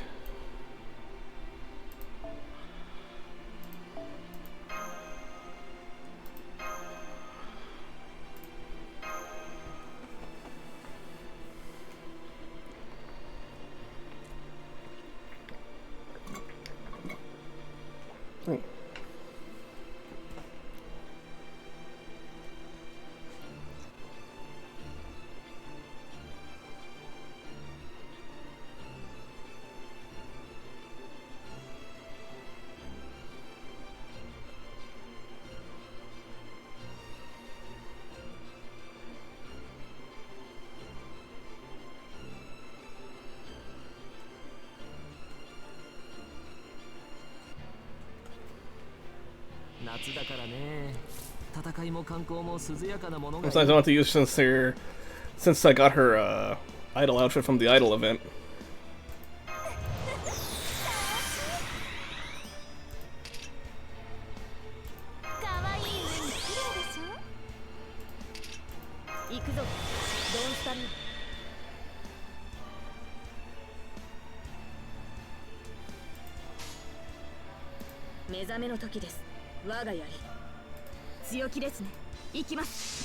We have Rangomania right here.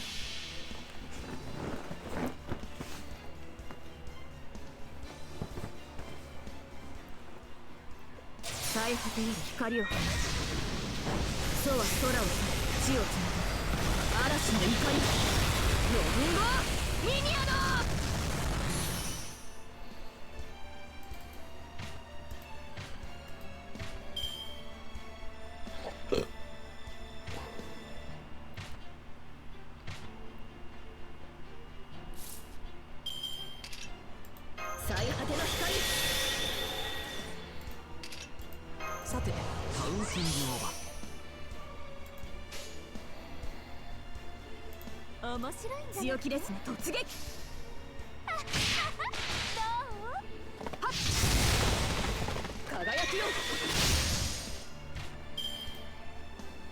う。おっと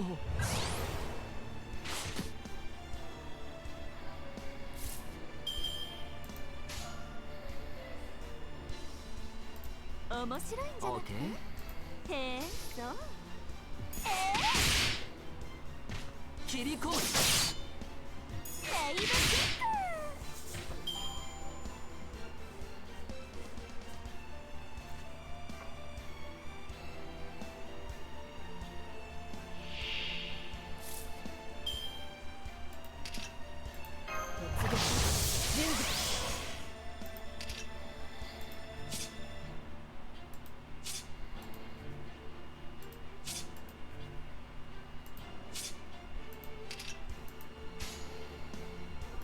目覚めの時です。我がやり行きます。面白いんじゃなくて。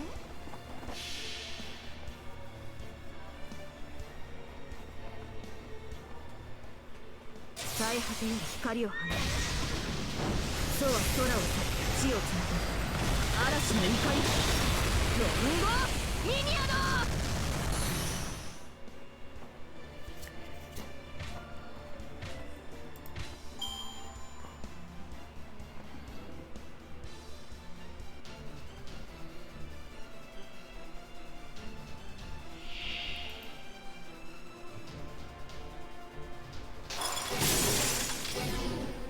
Whoa.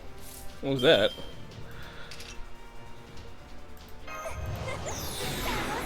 Oh, someone is a male after all.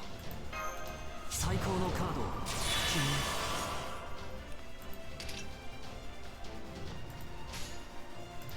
そろそろ我慢の限界よ。へえ、面白いんじゃなくて。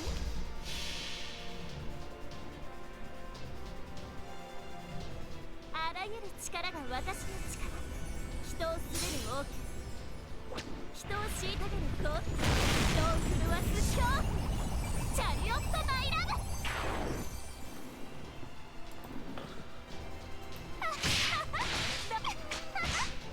死んじゃったよ。ごめんなさい。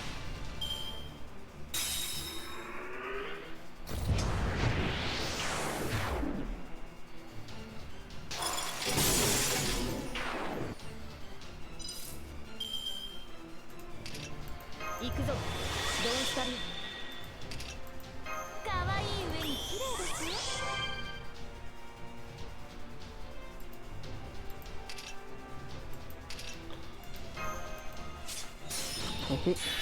Let's go ahead. 面白く乗ってあげるわ。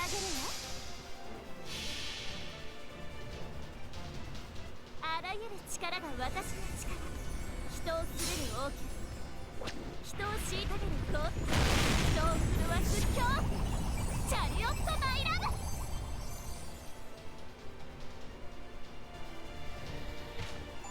満足のいく結果だったかい。それは上々。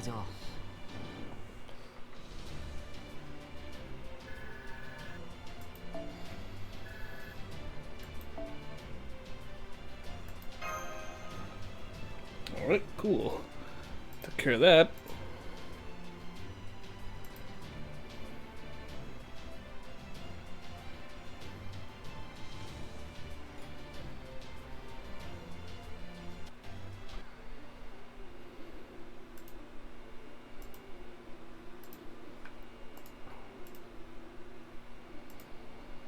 Oh, and we're fighting a saber.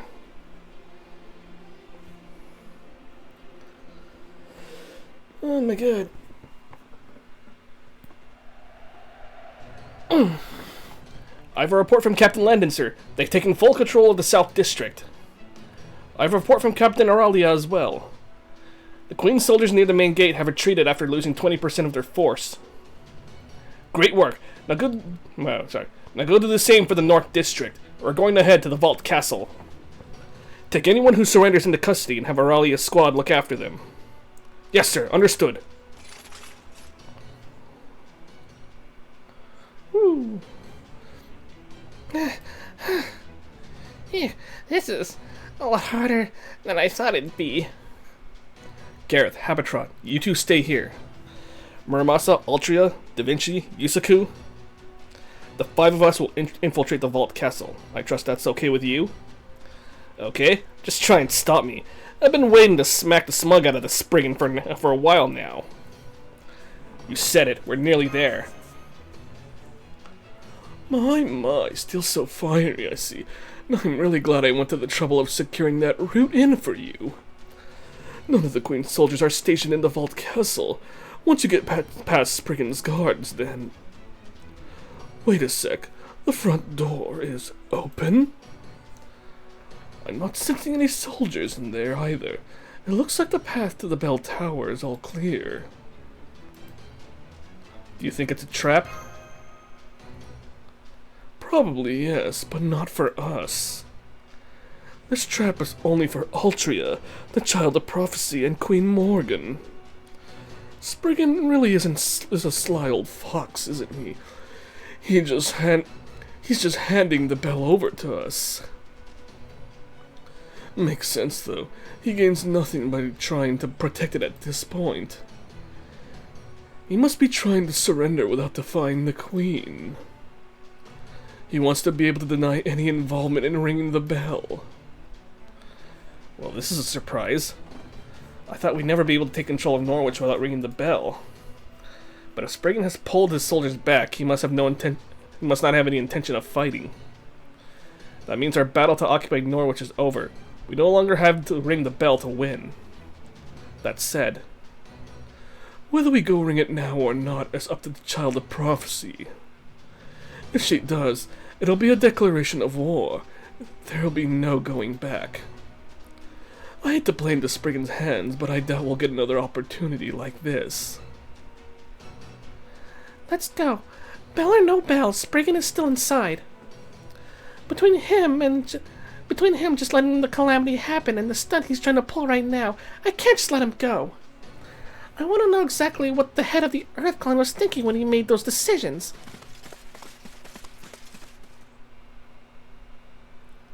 Huh. We didn't run into a single soldier on the way up here, let alone Spriggan himself. I've got a hell of a bad feeling about this. Chills even. Be careful, there's something here.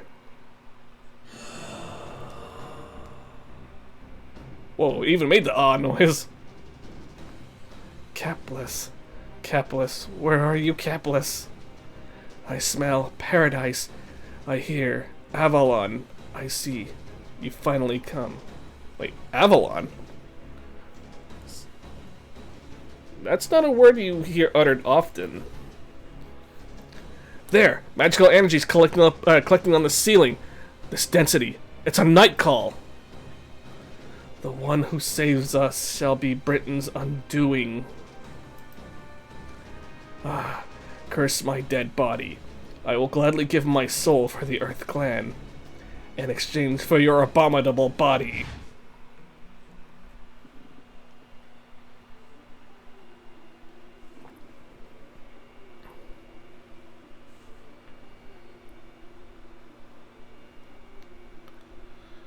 Alright, let's get the archers to it.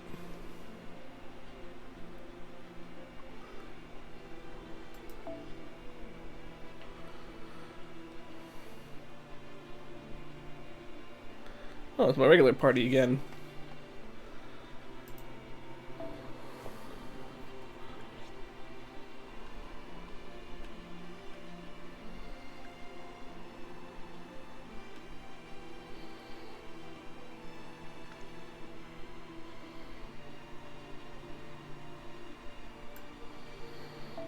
Do have you, but then she's still a quick servant, and her skills aren't even all that leveled up too, and she's only NP1.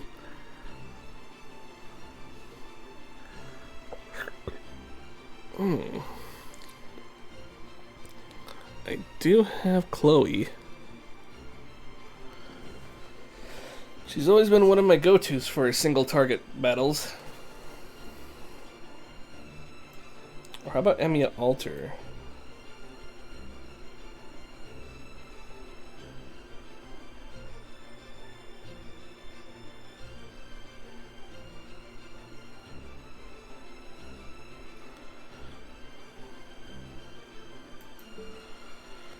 So I'll go. You know, this time I'll try to go with Emiya Alter. I'll keep Morgan in my party, just for the hell of it. And I mean Chloe.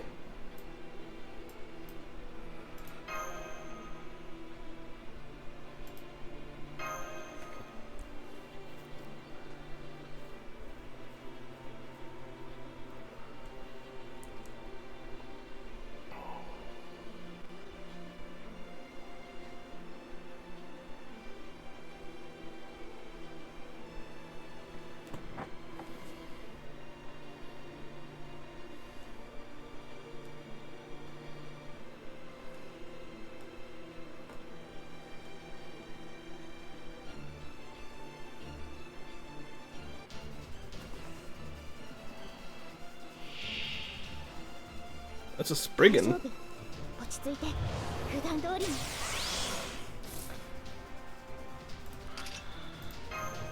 早書きですよ軽い目に白兵戦行きますむごたらしく説明しろいいじゃん皆殺しだ魔力を回せすぐに終わらせてやる忙し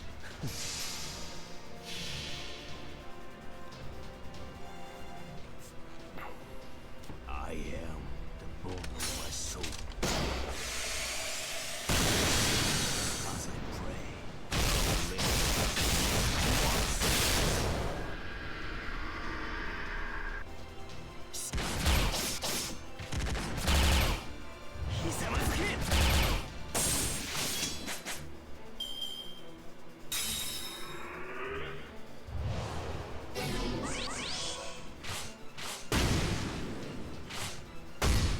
Hmm.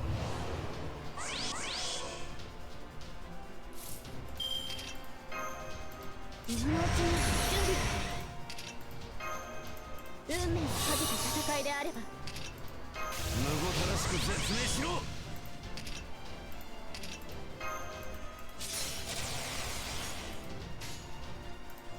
魔力を回せすぐに終わらせてやる忙しいな圧倒します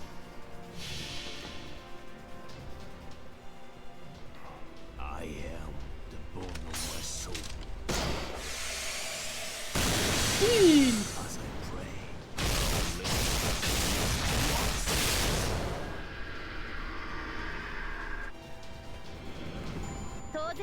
And that's all she wrote. 嬉しいものですね皆さんのおかげです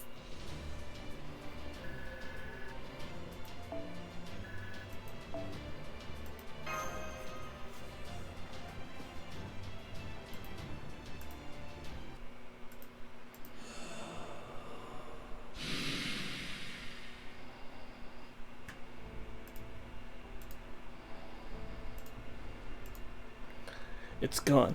That nightcall must have been here for a very long time. Didn't exactly go peacefully, though. Hope you're at least resting now, old one. Anyway, that seems to take care of the last obstacle in our path. All that's left to do now is ring the bell. Well done. Well done indeed. I must thank you for finally ridding the bell tower of the ghost that's been haunting it for the last century. Now that is what I call a swift resolution. If it was the well, it was the finest thing I've seen since I first set foot in fairy Britain. Once again, your power leaves me at a loss for words. Seriously, what is he planning? It's like it's like fine. You want to take over the area? Good, take it over. I don't care. But then it's like, I don't really get this guy, man.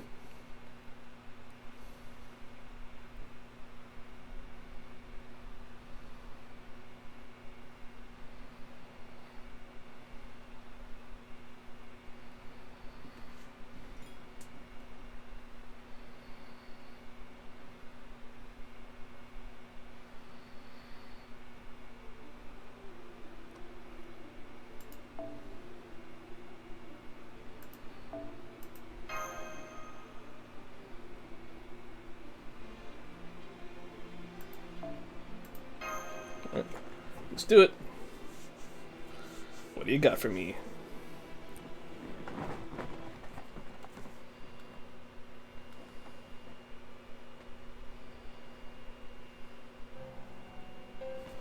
Spriggan. Oh, why are you... Hey, Curry the Tanuki, welcome to the stream. Why are you glaring at me like that? The battle is over.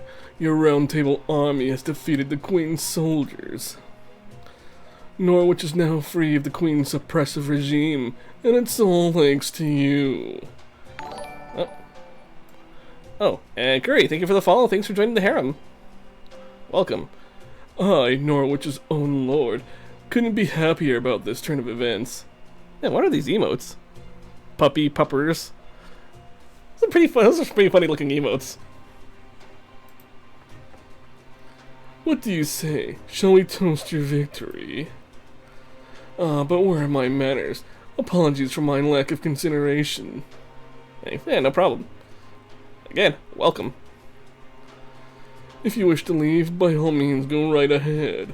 My soldiers will gladly clear the way for you. We were told you were the one who called the Queen's army here in the first place. How can you do that and still claim to be innocent? Yes, I did make a report to Her Majesty. The calamity caused a great deal of damage, so I requested she send soldiers to help with the restoration efforts. Any responsible lord would have done the same. How are you liking the story so far? I'm really enjoying it. I can see why people think that this is one of the best stories that of all the Lostbelt chapters so far. Unfortunately, it seems there were some bad apples among the Queen's soldiers who thought to treat our more rebellious citizens quite brutally. Oh, but once again, your timely intervention prevented any of my citizens from coming to harm. For that, I owe you my thanks. So that's what you are going with. The Royal Army's attempted purge of any hint of rebellion had nothing to do with you. Okay, that's fine. At this point, there's no way we can prove it one way or another. But what's your game plan now? Norwich has fallen and your citizens are sick of you. Do you really have time to be hanging out here chatting with us? Don't be ridiculous, Leonardo da Vinci. I must say, for such a great mind as yours, that was simply uncalled for. True, Norwich may have fallen, but that is a temporary situation at worst. Since the Child of Prophecy is leading the Round Table army, you must only be here for this battle. I very much doubt that you occupied Norwich with the intention of keeping it for yourselves. Well, I suppose you may be considering using it for the Round Table army's base of operations. But as you've just ably proven, Norwich is quite vulnerable to invasion. Your Da Vinci sounds like Chris Chan voices Mario. I'm not really the best at female voices, so yeah. So I'm sorry you have to kind of put up with that. So, yeah. But like I said, normally, like, me and my friends would, me and some of my other friends would be here to voice though, but like, since it's kind of late on their end and stuff. Oh, well, thank you though, but like, still. I'm still not quite used to it though. And I've been doing this for a while. Adds flavor to the story. Well, that's what at least I'm trying to do right now too, so, yeah. Of course, if you wanted to end up razed to the ground for treason like Sheffield, far be it from me to stop you. Boy, you little... Now, don't bother. No sense letting this one work you up. And trying to hold him accountable for his crimes would only be an even bigger waste of time. He doesn't believe he's done anything wrong in any case. Oberon, when did you get here? Just now, luckily, my trick with the restaurant worked like a charm. I'm glad to see you've all wrapped things up here nice and neat. I knew you could do it, Percival. But you've done a pretty poor job with the aftermath. If you were going to kill Spriggan, it should have been during the chaos of battle. Now it's too late. It would be one thing if you wanted to get rid of Norwich, but you'd never do that, would you? Get rid of Norwich? Oh, do you need me to explain to you, foreign mage? Don't bother, I'll sum it up. Spriggans demonstrated his neutrality to his citizens, thereby fulfilling his role as their lord. As a result, the fairies of Norwich still recognize him as their leader. So they definitely won't be happy if you kill him now that he's shown he's open to peaceful discussion. And that's not all. While Norwich's artisans may all hate Spriggan, the other residents who use the artisan's services consider him indispensable. Remember how I said that Norwich is on the verge of becoming a human city?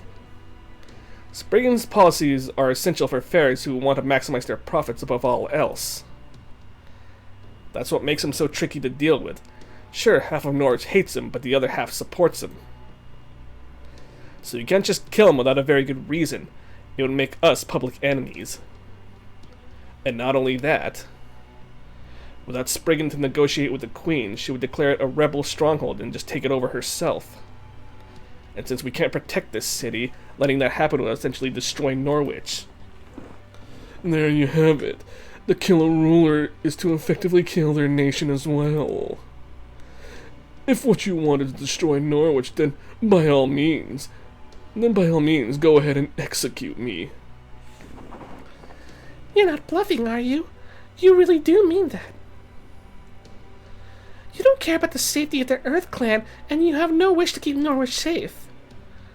But you apparently don't care if you live or die. I don't get it. Your actions seem so purposeless and incomprehensible.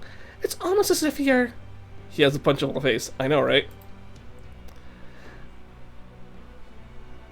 I like the little puppy emotes. That's right, human. You're no fairy, Spriggan. You're what they call a changeling, someone who drifted here from proper human history, aren't you? I had a feeling that might be the case, but I wasn't sure. A human clan head? But that's impossible! There's no way he could keep up and act like that for so long. Fairies distinguish between other fairies and humans by scent, magical energy, and appearance. No one fairy is exactly like any other, so long as someone can meet the right criteria. They could definitely pass as a human-looking fairy. For scent, they just need to make a cologne that approximates how a fairy smells. The comparative lack of magical energy they have could be disguised with a mystic code, and as for their appearance... Hey, yeah, his ears look like fairy ears, but aside from that... Humans could have their extremities surgically modified without any negative side effects, so that's no big surprise. What I want to know is how you solve the aging problem. You've been Norwich's lord for 100 years now, and makeup can only do so much to make you look younger. I'm afraid to ask what you look like under all that. I don't have the slightest idea what you're talking about. However... Let's say, just for the sake of argument, that I came from the same world as Lord Yusaku there. If I did, surely you could imagine something I might want. I have no attachment to Britain, the fairies, or the Queen, nor can I go back to my old home at this point. Indeed, I can never go back to being John Smith the human even if I wanted to. No, all I care about is... a place that you can call home. That's not exactly right, but you're not far off either.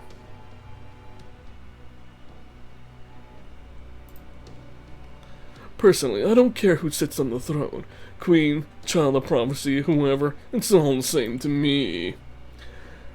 All I care about is keeping this vault castle safe. My role as the Lord of Norwich is only a means to that end. One of the tricks to survival is serving someone stronger than you.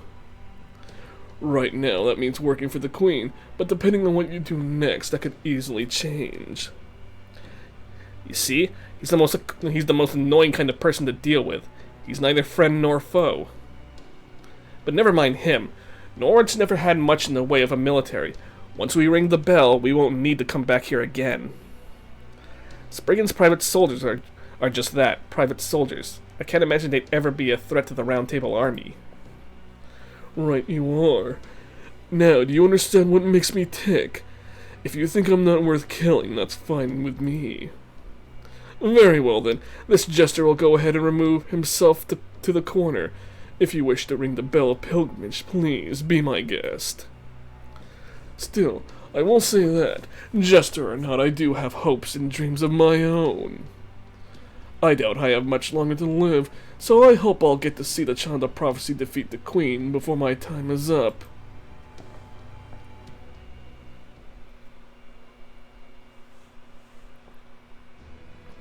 Okay, now that's settled, let's get to the main event. Are you ready to do this, Altria? Salisbury, Gloucester, Norwich, and Londinium. Salisbury, the city of wind, where the humans and fairies coexist. Gloucester, the city of flowers that glitters bright but hollow. Norwich, the city of smiths, where all kinds of fairies and humans compete, swindle, and help one another. And Londinium, the city of ruins, where everyone smiles and cares for others despite all the pain and loss they've suffered. 16 years, the time I spent as the Child of Prophecy in Tintagel. Just gonna watch over her quietly. Okay, I'm going to ring the bell. Don't worry, I already know how. Stand back, everyone. Ooh.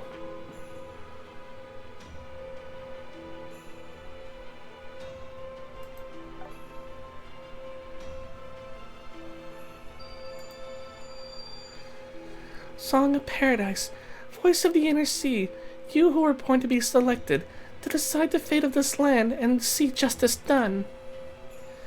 The bells of the bones of Inception shall show you the way. Forgive us these sins.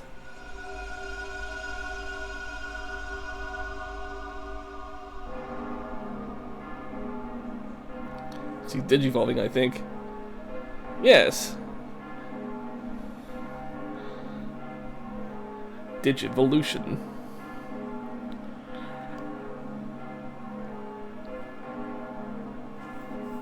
Is it noon already? Seems a bit early for that. Maybe it's not the usual cathedral bell. I wonder what it is then. Sounds weirdly happy and sad at the same time. My chest feels tight. What a nostalgic sound. Is that a bell of pilgrimage, Lady Aurora? Yes, it is. It must be Norwich's bell, meaning the Earth Clan has accepted her. It looks like your plan worked, Oberon, though I do feel a little bad about tricking Woodwoes. Congratulations, Altria. Thank you, Yusaku.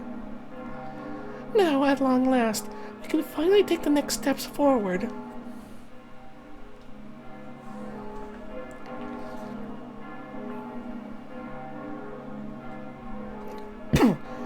That sound. It feels as it's ringing all across the... It's ringing out... Wait. It feels like it's ringing out all across Britain. And this frequency, it doesn't sound like joy so much as... Aha. Now I see. So that's what they mean by pilgrimage. There's the first one. What a relief. It's about time she did something worthy of the Child of Prophecy. I was more than a little worried when she accepted the Queen's invitation to Camelot. But now, the war will finally begin. I can't wait. Can you, Koyanskaya? Her Majesty versus Her Majesty the Queen versus the Child of Prophecy. The Tam Lin versus the Round Table Army. I wonder who's going to drop out first. I wonder who will have the last laugh. Like that thing's got a little knife. Who would you bet on, Koyanskaya? Oh, maybe you'd put your money on Chaldea, the real dark horse. Chaldea can't possibly win. They're not even a player in this game. But having said that, in your case, betting on Chaldea may not be such a bad idea. Fairy Britain's market value is about the tank after all. So if you know what's coming, maybe you should consider a different possibility. Don't be ridiculous. There's no way I'm getting out of this game after all the trouble I went to set up the pieces. Oh yes, just you wait, Koyanskaya. I'm going to make things right, no matter what happens. Lady Murian.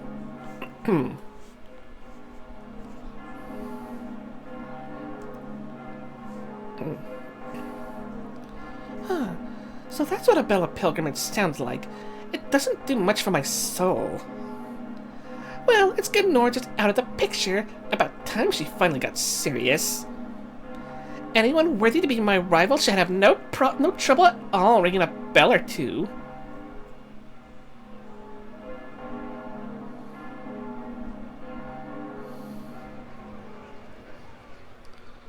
What an ominous sound.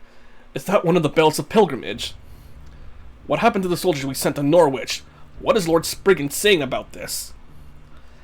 It's the child of prophecy. She banded allied. I think she banded allies. Or maybe one of those words isn't supposed to be there. She banded with the Round Table Army and invaded Norwich. Yeah, because that's kind of a little grammar error here, and I think one of those words wasn't supposed to be there. What was Woodwose doing? How could he let the Round Table Army make a move while he was in Oxford? Barrelcut was right. We should have captured and killed her when we had the chance. Order! Order! 30 ambassadors, 100 officials, close your mouths. High Queen Morgan is about to speak. Hear her words and obey. A bell of pilgrimage has been rung. Send word to every lord and fairy in the land. The child of prophecy is no longer my subject. I name her an enemy of the state. All who offer her aid of any sort shall be branded the same. Fairy Britain abides no enemy. It crushes them without mercy. I command Woodwose, Lord of Oxford, to begin an attack on Londinium. I shall weigh his success in battle against his transgression in permitting this advance on Norwich when determining his punishment. There is no place for the child of prophecy in my fairy Britain. Ooh, the High Queen's made a decision. That accursed child of prophecy is as good as dead now. War. There's going to be a war. Oh, I can't wait. This is going to be so much fun. I've been bored out of my mind these last 100 years. Now I'll get to hear the lower class fairies writhing in agony again. Thank you, child of prophecy. Thank you, Round Table Army. Thank you for starting a bloodbath.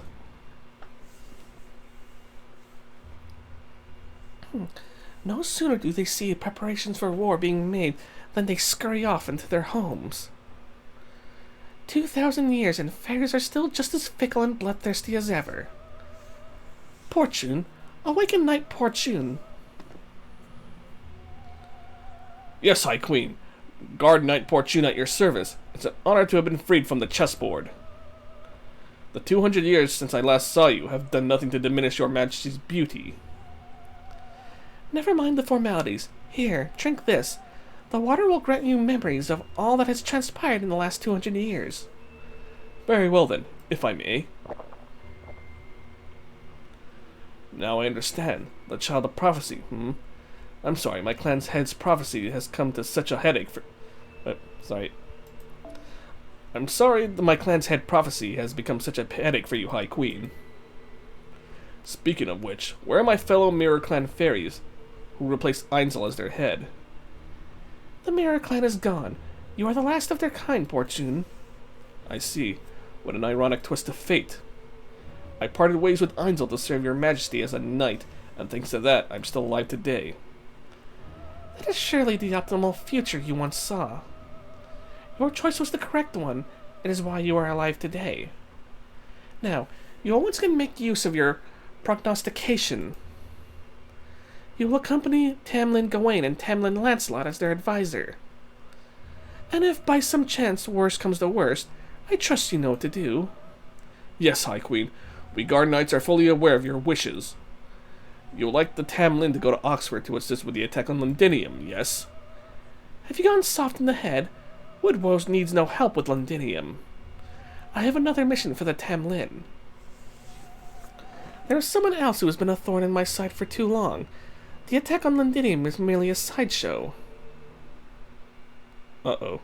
I don't like the sound of that.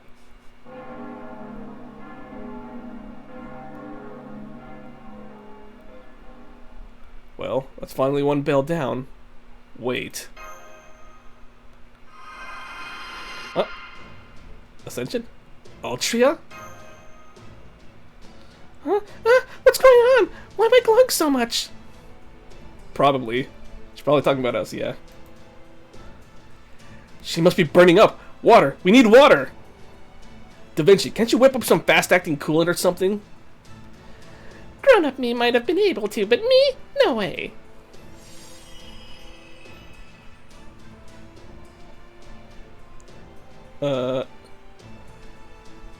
What was that? Well, sorry for panicking there. The prophecy never said anything about that. That aside... Yeah, I can tell. This is really... Yeah, it really is. I'm not a fairy, but even I can tell. Why are you all staring at me like that? You're making me nervous. Did I do something wrong? No, you did something very right. Altria, did you just get crazy strong?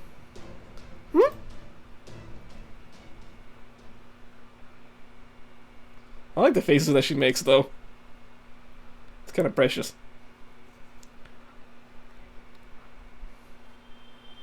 Woo! Yay! Stuff! Whoa. Wait, why is everything fogged?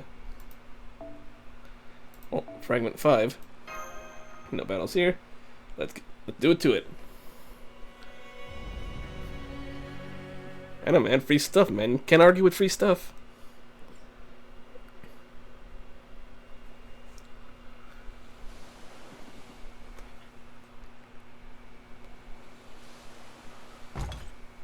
Pump run. Hey, there's Mash. My body's tingling all over. What happened to... What? Wait, Habitrot just managed to find her? Ah! She's awake! She's awake!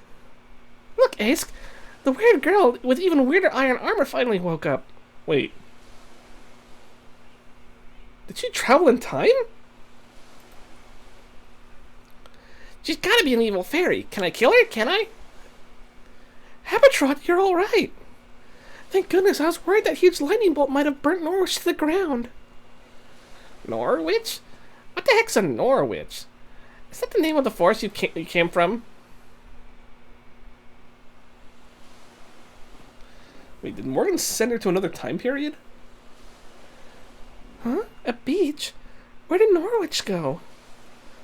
Where's Senpai and Altria? What's going on, Habitrot? What happened to Norwich? I don't know any Norwich. And quit calling me that. That's not my name. I'm Totorot. Tam Lin Totorot. And don't you forget it. Huh? Torot? You mean you aren't Happy Cat? Happy Cat? I don't know what that is, but I love it. That's way better than Grimalkin's yapping. Ask! You gotta see this girl. She's amazing. I don't know what she's talking about, but everything she says is amazing. She's gotta be a mage, just like you. What? That's her second ascension. Coming, Totorot, and please stop just calling everything you've not seen before magecraft, would you? Hello there. Nice to meet you. I'm Aesk, and this is Totorot. Welcome to Britain, the Isle of Fairies. Would you be so kind as to tell us your name? It must be fate that brought us together here. We'd be happy to help you if you'd like. Thank you. My name is Mashkirielite. Aesk? Aesk? Are you Aesk the Savior? Oh, so you know about me. Are you from Londinium, then? I'm sure I'd remember seeing a fairy as strong as you, though. I'm sure I sensed an incredibly powerful spell similar to the Infinity Mirror out here on the East Coast. Oh, are you a northern fairy, perhaps? Did you mess up the teleportation and end up out here in the middle of nowhere? Aesk is pretty much like, it's pretty much like the fairy savior, though, pretty much. Who existed, like, way beyond the stuff. See how much I skipped all the story. Ah, I see. A northern fairy? So she's one of Queen Maeve's people? Even though she's so cute? Then I make her our enemy. Can I kill her, Ace? Of course not. Please, Totoro, just be quiet a moment. Why don't you come with us, Mash? We should leave before Morse begins showing up anyway. Come on, our camp's over in those woods. It'll be much safer to talk there.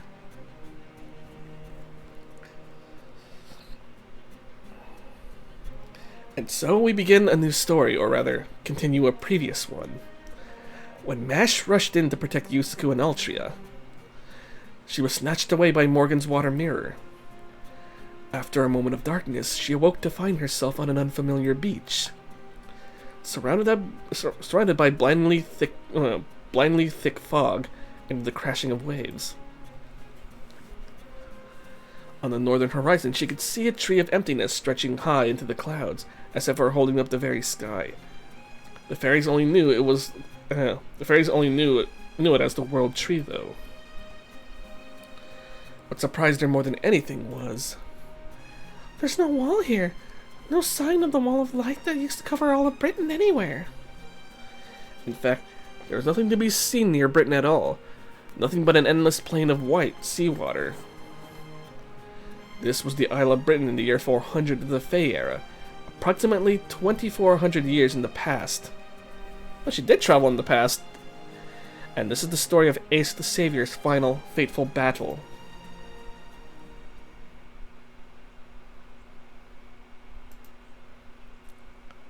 Ooh, that's a...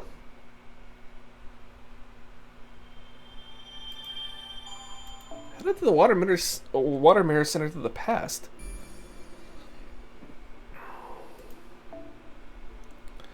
Ooh, this one's gonna be a 9-arrow one then. Whew. Sheesh.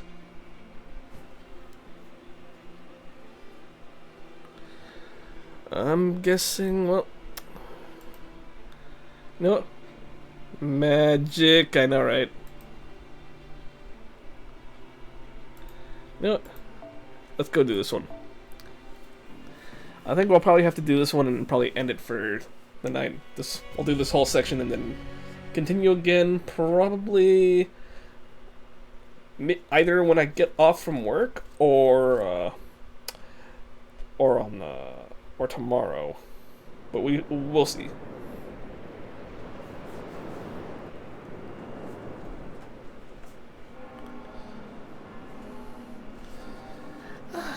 I can still hear the bell ringing.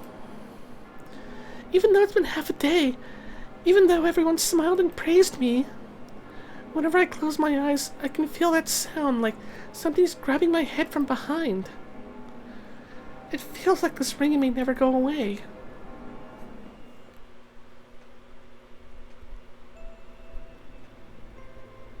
Ooh.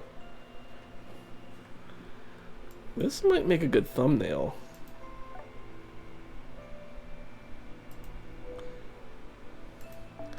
Another Briton from a world called Proper Human History.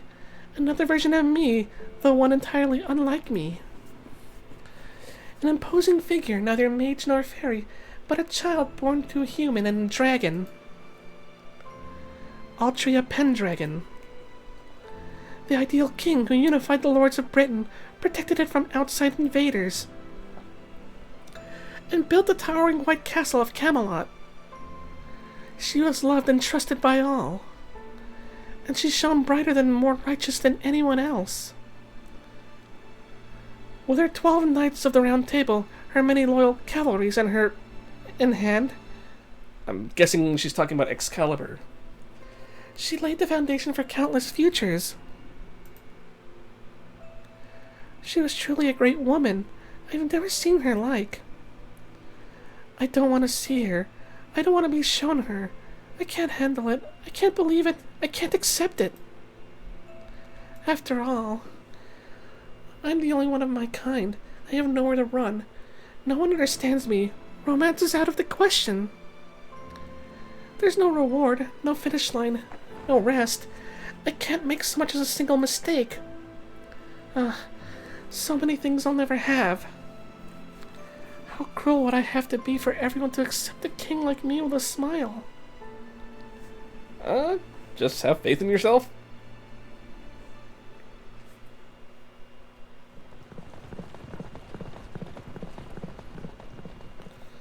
Oh, it's morning.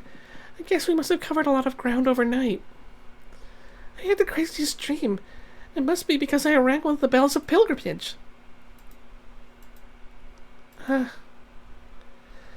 life is no joke.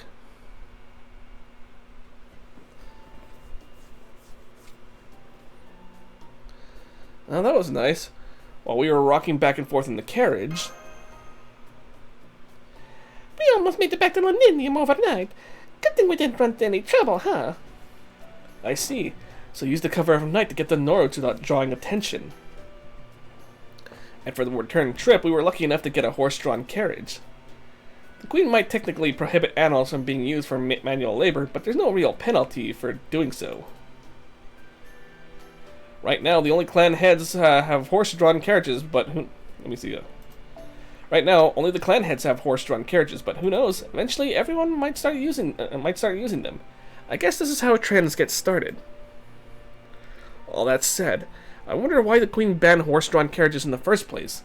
Does she just love horses? That's part of it, but it's mostly another way to keep fairies in line.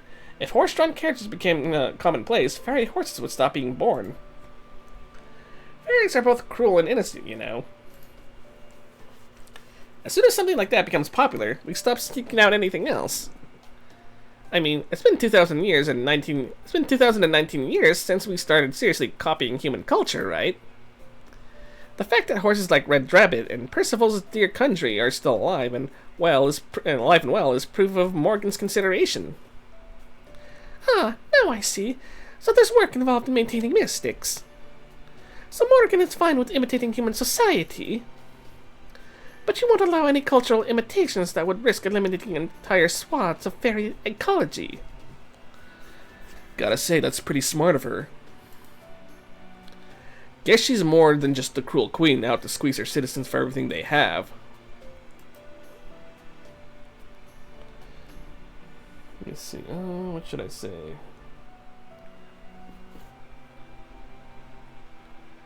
Altria's really feeling down, isn't she? Inadvertently locks eyes with Yusaku, with me. I guess he doesn't want me to say anything. Don't be ridiculous. Morgan's a horrible queen. A single tiny kindness does not make a good. A single tiny kindness does not a good. A single tiny kindness does not a good person make. That doesn't sound right, but a single tiny kindness does not make a good person. I think you're supposed to say not does not make a good person. That's just what she wants you to think. Oberon? Why do you think they speak in tongues? I don't know. I don't really speak in tongues either, so I can't really answer that. Remember the fairies you all met in my domain, the Welsh Woods? It's the one place in Britain with autumn leaves. The fairies who fled there are all weak. They all ran away to escape cruel mistreatment. They have nowhere else to go in the whole of Britain. They were persecuted, ostracized, and accused of spreading poison just by existing. You see, they all looked like insects, so they lost their homes because of Morgan's hatred of bugs. And their low intelligent and innocent nature forever prevented them from taking part in Fairy Britain's imitation of human society. My woods are where fairies like that come together until they inevitably die. That's right. Under the Queen's rule, Fairy Britain has no place for the weak. She only cares about the land itself, not the fairies who live on it. Yep, but just because Morgan thinks they're worthless doesn't mean they actually are. That forest is home to those with nowhere else to go. Those who have been forgotten, left to die, having never known anything but ire and antipathy. And it was into the heart of that forest that I was summoned.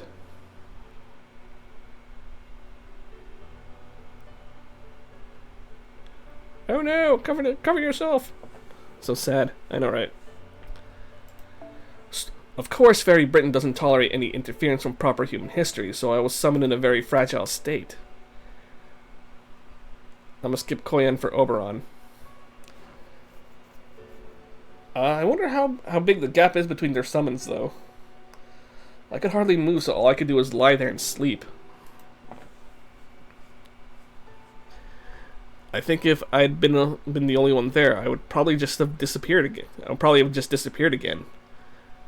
I know I said I only had a cloak on me when I first came here, but that's actually not true.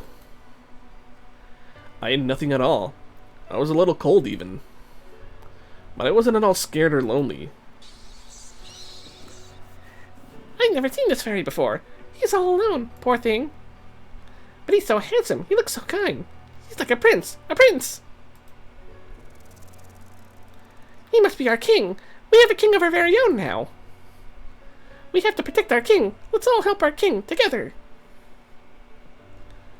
They weren't able to touch me, but they did make a perfect circle around me as they waited excitedly for me to wake up. You know how just knowing someone is cheering for you can give you strength to go on? There you go.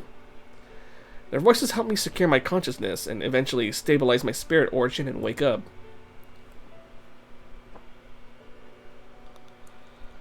You could say one of the reasons I'm so overly invested in Britain's welfare is their kindness. Who says they're worthless or incapable of doing anything? They might be powerless, but they were the only ones who cared for me. So of course I have to do everything I can to pay them back. That's why I care so much about taking Morgan down. Really, I'm a lot like you, Yusaku. I might be the only king of the weak and powerless, but that doesn't mean I'm going to hold anything back. Even if I'm never able to save even one fairy, I'm still going to do whatever I can to the best of my ability. Come to think of it, you never did tell us about your summoning, Oberon. No? I guess I never did tell you, did I? I was summoned to this land a few months before you and your team showed up. It was right around the time Barrow first arrived here. Proper human history must have sensed his intervention didn't bode well.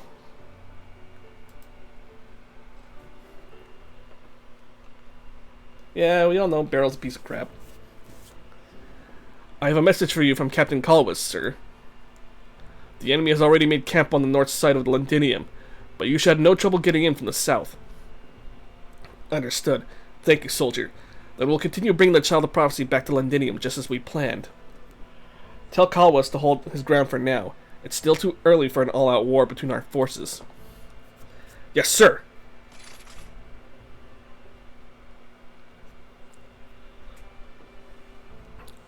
What was that all about, Percival?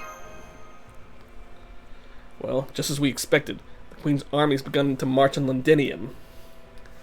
She's dispatched Woodwoes and his army from up at Oxford. That was quick. Can't usually mobilize a whole damn army at a drop of a hat. It's been a day since Altria rang the bell. The Queen must have really ridden them hard to get them moving so fast. Woodwoes' army is made up entirely of the Fang Clan fairies. They don't typically need weapons or bother with them, so they can move quickly whenever they have to. They're matchless on the battlefield, but they're not so great at occupying territory or laying siege. So if that's who Morgan sent to Londinium, they shouldn't be much of a threat. We should be able to wear them down by fortifying our defenses and taking out Woodwoes once he inevitably loses patience and takes the field himself. What is it, Gareth? Oh, I'm sorry. It's just, you seem so different just now. Huh? Did I? I thought I was just being myself. Was I more confident or something? As you should be. Remember, you've rung one of the bells of pilgrimage now. Wherever you go, you're going to attract a lot of fairies who are fed up with the Queen's regime. So hold your head high. Besides, you've really gotten stronger, right? Yep, in terms of magical energy, I'd say she's about equal to Morgan's little finger now. I had no idea the bells of pilgrimage could do that. No wonder the clan heads weren't so quick to give you permission. And we've still got 5 to go. Wait, hang on. There's the Wind Clans in Salisbury, the Wind Clans in Salisbury, then the Wind Clans in Gloucester, the Earth Clans in Norwich, and the Fang Clans in Oxford. There's only 4 bells! What about the Mirror clans and the King clans? Don't you worry about that. I'm not sure about the Mirror clan's bell, but I do know about the other one.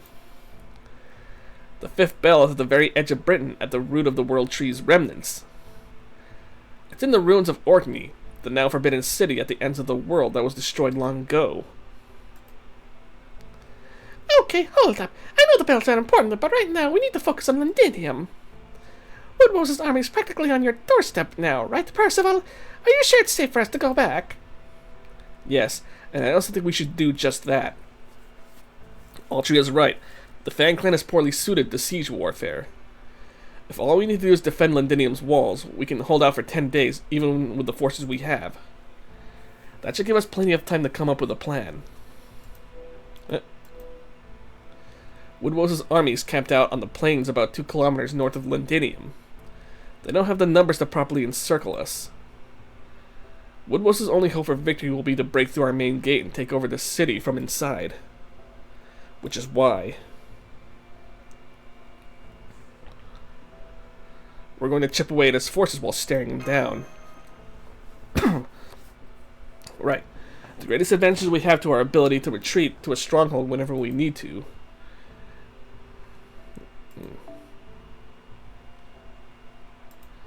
Even as we're headed back to Londinium, I'm having the troops we sent out to help free Norwich split up into 2 squadrons and move out to Londinium's east and west sides. Part of their job is to deter Woodrose from launching an all-out assault, since doing so would leave his forces vulnerable to an attack from behind. That all sounds effective enough, but it sounds a little too convenient, though. But if those squadrons get the chance, they'll also attack Woodrose's isolated troops, thereby reducing their overall numbers. We may not be able to beat them in a straight fight, but in a siege like this, we're pretty evenly matched. So we'll just have to slowly tip the battle in our favor as it drags on. Yeah, I don't know. It seems too convenient, though. I'm guessing we're gonna be dealing with more than just Woodrose's forces, though.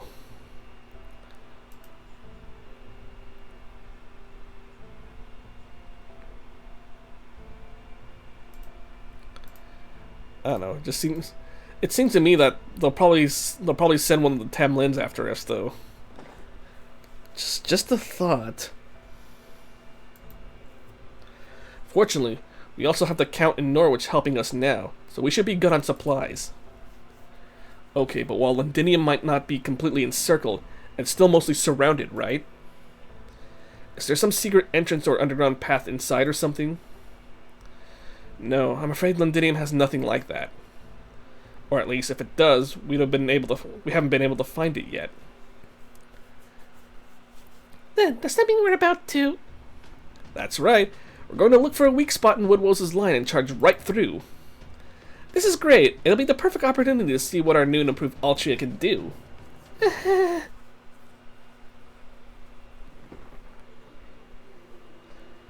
Okay.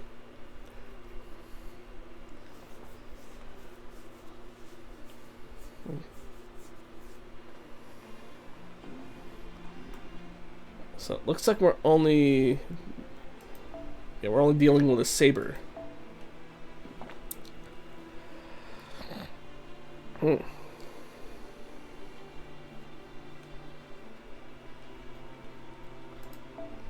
let's pick a waiver. Oh, she's MP4 now. And her skills are all 999. I think with this...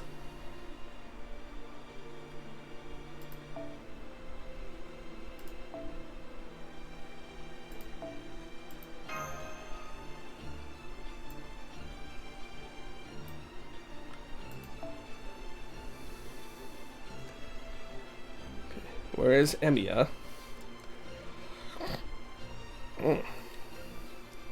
I got something in my throat.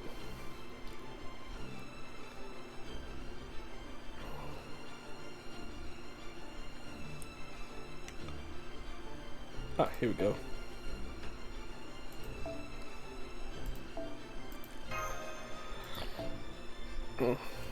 Okay.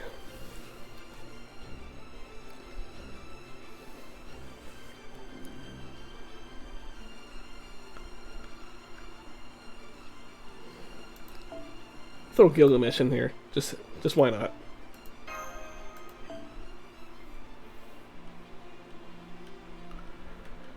Let's see.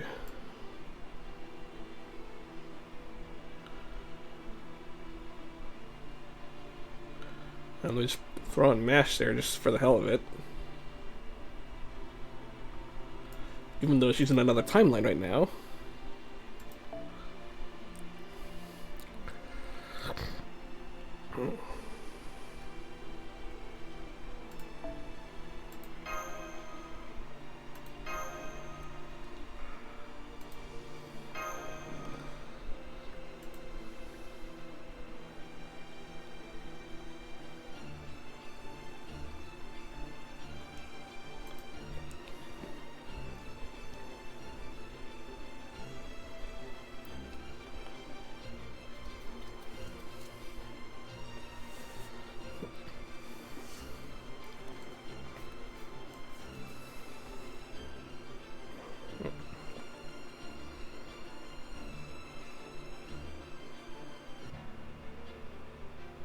一気火星に滅ぼしてくれよ。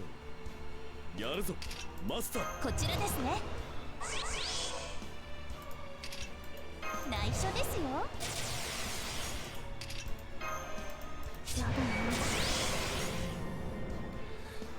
Excuse me. みんな、行きましょう。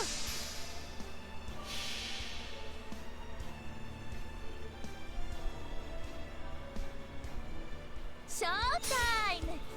青い空、エメラルドの海、そしてたくさんのお友達。みんな、受け取って。レオセアン・ダレグレス。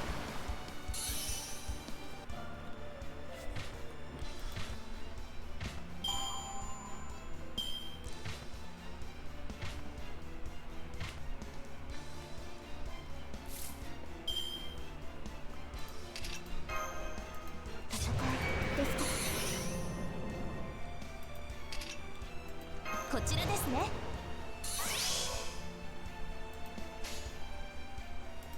内緒ですよ。やります。内緒ですよ。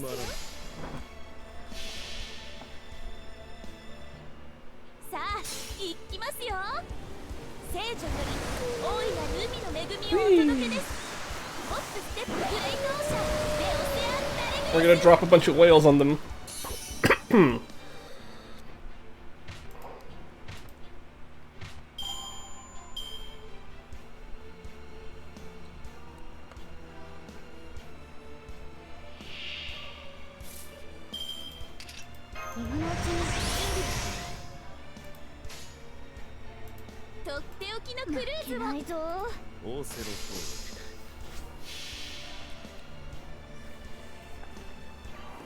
さあ、行きますよ。聖女より大いなる海の恵みをお届けです。ホップステップグレイトオーシャン、レオセアン・ダレグレス。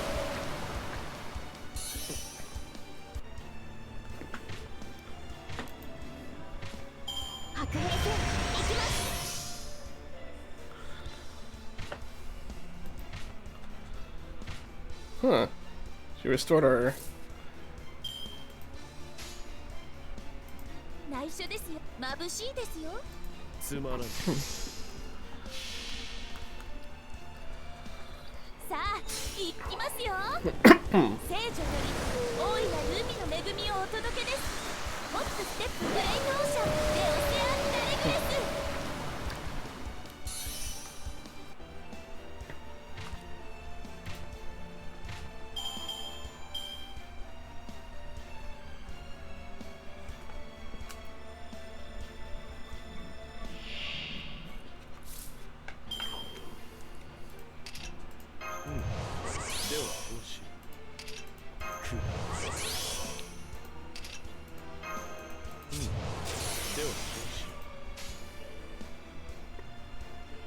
もちろん。負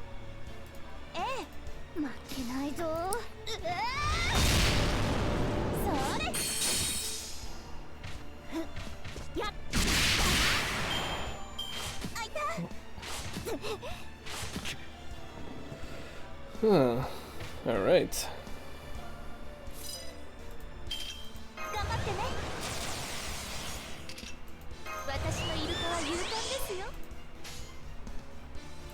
とっておきのクルーズをやります。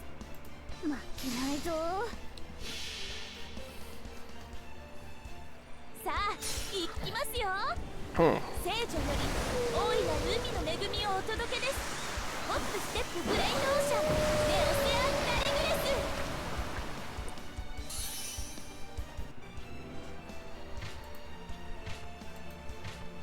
今のうちに準備。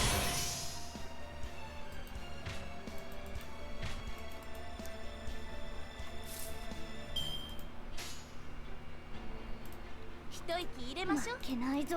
ではせーの、ここでせーの。 Woo! Alright. 勝利勝利大勝利。これもイルカさんのおかげですね。多分。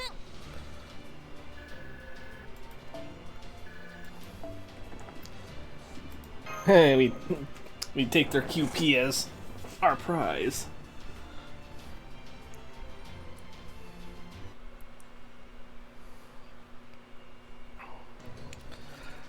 Damn it, it's no use. We can't stop them on our own. It's not just Percival either. All the human soldiers are moving weirdly fast. Is the Child of Prophecy doing this? It's just like what High Queen Morgan does. We did it. We punched through their defenses. Everyone, make for Londinium. We're out of here as soon as the east gate is open. I'll bring up the rear. Don't worry, nobody's getting past me. Yusku, I want you to stay with the Child of Prophecy. Going on ahead now. That's what I like to hear. See you in Londinium.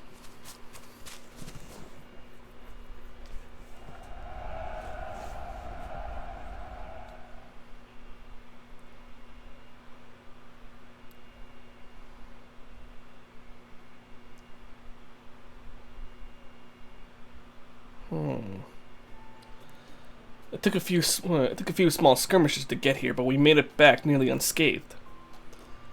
I'd say we won the battle today. Great work, everyone. You too, Percival. I gotta say, they still have the advantage of numbers, and the longer this battle drags on, the more likely they are to get reinforcements from Camelot. We can't just lurk in our hidey hole forever. We need to be looking for chances to take the fight to them. That can wait until we have more soldiers of our own to work with, like the ones the Count is sending along with the supplies. By this time tomorrow, we should have a good number of rebels up from Norwich here to help us. That's when we'll strike at Woodrose's headquarters. We can settle this all at once while our enemy's guard is down. Yes, that's the idea, which is all the more reason for us to rest and recuperate now. Go ahead and turn in for the night if you like, everyone. Our soldiers will stand watch.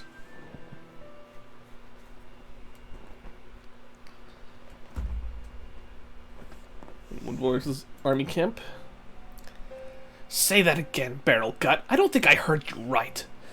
Did you really just forbid me from going into battle?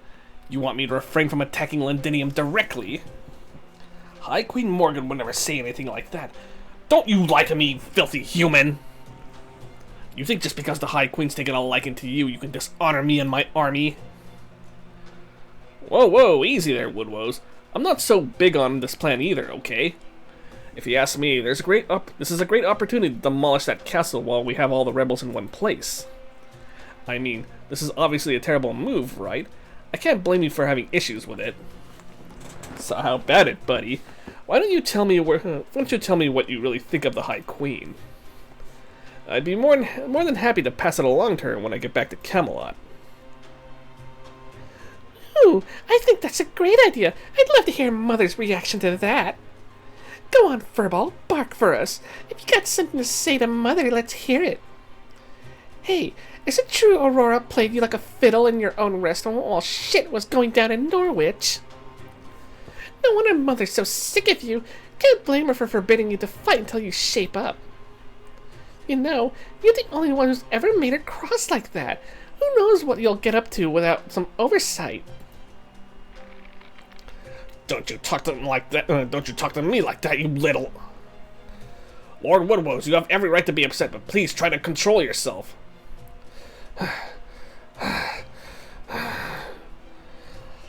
I know, I'm well aware. I won't repeat Bogart's mistake. If that is the High Queen's command, I am of course happy to comply. The Fang Clan have always been High Queen Morgan's loyal retainers. We're nothing like the Earth Clan.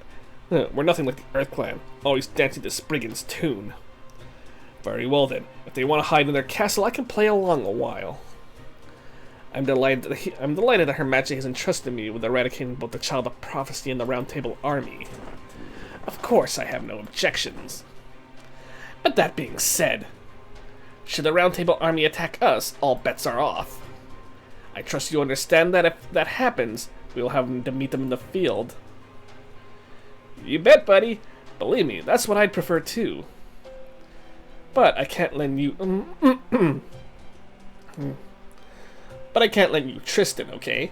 She's my personal bodyguard.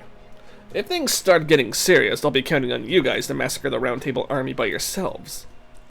But hey, you can pull that off, right? You might be getting old, but you're still the head of the Fang Clan. Don't be ridiculous. I don't even need to go after them myself. My elite soldiers will be more than enough. Neither the Child of Prophecy nor the Foreign Mage pose any real threat. The only problem is that cheeky brat Percival, who managed to put up a good fight against Lancelot. Still, this is a battle, not a duel. Even if he happened to be the last one standing, what good would it do him? If we kill everyone else inside that castle, I'm sure he'll simply surrender. What the hell, Barrel's making like, what the fuck kind of face?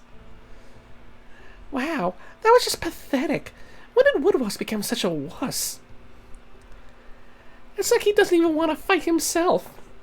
Maybe that's why Mother forbade him from going into the battle, because he would actually die if he did. I'll say, that was ridiculous. I haven't had the shakes that bad since Marisbury recruited me for Chaldea. There's going soft in your old age, and then there's this. Come the hell on, Woodwose. Hey, we did what Mother asked us to, right? Let's just get out of here. I know. Why don't we stop by Gloucester? Gloucester's great. I bet it beats anything you had in your world, too. We can go to the Count's restaurant together, and after that we can try, robbing a bank.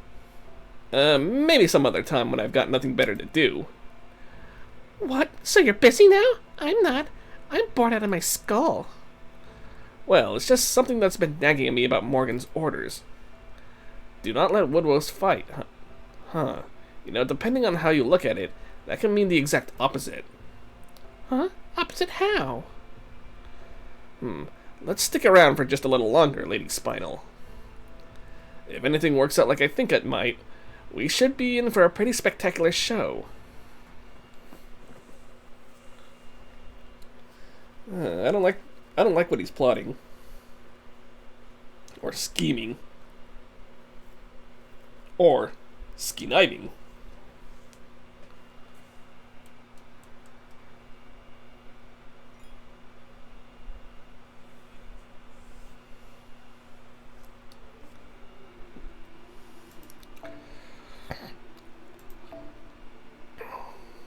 So we've got assassins to deal with, huh?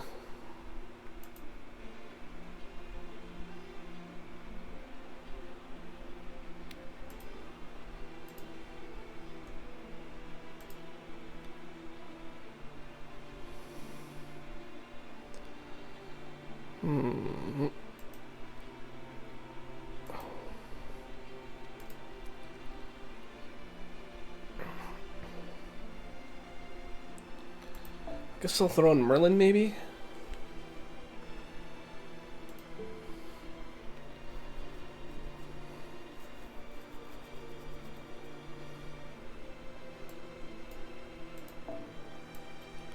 Probably don't need Gareth. Do we have a good,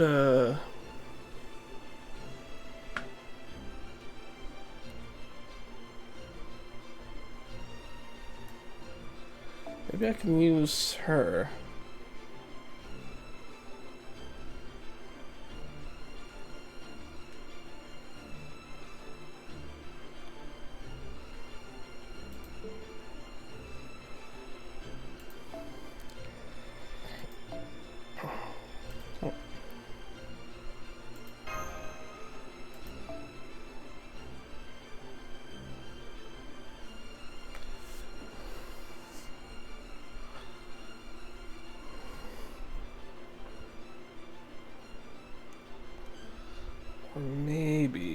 Just maybe.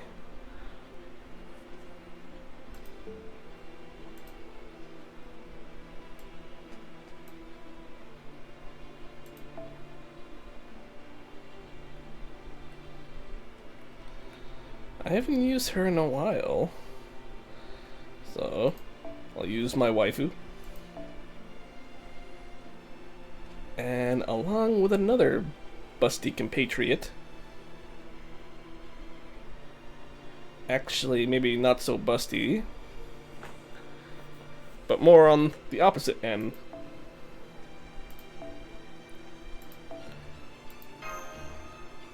Just in case we fight against a single target boss. And then, let's see,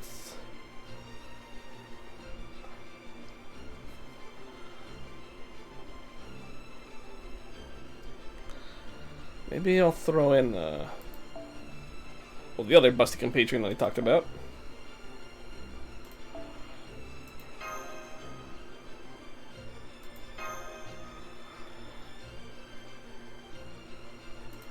Alright, let's go with this.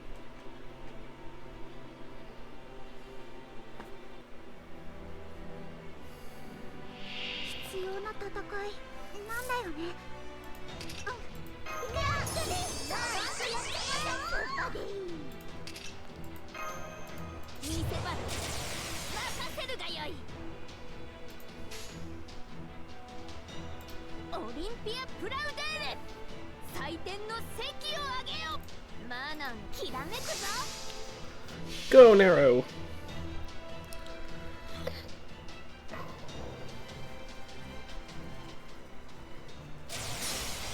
劇場は海より近い。見るがよい。誉れ歌うイルステリア。すなわち我が劇場である。Woo! That takes care of that.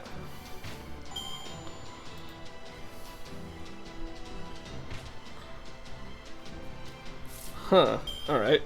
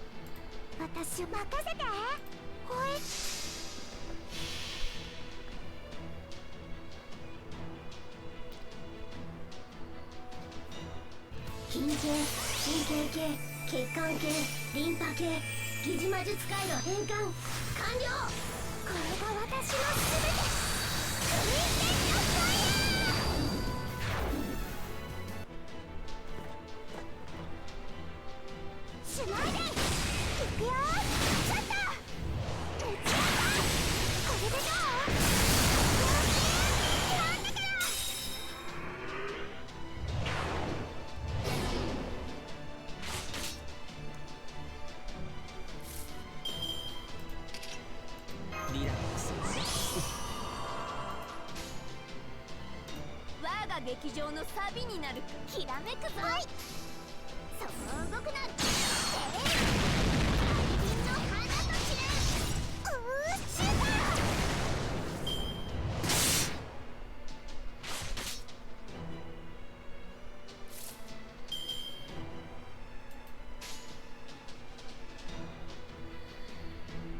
Hmm. 任せて。ご要望。おや、行くかい。切り込む。行くよ。ちょっと。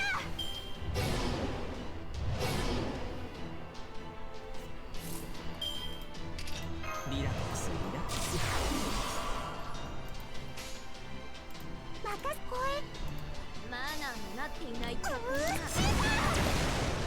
しないで。撃て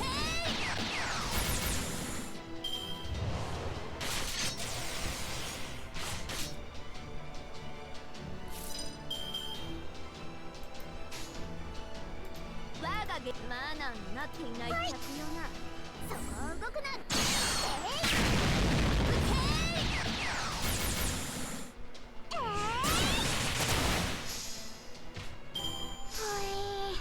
もうダメかと思ったよ。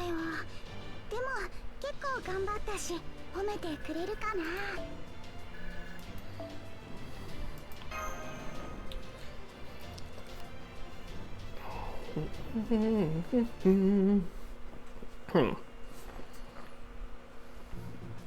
Phew, that was exhausting. Good thing we were able to drive off Woodwell's soldiers before they got in through the western gate. I swear, the nerve of those Fang Clan fairies! I can't believe they tried to pass themselves off as a food delivery. And what's worse, the guards almost bought it. You think? It looked more like they were just dumbfounded to me. Still, I'm impressed you saw through them, Gareth. None of the other fairies guarding the ramparts were any wiser. I guess it's because I've always had good hearing. I guess I can just kind of tell where there's danger afoot. Anyway, now that we've fended off the sneak attack, let's go back to the war room. The reinforcements from Norwich should be here by now.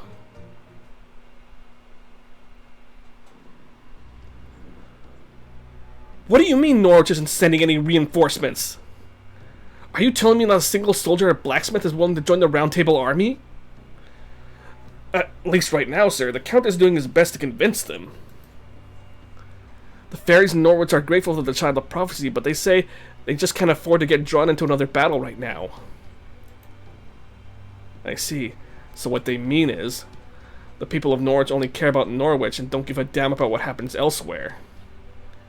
Even though Altria, the Child of Prophecy, made the brave decision to save Britain and rang a bell of pilgrimage, and even though she's already saved Norwich twice now, they still can be bothered to fight the Queen's army themselves.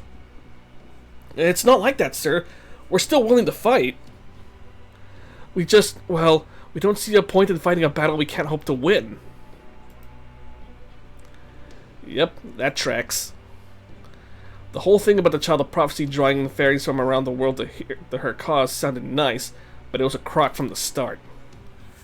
We've got to remember that these fairies have been living in fear of the Queen for 2,000 years. You can't get over something like that overnight. And don't forget about the Tam Lin. Gonna take a lot more than ringing one bell to get all those fairies on our side.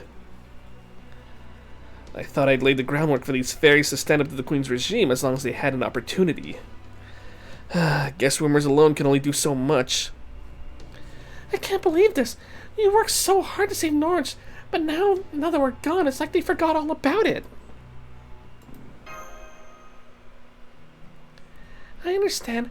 Of course the fairies of Norwich won't feel comfortable joining the Round Table army without a clear assurance of our chances of victory. Please don't give it another thought. Could you just give the Count a message for us? Tell him that we'll do our best to figure something out on our own, and we'd appreciate any continued assistance he can provide with supplies. Yes, of course. Now, if you'll excuse me, I'll be on my way. I'm surprised you're not disappointed, Altria. I figured this would hit you the hardest. But don't get me wrong, I'm upset for sure. I've just always been quick to get over disappointment. For the time being, let's just focus on what we can do now, like when Oberon ran around in just his cloak. Point of order? When I had nothing to my name, I was being metaphorical. I wasn't literally streaking around Britain. If one won't do the trick, we'll have to go for two. Right. Maybe ringing the second bell will motivate the fairies to get off the sidelines. Excuse me, Sir Percival, Lord Oberon. I have an urgent message to our allies in Gloucester. It says the Queen's army is advancing on the Welsh woods. Tam Lin is leading an order of knights who report directly to the Queen. We can't stop them ourselves, and we can't be sure how long the Welsh woods will be safe. Please send aid ASAP.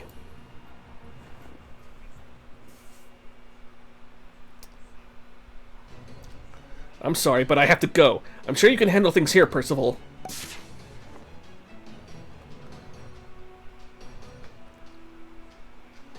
Oberon, wait. There's no point in going alone.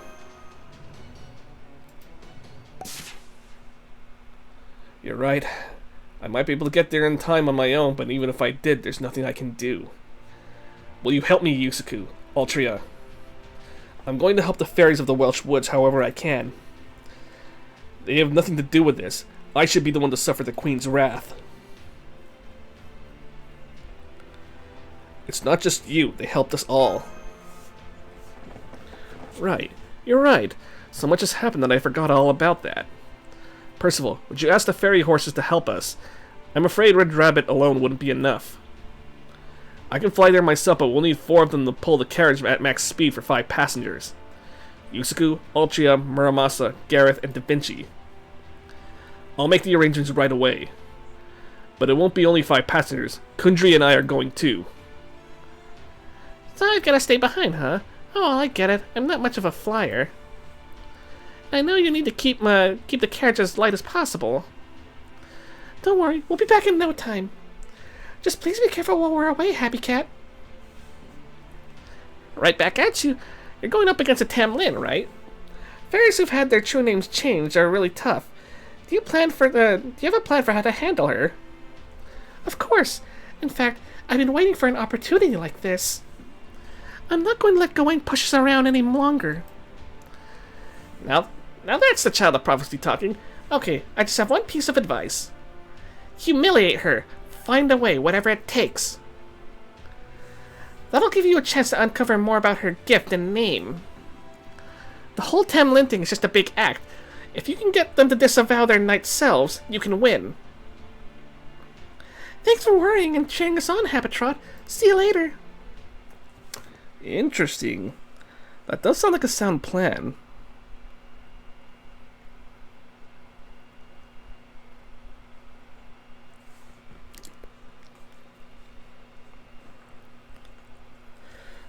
You know what? And since she told me about her just it being a name and whatnot, something might happen.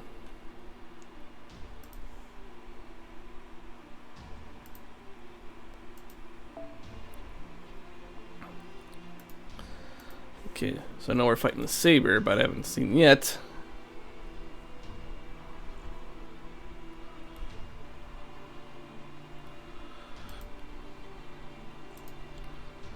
And before we continue with the next arrow, I will get myself another drink because all this reading is getting my throat dry, so I'll be right back.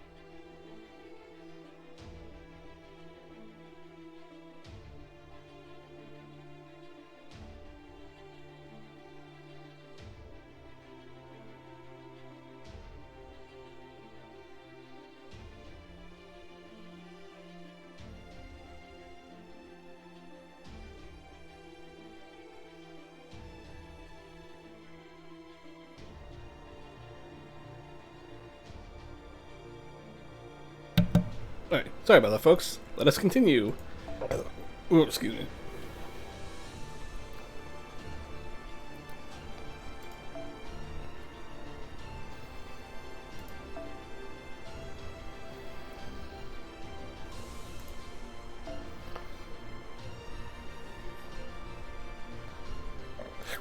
Oh, excuse me.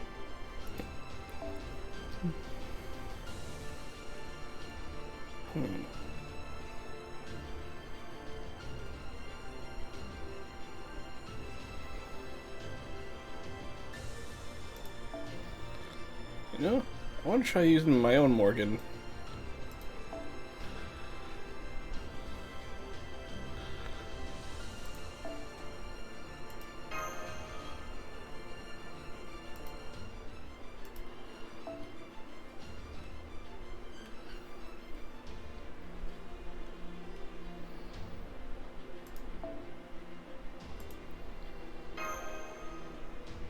Double Merlin.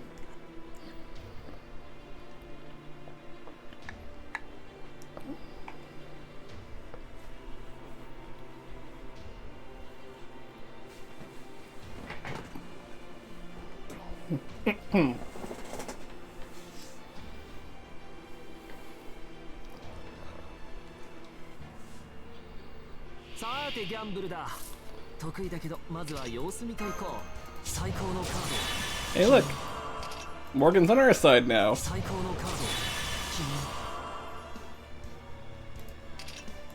あまり悩ませない。楽しくなるでしょ。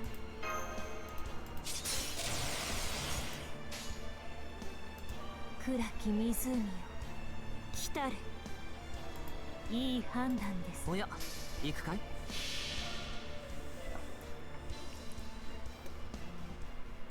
慈悲、神戸を垂れよ。恐怖は希望もない。何人通るにあたわず。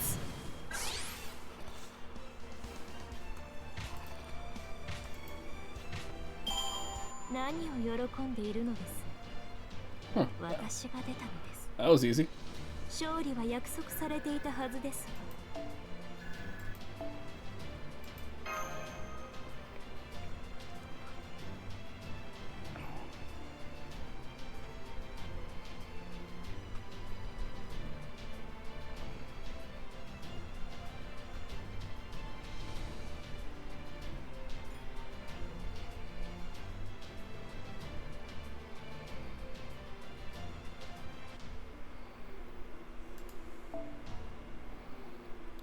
We're fighting against casters.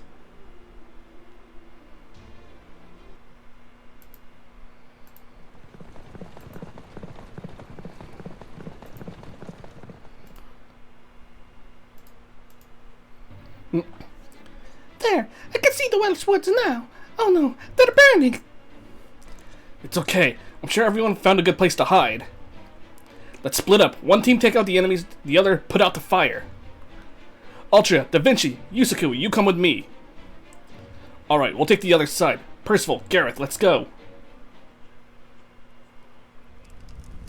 Oh god, they're burning it down. You heard the High Queen's orders. Use fire. Burn these rotten, filthy woods to the ground. Let this be a warning to the foul scoundrel calling himself the Fairy Queen. It hurts! It hurts! It hurts! Please stop! Stop! Please don't burn our forest! Please don't destroy Oberon's home! Please leave us alone! Please don't hurt us anymore! It hurts! It hurts! It hurts! We don't want to die! No, we're too late.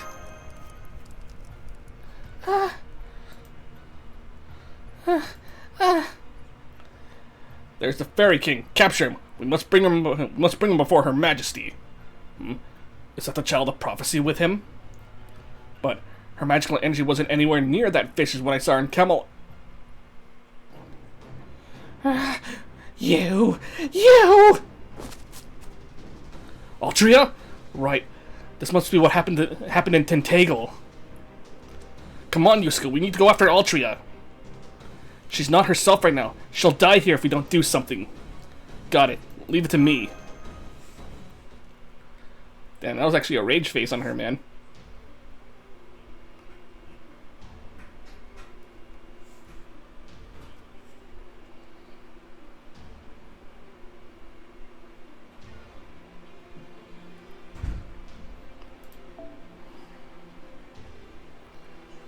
Let's see. Let's throw in a Merlin.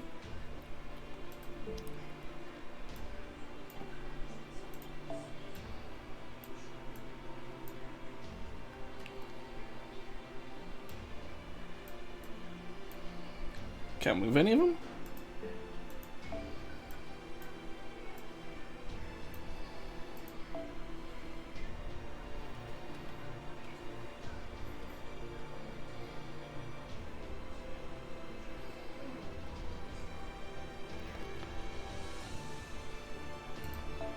Let's use Odysseus.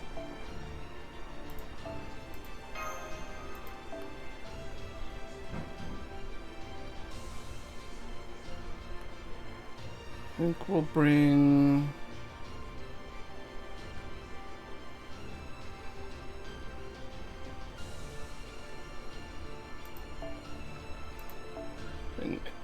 Achilles.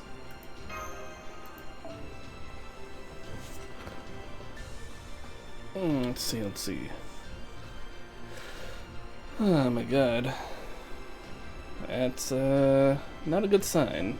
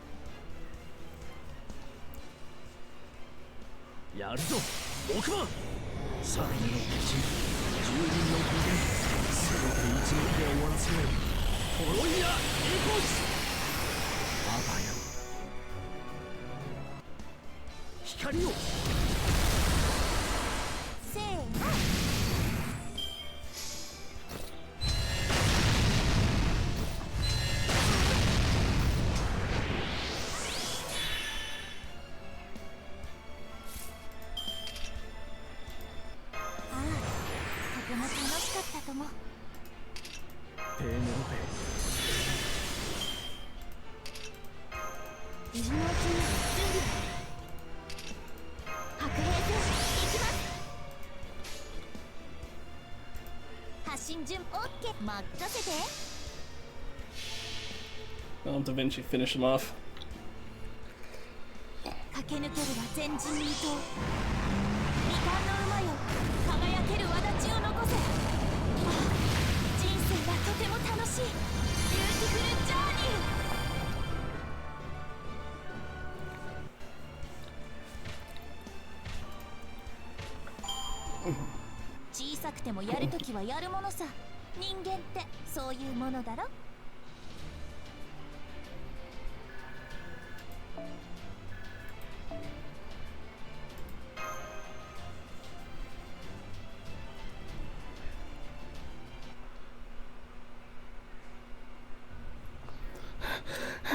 Where are you going?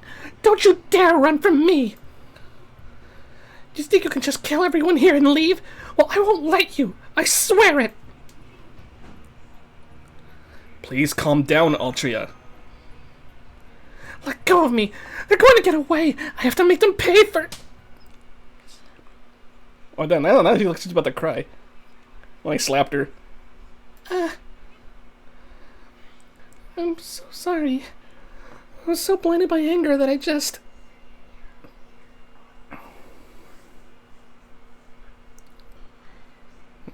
Don't worry about it. Let's just look for survivors. Okay. Okay. Maybe there are some up in the trees like there were before.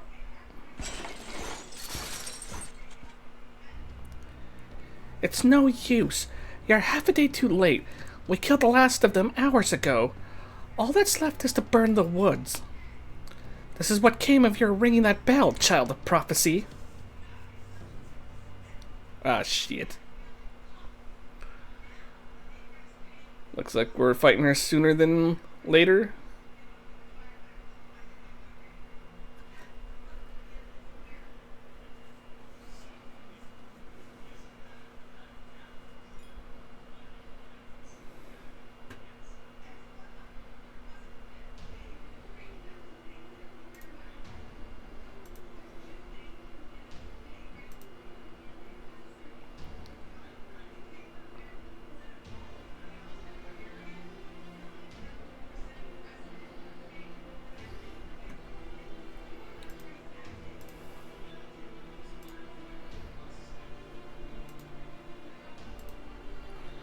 Well, I guess we gotta fight her.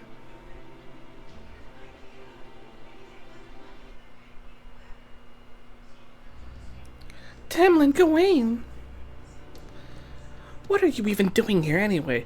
You're supposed to be fighting wood woes now. Did you leave Londinium undefended just to come here? I can't understand it. Nothing you do makes sense. The weak are meant to obey the strong. As long as they do that, they will one day get to enjoy the strong's remains. If they cannot understand them, then the strong have no obligation to protect them. Child of prophecy, foreign mage, if you are prepared, I'm willing to accept your surrender. My only mission today was to cleanse Wales. I don't have orders to eliminate you. But if you insist on fighting, I will burn you along with these woods.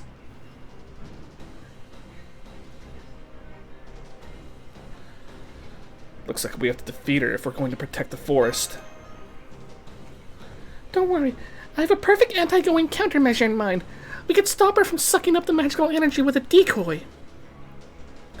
That said, I only have 3 of them, so they won't last long. We'll need to hit her hard. We'll need to hit her fast and hard, Yusaku.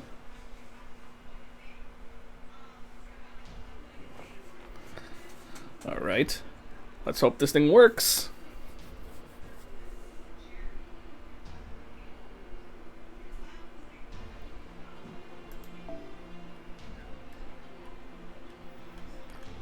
Set up a... yeah.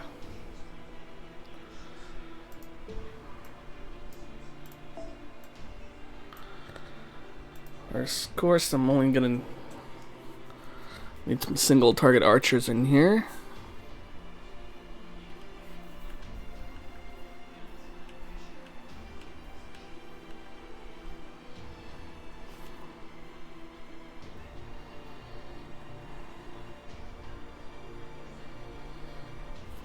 Maybe I should use Chloe.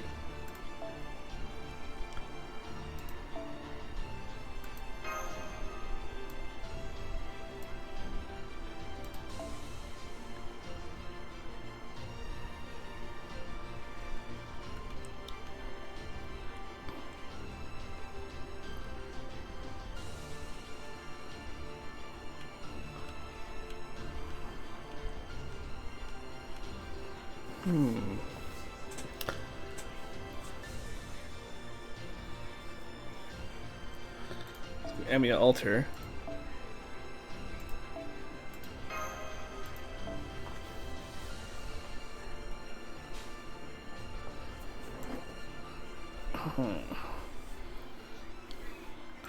And I guess Gilgamesh? Excuse me.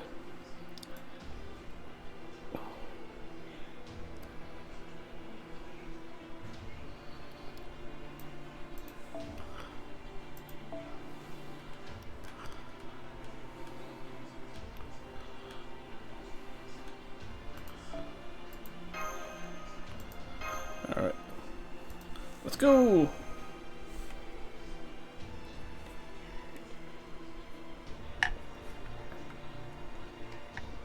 Yeah, excuse me.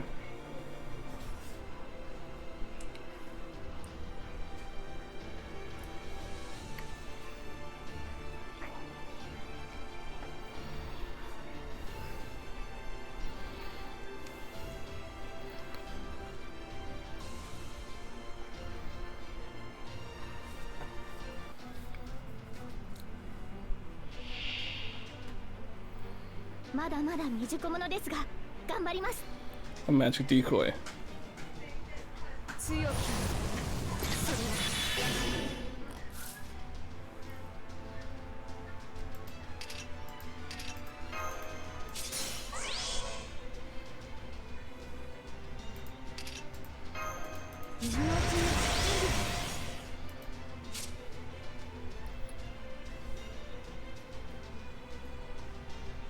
Listen to all attacks. とっておきそうしていいわ。 Let's test the waters first. 山を抜きなお落ちることなきその両力確約3連 Huh, that did kinda decently. Or maybe not. バイバイ。この剣にかけて強きそれは逃げろ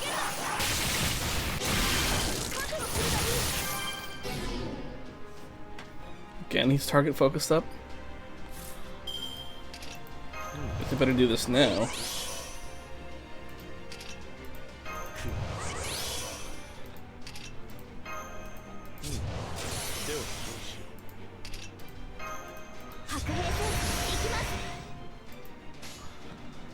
Oh, well. Let's try to dent her again.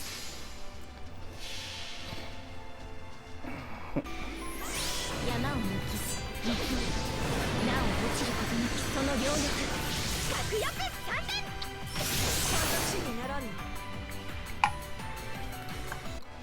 行くわよ。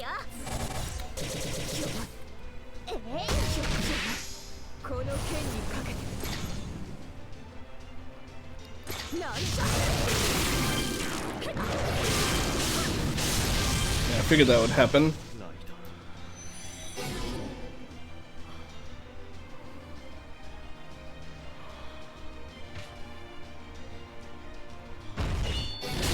Oh shit! That is nice.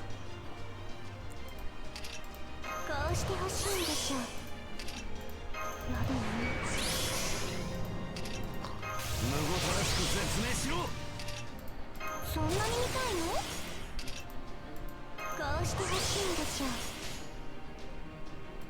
とっておき見せてあげるわ。いいわ。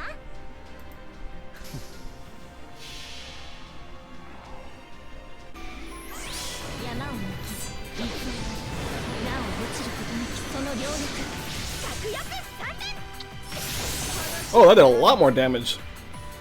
Thanks, Muramasa. こっちよ。私にですから。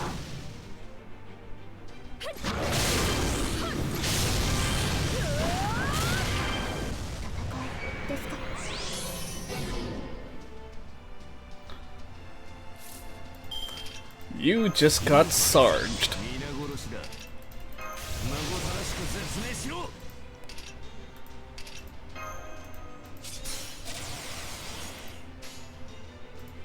魔力を回せ。すぐに終わらせてやる。忙しいな。 Alright. I am the bone of my soul. As I pray. Alright, took out the gauge.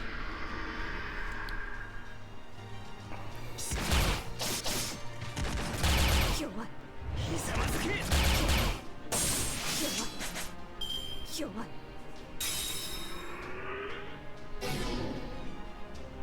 What? Oh. that was quick.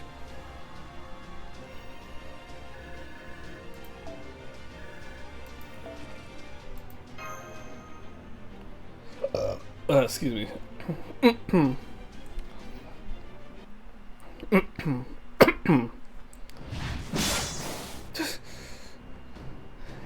Hey, that was a good one. You're doing great, Altria. Muramasa, what are you doing here? What, that? I just had a little hunch the lady there could use some help, and I couldn't stand back and do nothing.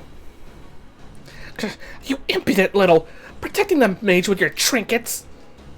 Do you think we're just gonna roll over and let you walk all over us? Well, think again, you gluttonous pig! But you dare mock me like that? You're damn right I do.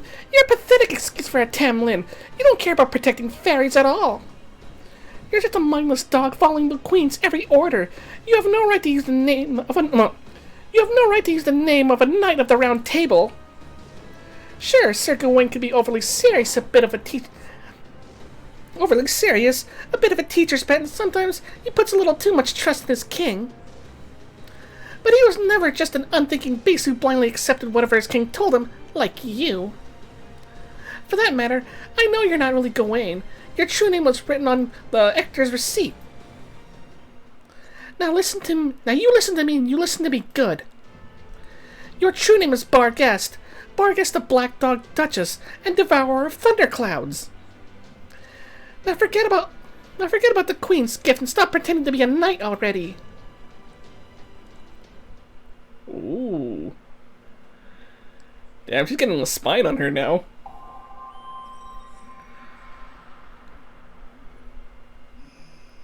Barghest. Even though it's already written on like the full Ascension art though.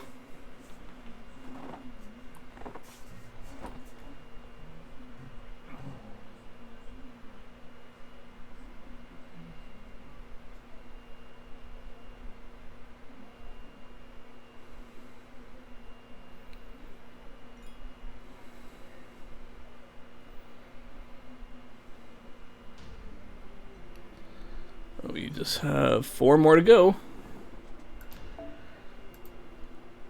Take it we're still gonna fight her.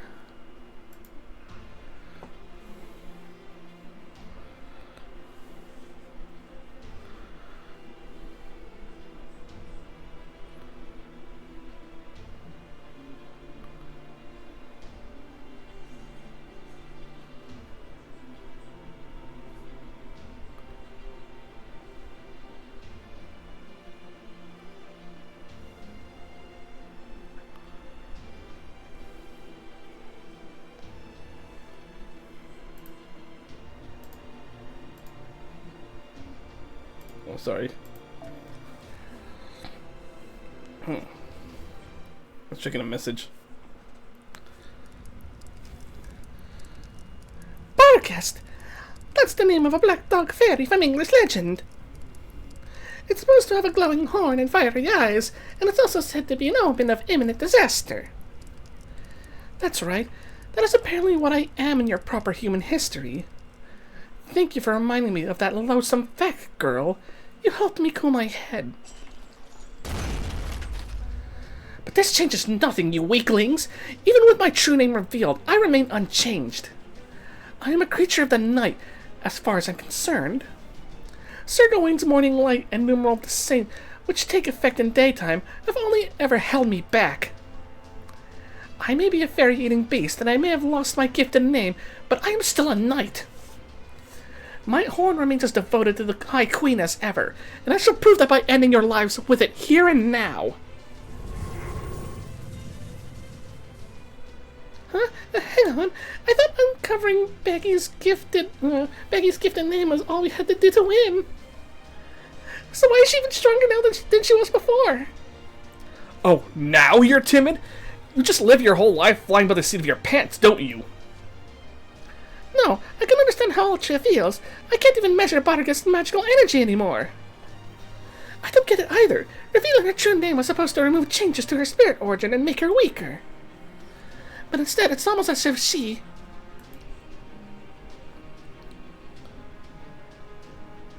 I know we can't afford to run away, but... It doesn't matter. Retreat is not an option. We're going to defeat Barghest here and now. We have to take down at least one of the Tam Lin, or we'll never stir the anti-Morgan fairies out there into the action. And besides, it may not have lasted long, but I'm still the Fairy King Oberon, Lord of the Whales. So please lend me your aid, Altria, Yusaku. Let's show this dog who trampled all over these woods exactly what weaklings like us can really do.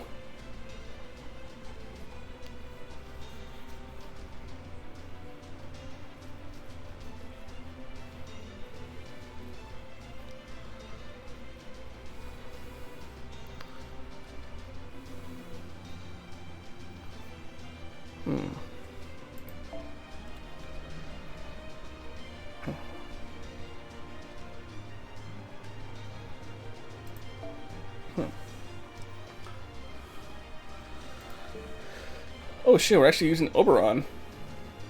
Wait, why is he an archer? Wasn't he supposed to be another class? Well, I don't wanna spoil. I know his true class, but I don't wanna spoil it for anyone who hasn't been keeping up with JP.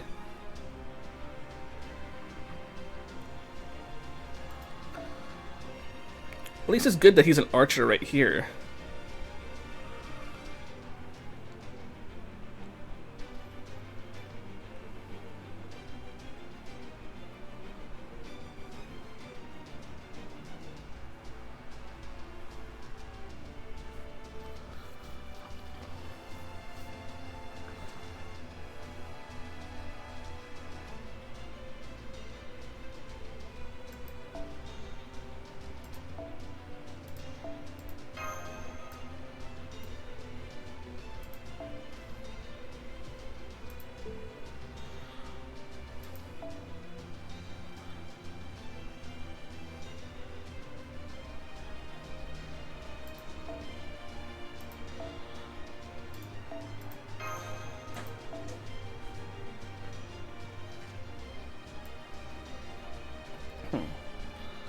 Let's get MASH.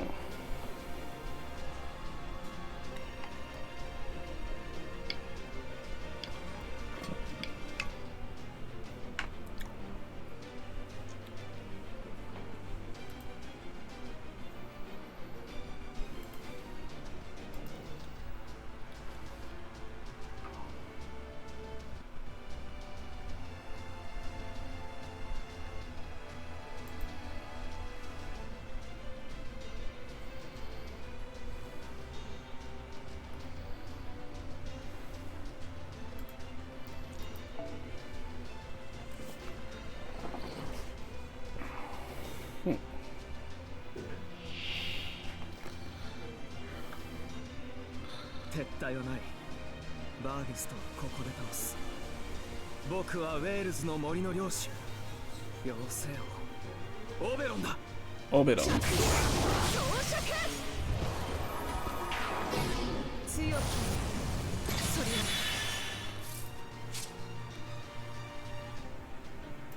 So can I cancel it out then, huh?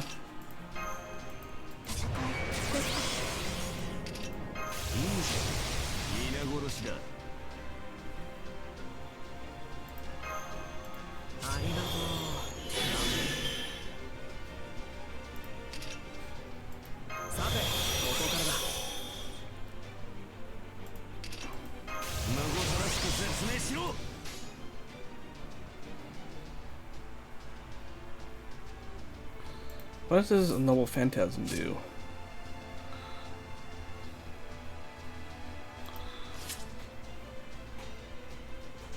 Wait, what? Move attack. One turn invincible to all enemies. Ooh, don't want to do that right now.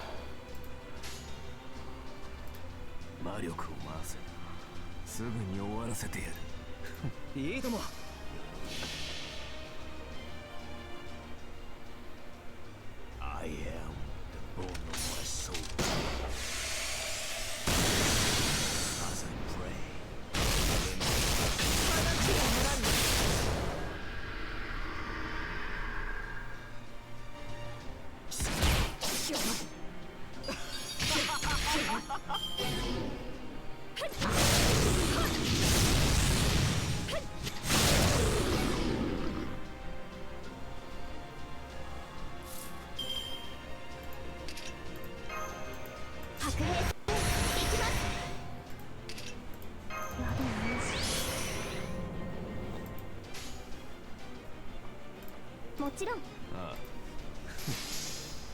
ここで今日は今日は今日は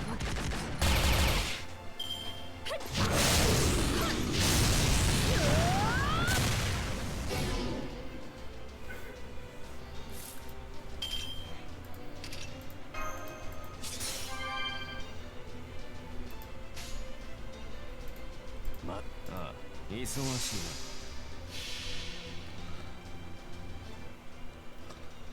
I am the bone of my soul.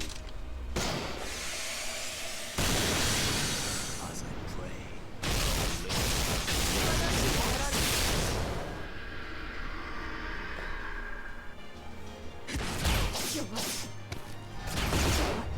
ひざまずけ。今日は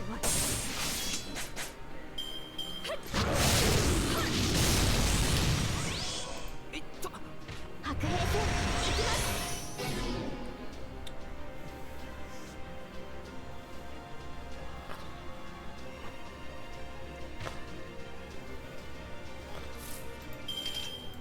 勝ち目がないことがなぜわからん。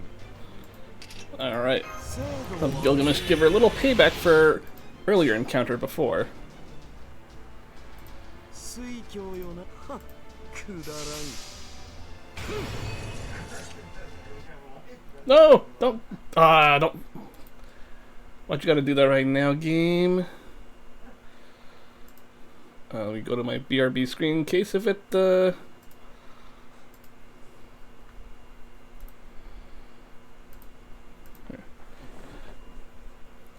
just in case if it replays the opening and stuff. You can never be too sure.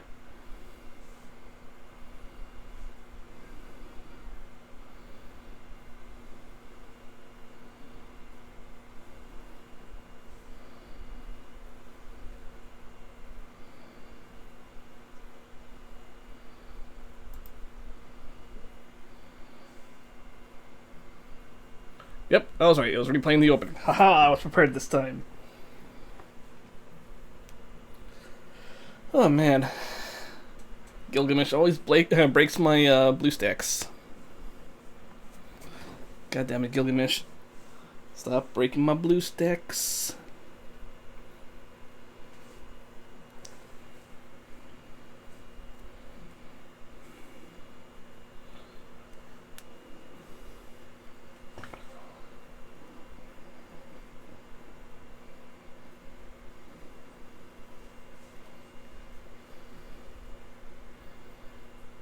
And this time I wasn't even using this Noble Phantasm either.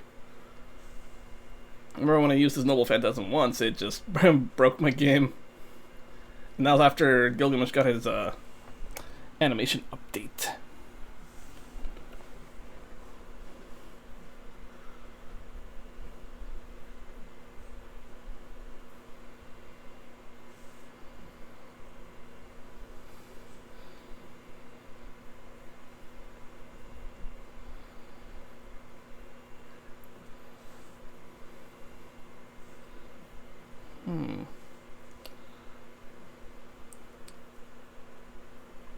Though I wonder if we'll ever see the OG Saber in any of the main story segments, and not just whatchamacallit, not just like an event or something like that. I mean, she's practically the face of fate, though, so it wouldn't make sense if they just kind of sat her out of this, you know?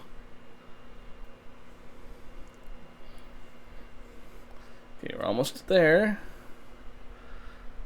Alright.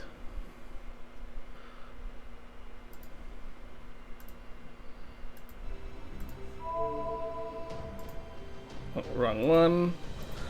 Definitely wrong one.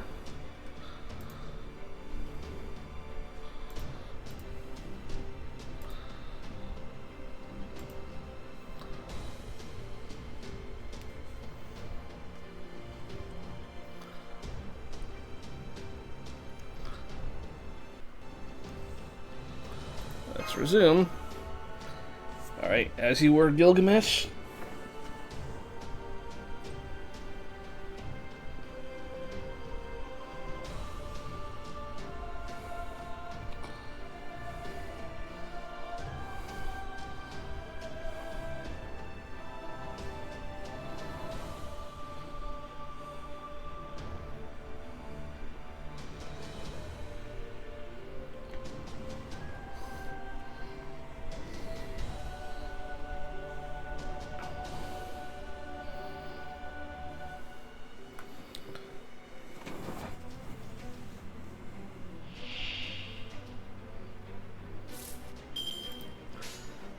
right.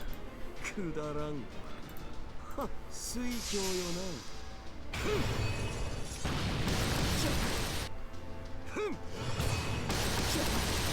そこだ。思い上がったな。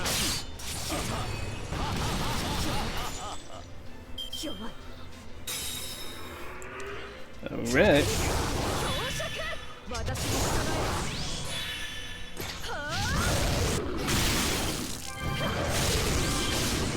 Goes on the altar.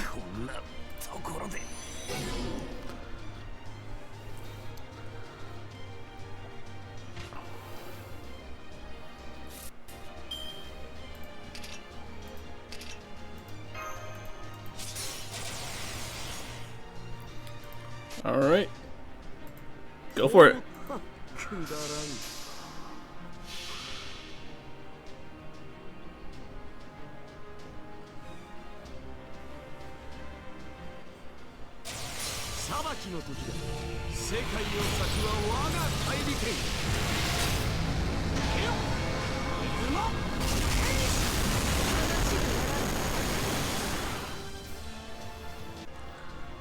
Oh, only that much?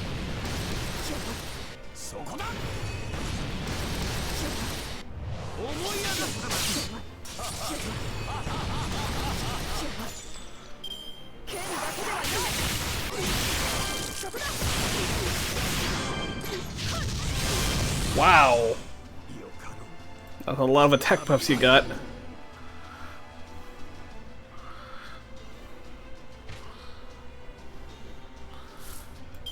And I just lost all my archers.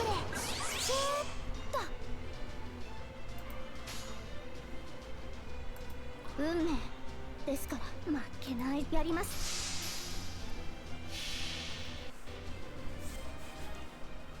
それはいつか来る兆しの星。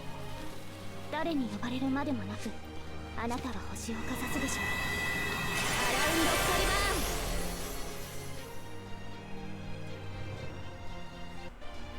ン。ここでここまでがねだ。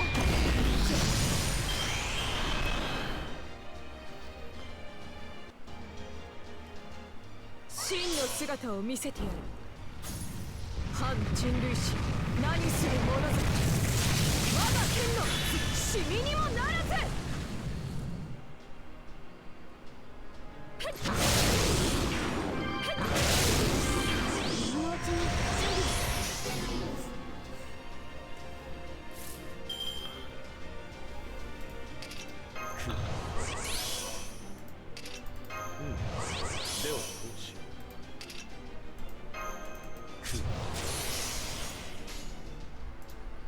物理でつまらん。こ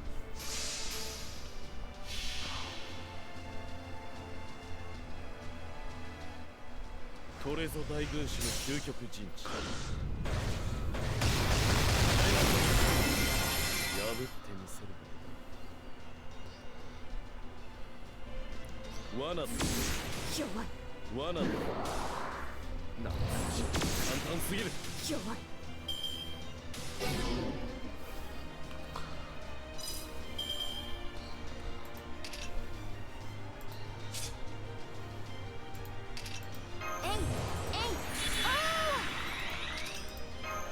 カッティングスプレーシューッと白兵戦いきます。望まれることを望まれたように。まっすぐですね。いいですよ。それはいつか来る兆しの星。誰に呼ばれるまでもなく、あなたは星をかざすでしょう。アラウンドカリバーン。ドッカーン。はいなんじゃ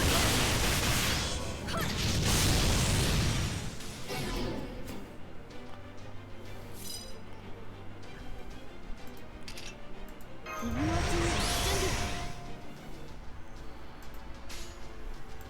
よーし、お城を建てちゃうぞ。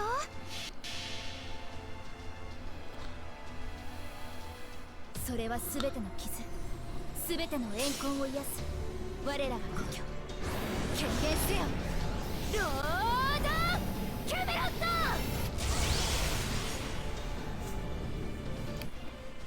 ト。罠だ。弱い。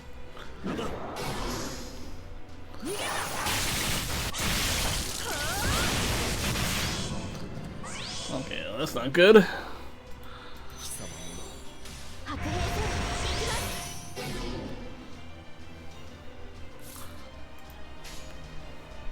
もちろんやります。まっすぐですね。ここでまっすぐ。はい。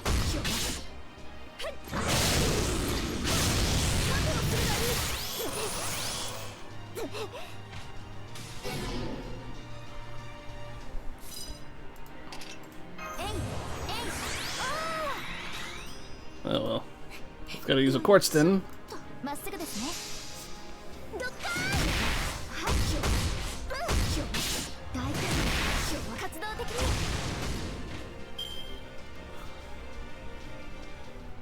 アレイ触覚露出。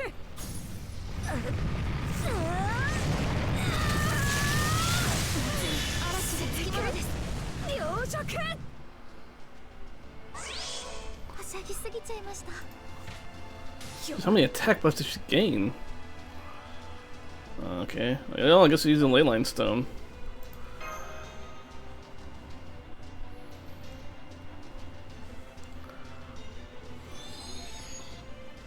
Hmm.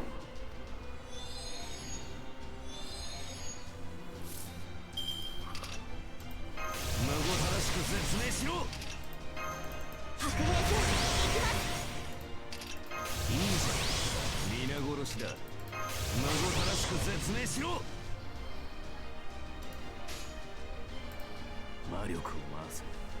すぐに終わらせてやる。忙しいな。ああ。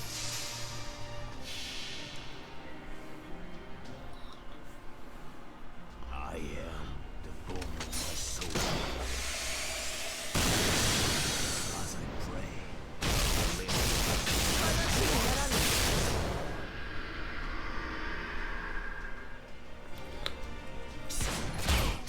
弱い。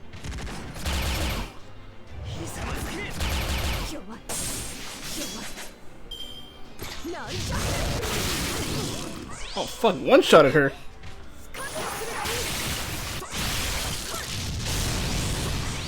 And she took out Oberon. How many attack buffs does she keep getting?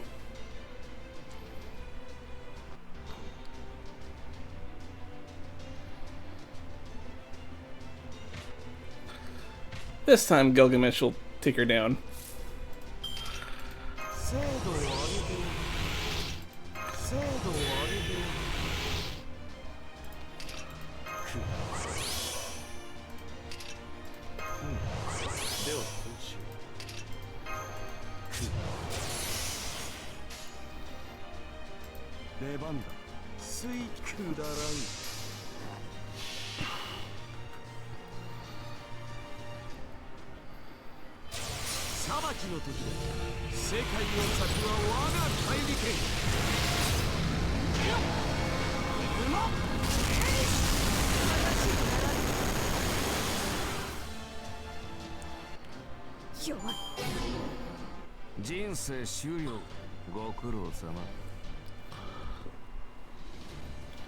That took a while.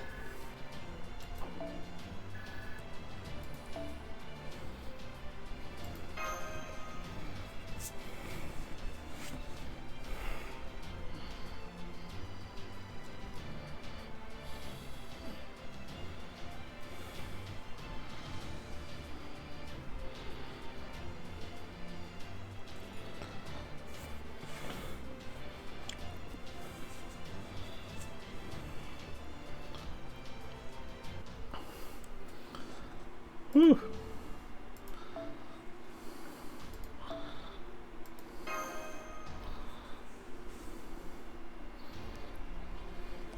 Three more to go, baby.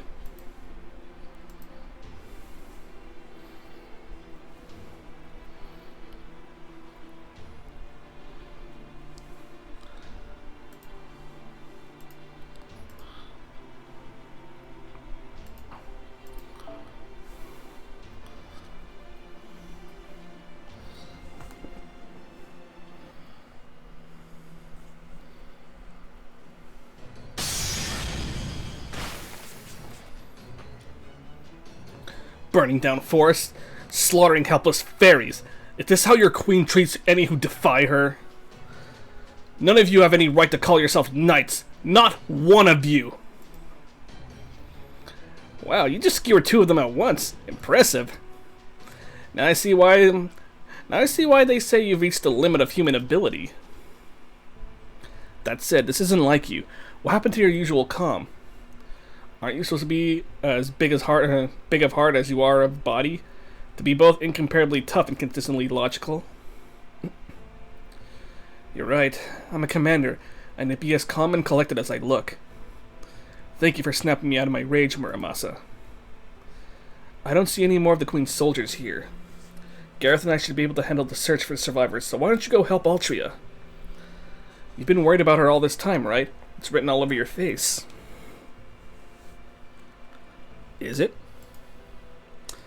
Well, you know, she has a tendency to let her feelings get the best of her sometimes, right? And while Yusuke's got a good handle on his feelings now, he's still just a kid. Someone's gonna make sure those 2 don't get into trouble. Might as well be an old man like me.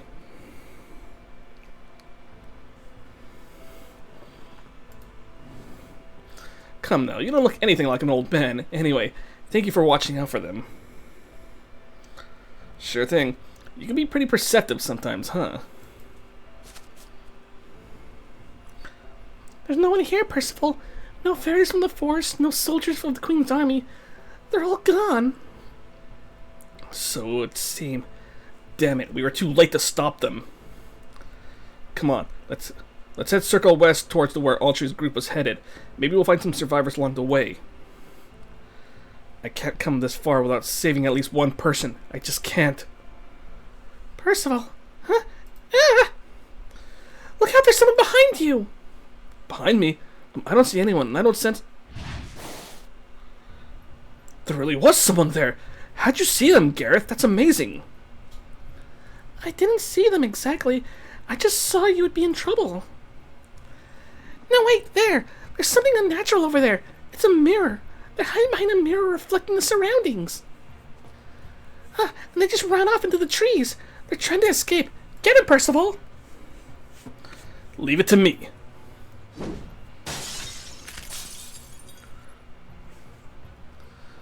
I can't believe you destroyed my mirror camouflage. In all my years as an assassin knight, I, Portune, have never made such a careless mistake. But then, I've not worked in 200 years. I didn't fail. I'm just a bit rusty. Still, I cannot believe a fairy saw through my camouflage like that. I'd better kill you, girl. I can't have you getting so lucky twice. Oh no you don't, you coward. Help me out here, Gareth. I need you to be my eyes. Tell me where he is.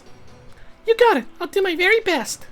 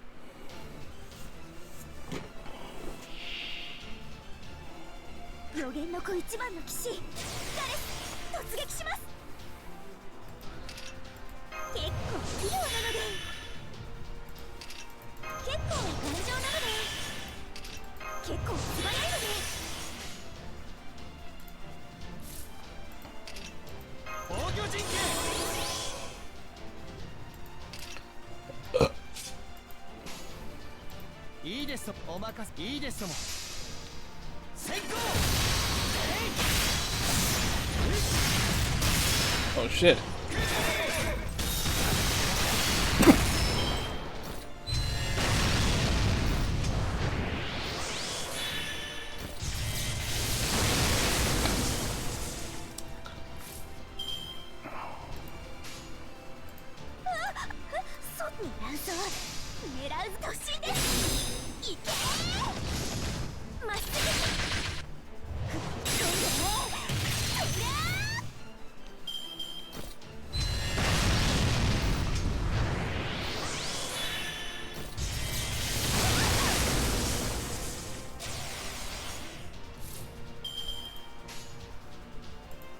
そっち参ります。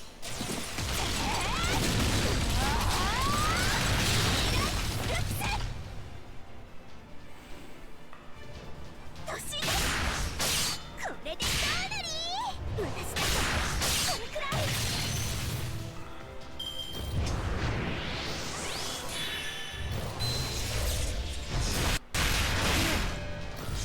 Uh-oh.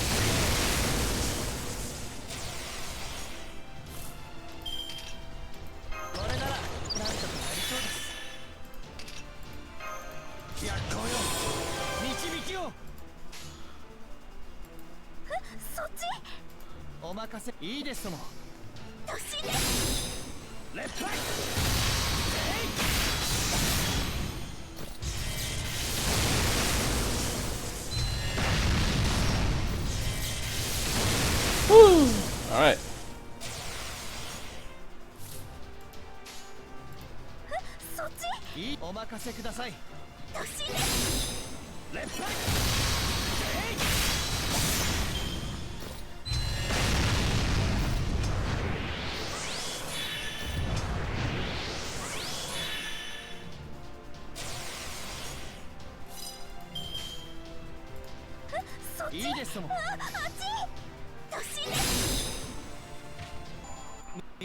Ooh, all right.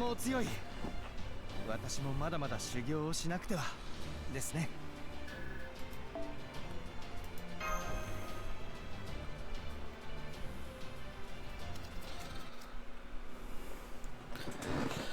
Yeah. What was I thinking? The way things are going, my defeat is all but guaranteed. Damn it. Of all the luck, why did I have to run into the one fairy in the world who can see me? He's getting away, Percival. But at least it looks like he can't turn invisible anymore. He's real pain, alright. We should take him out now before... Lancelot. I can't believe my eyes. What's a proud knight doing in a penal colony like this? Aren't you supposed to be in Londinium right now? No wonder Her Majesty doesn't see the Round Table army as a threat. You just entirely lack the mindset necessary for victory. You really are pathetically naive, Percival. You're... Lancelot, the strongest Tam Lin in Britain. Okay, that does not look good. We already took...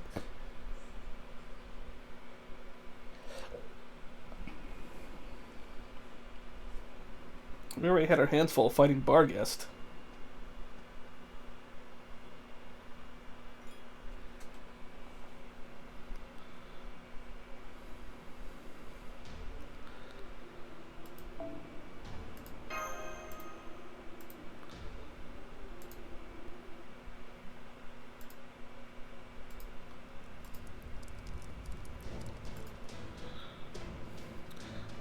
We did it! There, how do you like that, huh? It's been a long time coming. Don't you talk down to me, weakling! You never would have won without Oberon, Muramasa, and the foreign mage, Yusaku's help. I know, but still. Barghest, you might have one knee on the ground, but I can tell you still have strength to spare. We could keep fighting if you like, but do you really want to continue until we're all... dead, you included? I've talked to you a few times now. Honestly, that doesn't give me a complete understanding of who you are. But I know you well enough now to know that you're willing to listen to anyone you see as strong, which is why I want to talk to you about something now. You're an awfully chatty servant, aren't you? Very well. What do you have to say? Chaldea does not consider Britain our enemy. We have no intention of attacking it. Now that its tree of emptiness is gone, it's only a matter of time until it disappears anyway. But until it does, we think that the fairies who call it home should decide what happens to it. Britain is going to disappear? Ridiculous! You're making no sense at all. The fact that you're aiding the Child of Prophecy alone makes you enemies of Fairy Britain. You're already attacking Britain. You're wrong, Barghest. We're helping the Child of Prophecy save Britain. The real invader here is Morgan. She and Beryl got have no intention of saving you or any other fairy, just like she didn't bother to do anything to help Norwich. Morgan isn't going to do anything to stop the Great Calamity, even if it means letting every single fairy in Britain die. Know why? Because she means to use the Great Calamity to invade our world. But you've already figured that out, haven't you? No matter what reasons Morgans might have for doing this. The fact is, if she gets her way, countless fairies are going to suffer and die. You're right. I can't deny any of that. Then join us. It's not too late for you to... Don't mock me. Just because I accept what you're saying is true doesn't mean I've accepted you. If you mistake me for a friend and get too close to me, I'll cut you down where you stand. Have you forgotten what I've done here?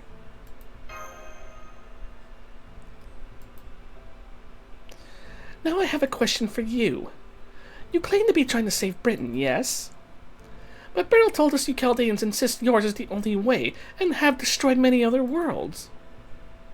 If that's true, then it must be why you came here in the first place.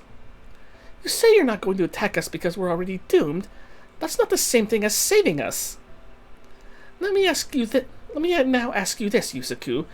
You may answer as well, wise and fair servant.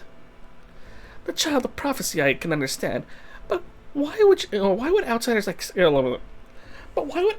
yourselves protect fairies like us? You did so in Norwich, and you tried here today as well, even though you could have just let them die. Well,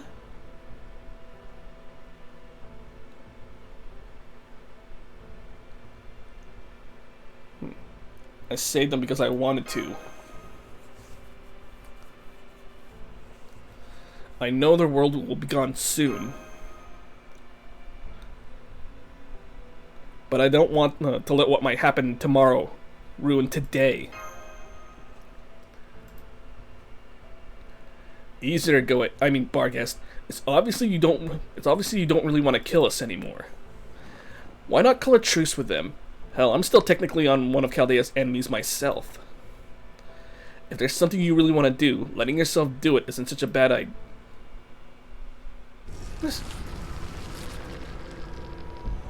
What the? Barghest, don't tell me she's turned into a Morse. No, wait, that's not it. What's going on? My name. Don't call me by my name. What in the world, huh?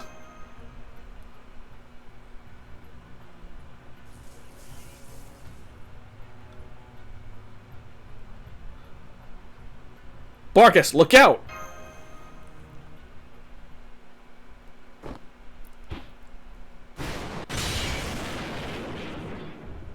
What the? Baggy, did you really just protect Yusaku? What were you thinking? Why would you try to help me? Are you trying to get yourself killed? You were aiming for me, weren't you, Portune? What's the meaning of this? Don't you take that tone with me, Barghest. I'm the one who's angry here. Not only did you dare to entertain these outsiders' ridiculous notions, you even defended the foreign mage. This is treason. If you wish to prove your innocence and loyalty now will be your only chance. Kill that human. Go on. It should be easy for you. All you have to do is hold him close and break his neck.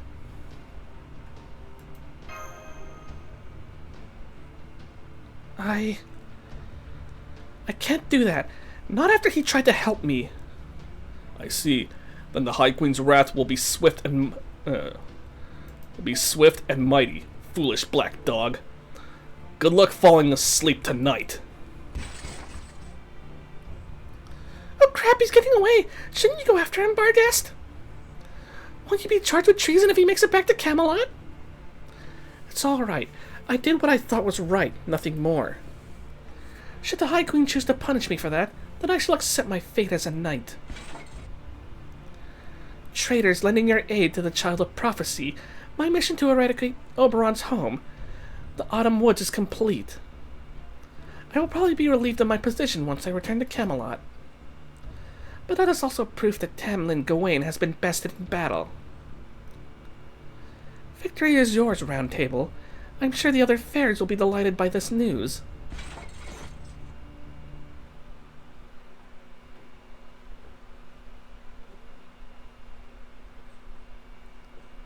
Oberon. Well, however things turned out, at least the forest is quiet now. And the fact that we managed to beat one of the Tam Lin is no small achievement. I'm glad at least one good thing came out of this. Oberon. I think I'd like to be alone for a while. Would you mind heading back without me?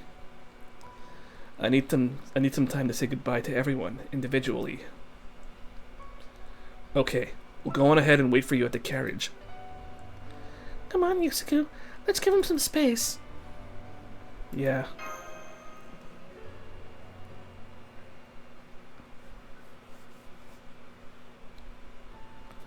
Oh good, I'm glad you're all okay, nay. Oh, where's Oberon? I don't see him anywhere. He's... Sorry. He's going to be a little late, so we're going to spend the night here while we wait for him. What about Percival and Gareth? We're right here.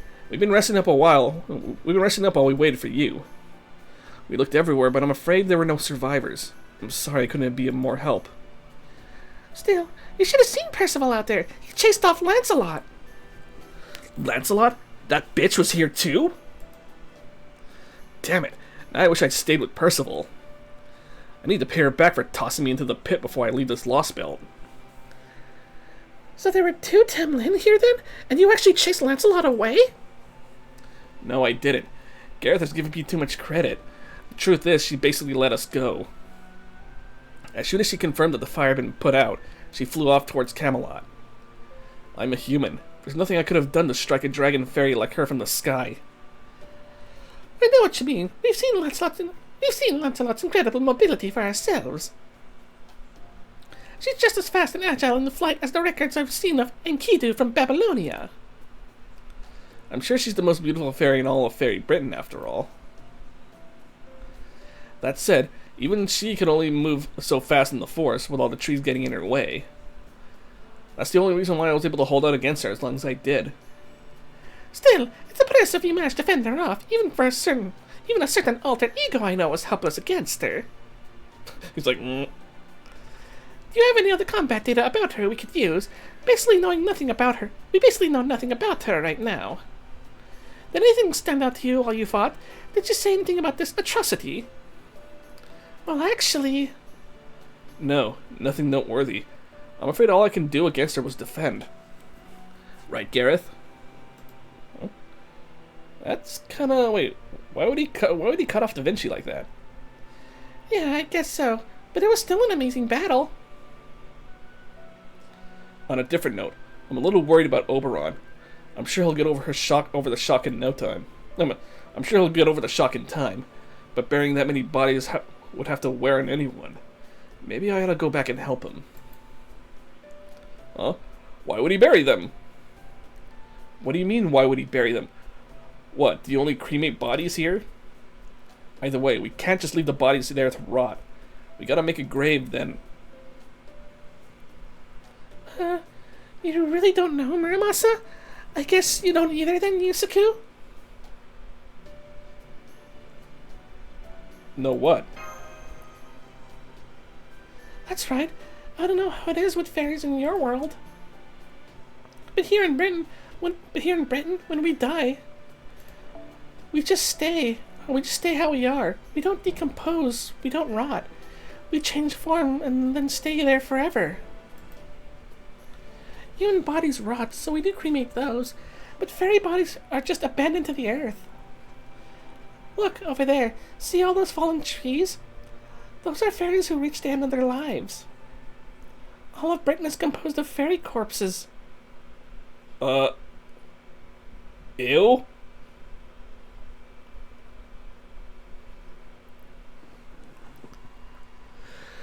Oh, man. So one thing after another. Alright, the last part, and then we'll have to end for tonight. Or depending, if there's a single fragment section, we'll do that first, and then we'll end. I can't believe a proud knight like myself has to flee. This has been one surprise after another. The Child of Prophecy and the foreign mage were supposed to stay back in Londinium. Lancelot didn't obey her orders. Gawain only burnt the forest. No, she's just Bargus the Black Dog now. I have to report her betrayal to Her Majesty. Under the circumstances, she'll understand why I had no choice but to retreat. But the biggest problem is that girl who saw through my camouflage. I should have made her tell me how she did it, but that damn Percival got in my way. Well, no matter. At least I know where to find her. As soon as I've reported back to Her Majesty, I'll go to Londinium and... What the? Huh? What is this? What's going on? My legs, they're being eaten away? You, I know you. I recognize that horrible cursed scent. I smelled it during the war against the Moors. No, this can't be. You're supposed to be dead. The High Queen. I have to tell the High Queen. Okay. Okay.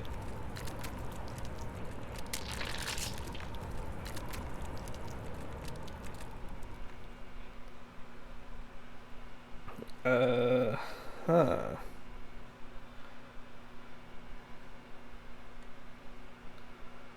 Well, that was a quick little arrow.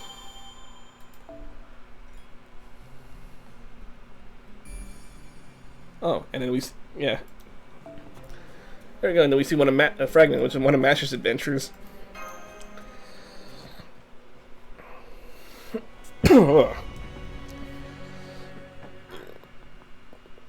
Oh my god.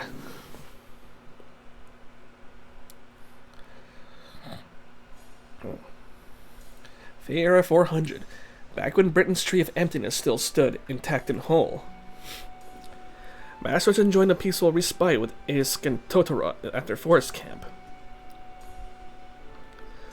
Though still bewildered by how simultaneously similar and different her surroundings were, she told her new companions everything she could about her experiences in Fairy Britain.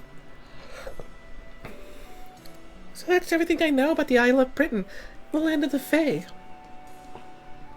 Does that help? Isk, is there something wrong with her? Don't be rude, Totoro. She isn't lying. She's telling us about the distant future. So in the future, this place is called Fairy Britain. A queen named Morgan unifies all the clans. And there's a figure known as the Child of Prophecy, as well as invaders from proper human history. Oh, I'm sorry. Invaders is too strong a word. Forgive me, I'm still processing everything you've told me. No, it's okay. I can't blame you for thinking of us that way. Anyway, does this mean you believe me about coming here from the future, Isk?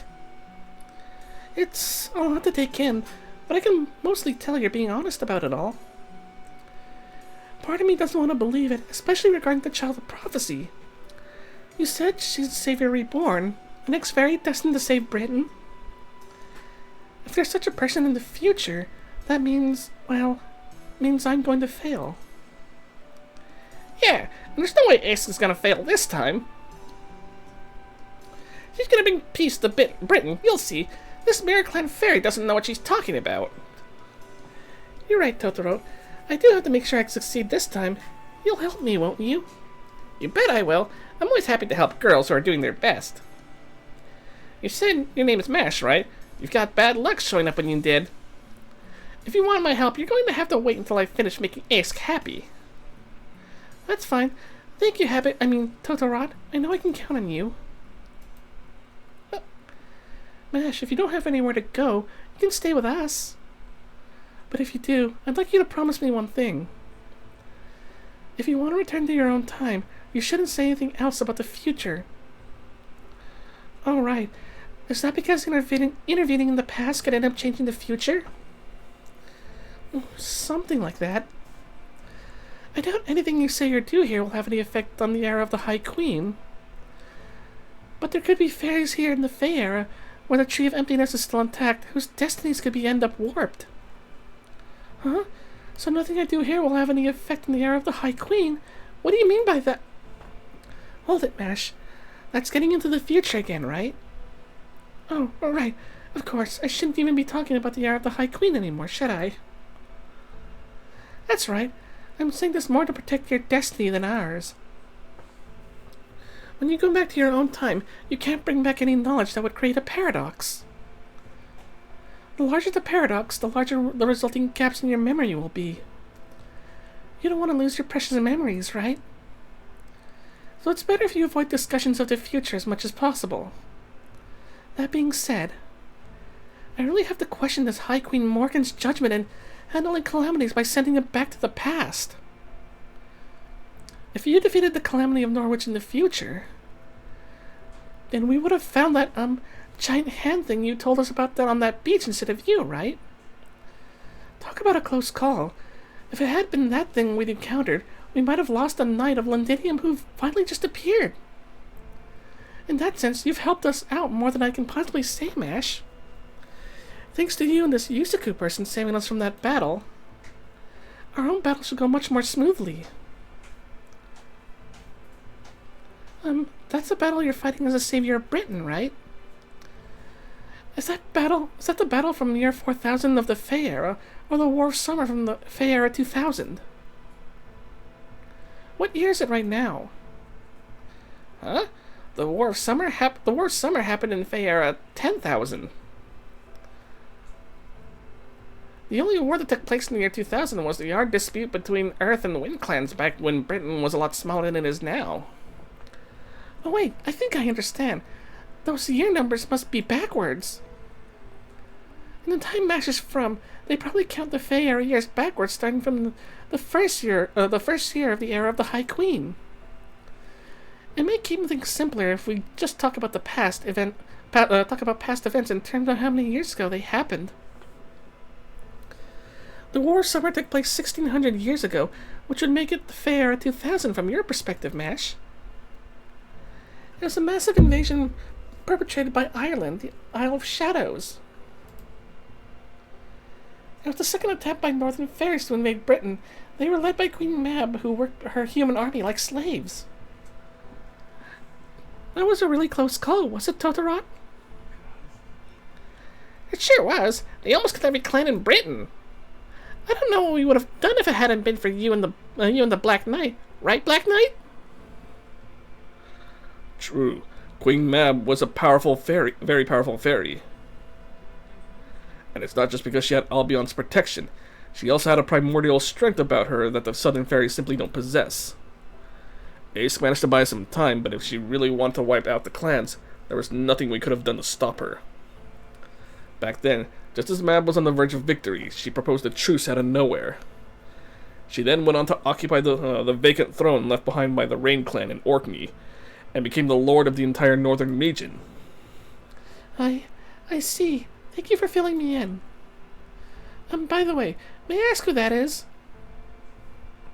This is Sir Black Knight, my escort. He and I have known each other for a long time now, haven't we? Indeed, ever since you first became a public figure. Ace and I have fought side by side over 2,000 years now. I don't know how much more I can take, even with this undying body. Succeed or fail, I really hope this is your last attempt to save Britain. Don't worry, it's going to work this time. All we have to do is make sure the coronation goes smoothly. I guess that's true. If this doesn't work, then nothing will. After 10,000 years of fighting, the clans have finally agreed to live peacefully under Britain's new king. Though I still find it hard to believe that a human of all people succeeded at unifying the 5 clans. Still, I suppose it makes sense since fairies would never submit to another fairy's rule. If only we realized that sooner. Wait, hold on. Did you say Britain has a king? And a human, no less? That's right. Mab's still grumbling about it, though. Says she's a much better choice for Britain's king than some human. Well, you know how proud Mab can be, Totoro. And that's not even mentioning what happened with the War of Summer. But anyway, we're getting off track. Right now, Mash, we're in what you would call Fey Era 400.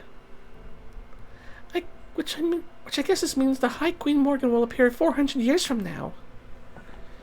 I don't know. I know I shouldn't think about it, but it's really hard not to. I know Uther is human, so he only has 10 more years left at most. So does this mean his heirs will inherit the throne for a few generations until Morgan emerges to assume the throne in 400 years? Is that even possible? I guess you don't know either, huh, Ask? Still, at least it sounds like this new king is successful at keeping peace between the clans. After all, in the fairy Britain I know, there's almost no interclan warfare whatsoever. I'm sorry. There I go talking about the future again. That one was fine, Mash. It's still within the margin of error. Anyway, there's still peace in the future. It's good to hear. Up until now, Britain has been plagued for millennia with endless turf wars between the clans. To see that finally end with our generation would be absolutely wonderful. It's all thanks to us, Murian, and the Wing Clan, and Uther's coalition army giving the Earth, Wind, Fang, and Mirror clans what for?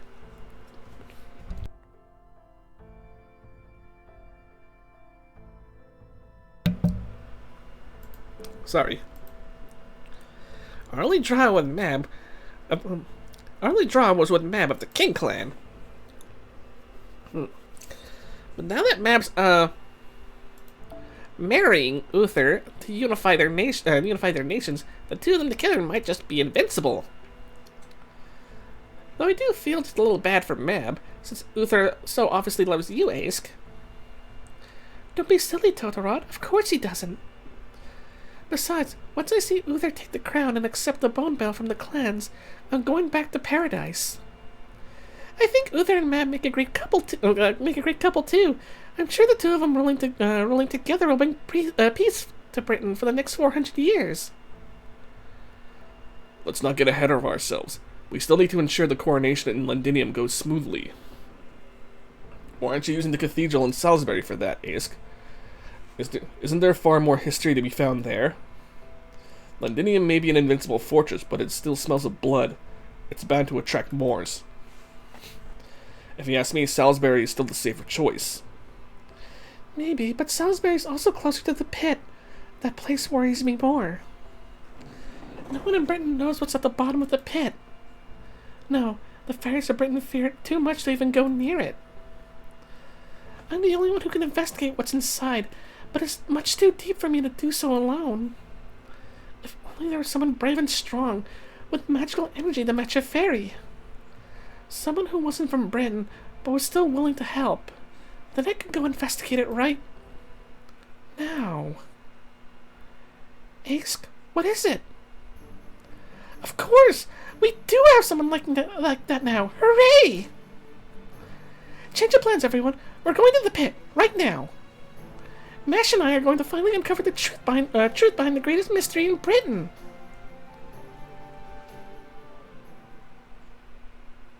Huh.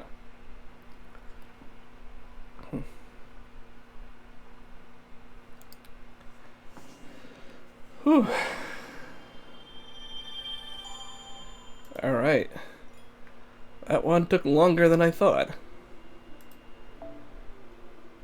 Okay, so we'll continue that either tonight or tomorrow, but we shall see. In any case though, I want to thank you guys for tuning in, and we'll see you guys again next time. Alright, take care.